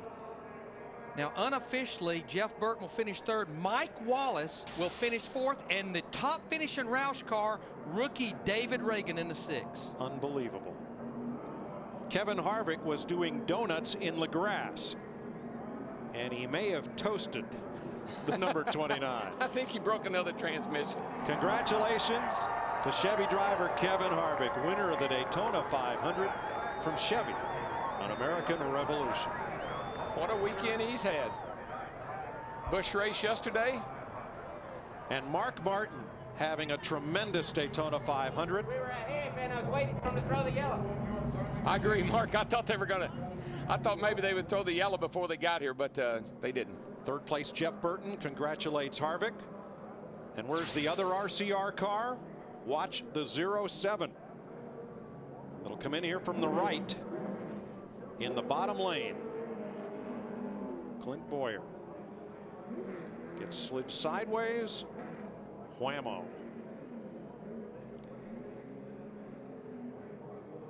And he'll cross the start-finish line unofficially upside down in the 18th position. On fire. I mean, that's Joey Chitwood couldn't do that.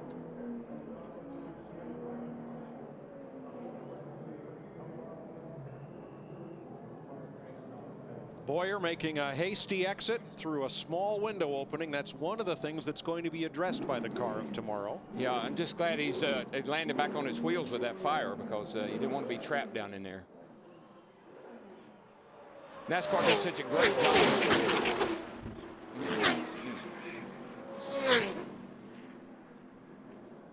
Goodness. terrified. Sterling Marlin, the 14 car, was spinning down pit road, actually hit the pit wall. Until now, 1976 and 79 were the wildest Daytona 500 finishes ever.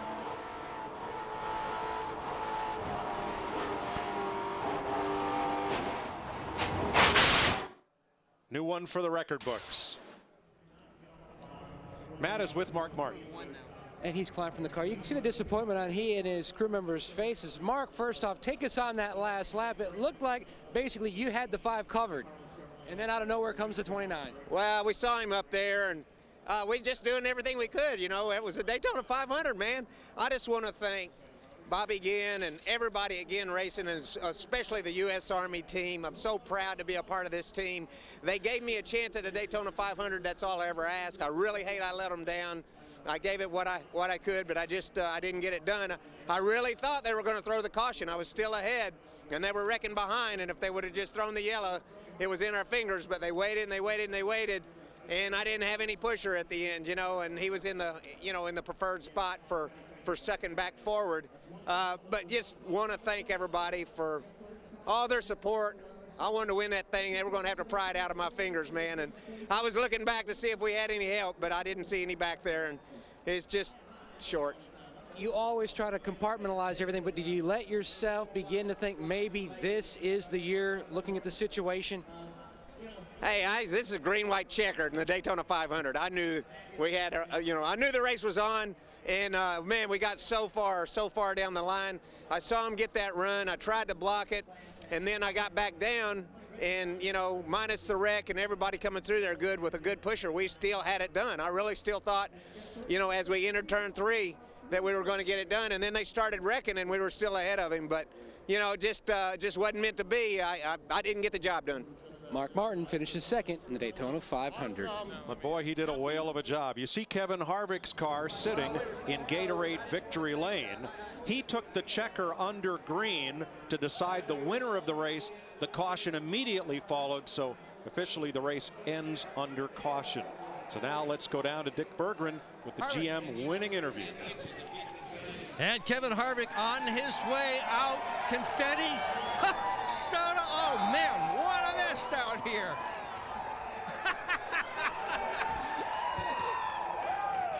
Hey, Kevin, where did you get that head of steam at the end of the race to win the Daytona 500? Well, I had Jeff Burton behind Matt Kenseth, and Kenseth just pushed the hell out of me there.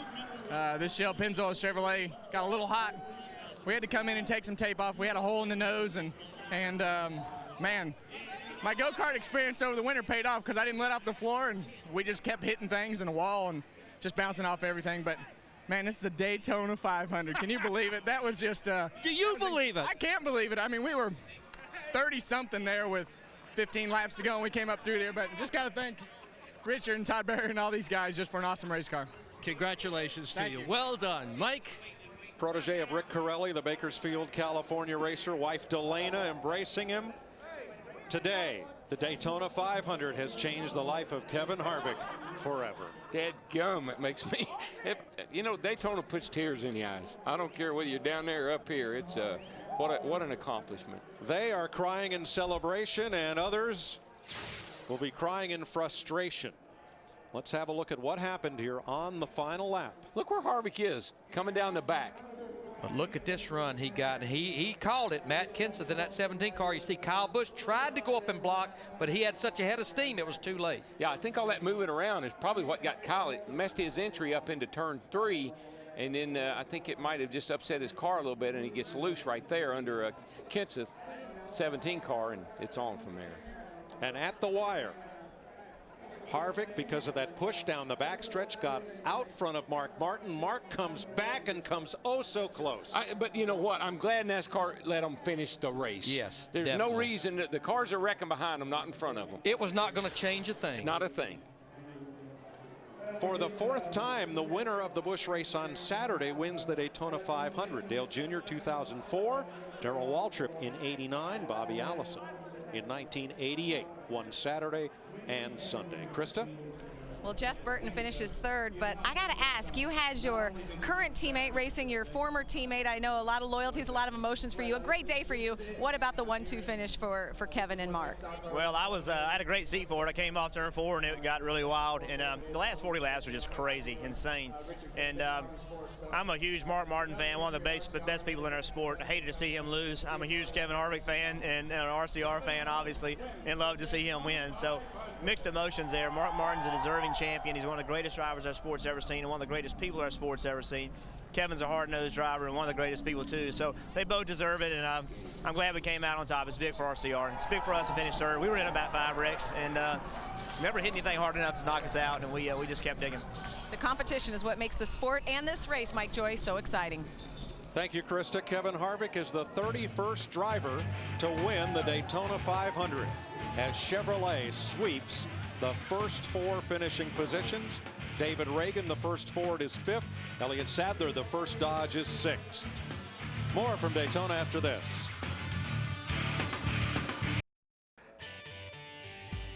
An amazing finish in the 2007 Daytona 500. Watch the 29 car. Kevin Harvick shooting to the front past the veteran Mark Martin in a photo finish, 2/100ths of a second. Harvick winning his first Daytona 500. He appeared on photo finish on the NASCAR on Fox pre-race show. Everybody okay in the wreck behind. A crazy go-nuts finish in the Daytona 500. Harvick, remember, a little bit eerie, took over the ride for Dale Earnhardt, who on this date back in 2001, we lost him here at Daytona. So Harvick coming back to win for Richard Childress Racing. Last time Richard Childress Racing won the Daytona 500 was with Dale Earnhardt in 1998. And these are the unofficial results here in the top 10. You see Mark Martin at a Chevrolet finishing second.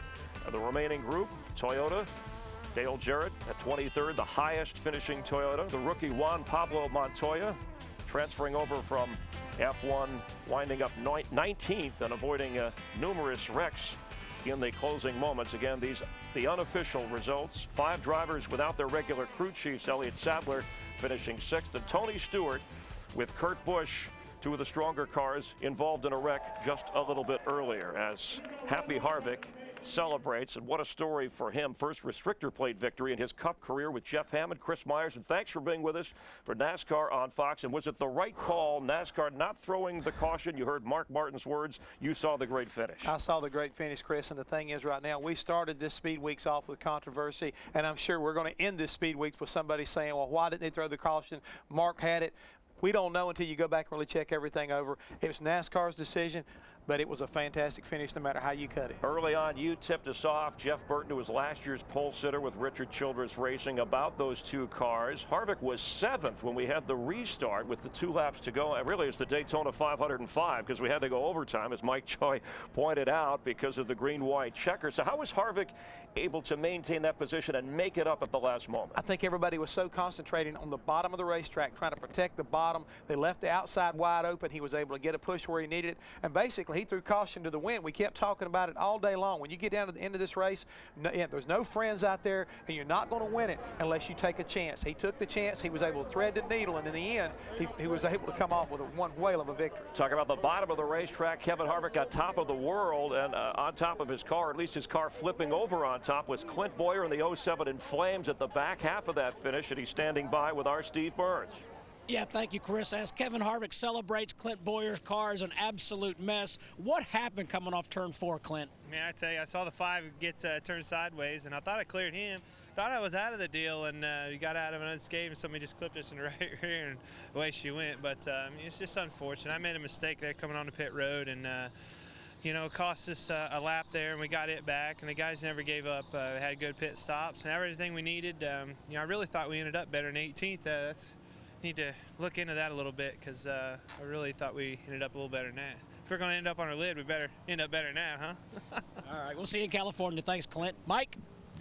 Thanks, Steve. The favorite, Tony Stewart, got taken out of the race in a crash that looked eerily similar to the one that claimed Dale Earnhardt in 2001. And out with him went the driver who led the most laps, Kurt Busch. Kevin Harvick led only 4 laps today. Boy, he led the right one. Boy, he did, and I think NASCAR made the right call. And Mark said it best. This is the Daytona 500. Everything's happening behind them guys. Throwing a caution wasn't going to make any difference. Let them race to the line. I feel sorry for Mark. I like seeing him win, but pretty happy for a happy Harvick, too. Larry, you can prepare and work on that car all day long. The best you can do, Richard Petty often said, put yourself in a position to win. Circumstances will dictate the outcome. And it did, Mike. And, I mean, I was so impressed with these guys. For the first 150-something laps, we had 3 cautions, and it really was not a big wreck. One was even a debris caution. But the sun went down, the moon came up. The crew chiefs of spotters said, boys, 25 laps to go in the Daytona 500. So definitely those next 3 cautions made a huge difference in the outcome of this race. This finish, Ricky Bobby. The Daytona Nights couldn't have been any better. I watched that last night to prepare for tonight. One other thing, the full moon. There's an old superstition in racing that on a full moon night, wild things happen, and they sure did tonight. Chris? Only Darrell could sum it up referencing Ricky Bobby.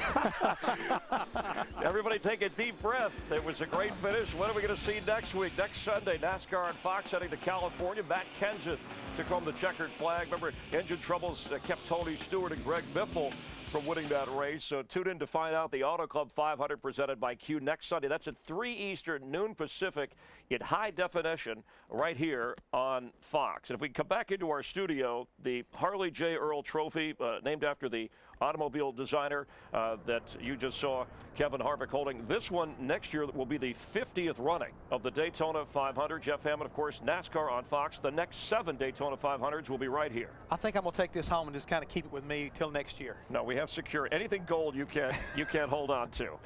Jeff, as we look ahead to next week, the Daytona 500 is one thing. We got to think about the chase for the championship. Races are so much more important now because of victories, the points that are awarded to the winning drivers. And right now, Kevin Harvick gets the benefit of those bonus points already, and it looks like RCR Racing is coming out and trying to reestablish themselves one more time as being a contender for the championship early on. Jack Roush, Roush Fenway Racing, the curse continues for him. More than 60 entries in his career at the Daytona 500, no victory. His former driver, Mark Martin, his best finish ever here. Came close, very close. And we were a sentimental favorite, but right now, hey, this one's in the books. It's time to go to California. For Jeff Hammond, Chris Myers, thanks for watching NASCAR on Fox and the Daytona 500. We'll see you next week from California.